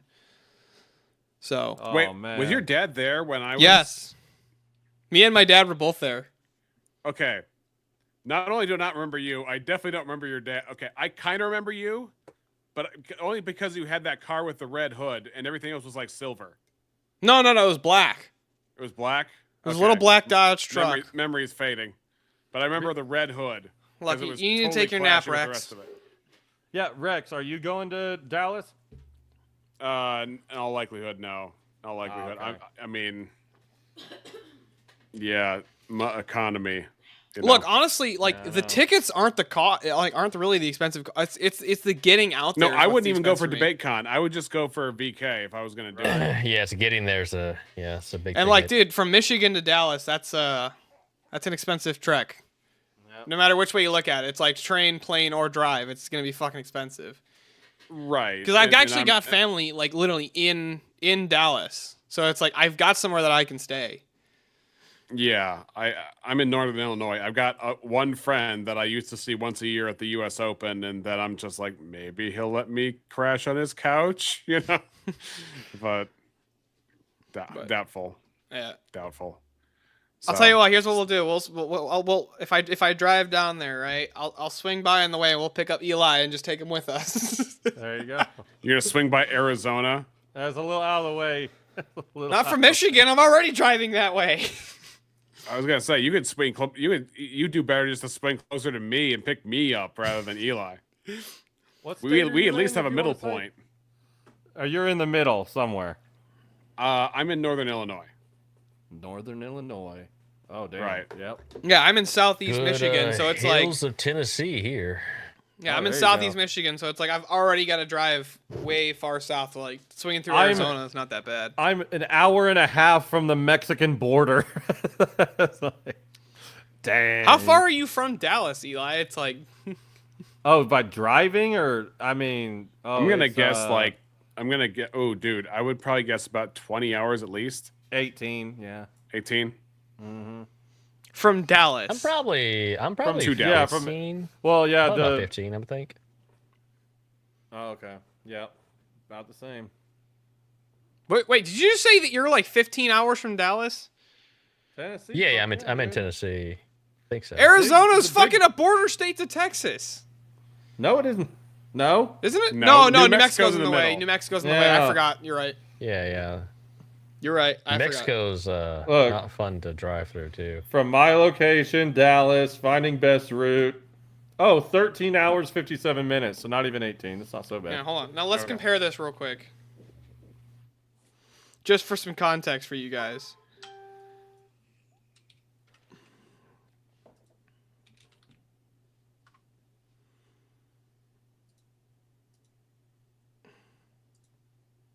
Oh, actually, I was way off. It's only less than 14 hours for me. Oh, nice. Okay, this is actually a lot shorter of a drive than I thought it would be. Mine's about 18 hours. It's actually faster for me to take the no toll freeway. Oh wait, nope. I would definitely take the toll road. No, I wouldn't take the toll road. I wouldn't take the toll road. If I took the toll road, I'd drive right through fucking St. Louis. If I didn't take the toll, I'd go way around it. Well, dude, also your toll box thing, would that be communicable in other states? Like outside of because I'm assuming you're using the E-Pass, right? I don't even have one. I was just saying, like, if I took the toll. Okay. But no tolls is actually the fastest route, about 17 hours and 17 minutes for me. I was not expecting that. I was expecting that to be way longer. I just blow through that shit and dare them to send me a letter. No. Change your address form as soon as I get home. Only one can judge me as God. Just send it to me. You can get them the reflectors where they can't get your license plate, but then you may get in contact with a state trooper several miles down the road. But that's also true. Yeah. But all right, guys, I gotta hop off here. You guys have a great night. Eli, great job with that debate. Hey, thanks. You should have trolled him a little more. That's my only critique. Tacos won't let me. That's what Trench Deacon said to me in my debate. You know, just like, instead of being so proper, just threatened to stomp on his head. It's like, I'm not going to do that. If I had the same debate with Monkey on Easy's channel, it would have went way different. That's why I'll never use Breakfast Tacos as a fucking moderator. I can't stand the guy. I kind of want to I want to throw tomatoes at him too. Yeah. I want to throw vegetables Enjoy your at him. koozie, Steelborn. I already finished the beer, so the koozie was just for looks. Oh, okay. All right. Well, see, that's how you do it. The koozie is not for any function. It's just because it looks cool. You said it was to keep it cool. That's the function of a koozie, not the function of my koozie. You just said it wasn't a function of it. No, I said that was not what I used it for. That was not the intent. I'm just fucking with you, though. I've just been fucking with you. You know what? You know what, Mo? Now you know what? Now if I ever see you don't get a cigar. All right. I just want you to know, Steelborn, he's not fucking with you. He's being very serious. I know he is. I'm being He's such a completely mean guy. serious. Mo is so mean, bro. I'm a big meanie. That's what Emmett says. I'm a big meanie. But all right, you guys have a good night. Later, dude. And Later, hopefully dude. I might see you guys all at Verbal Combat Live. Let's see.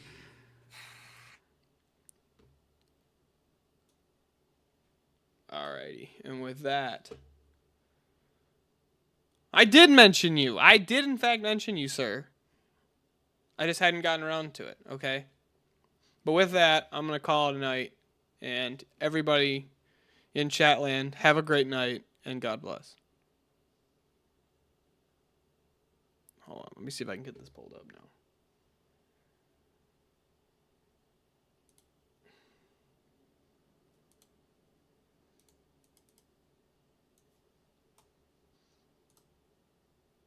Hold on.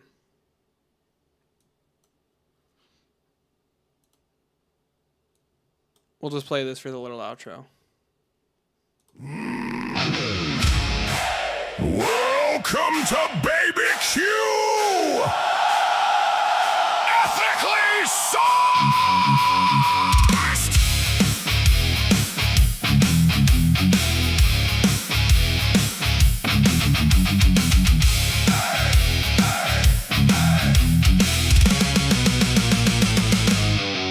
Met a vegan with a nose ring chain, talking about the cattle pain. Said you meat eaters are deranged, then defended babies getting slain. He said steak is violence, can't you see? Why sipping oat milk smugly? But if the heart beats small enough, apparently that's tasty stuff. Save the chicken, save the trout, just don't ask what this meat's about. Baby Q, fire up the grill tonight. Baby Q, stem cell cola between each bite. No more burgers, that's obscene, but baby back ribs are clean. What a wild world view. Welcome to the Baby Q.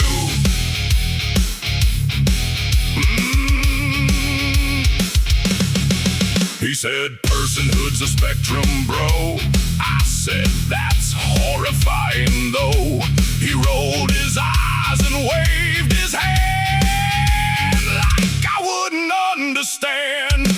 Post compassion every day. Hashtag love in every way.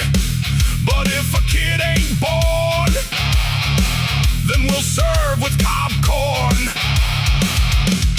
Cow lives matter, pigs are friends. Human value just depends. Baby Q, cook it medium rare. Baby Q, progressives just don't care. Save the whales and save the bees, but babies do what you please. That's the newest point of view. Welcome to the Baby Q. No commandments, no objective truth, just social trends and fake outrage too. Everything's sacred, everything's protected, except the lives they disconnected.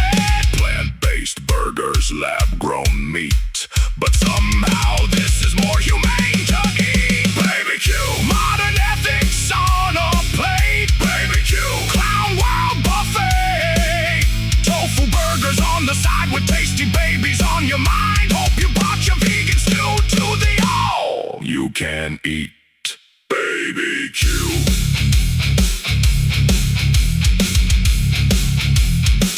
Would you like fries with that?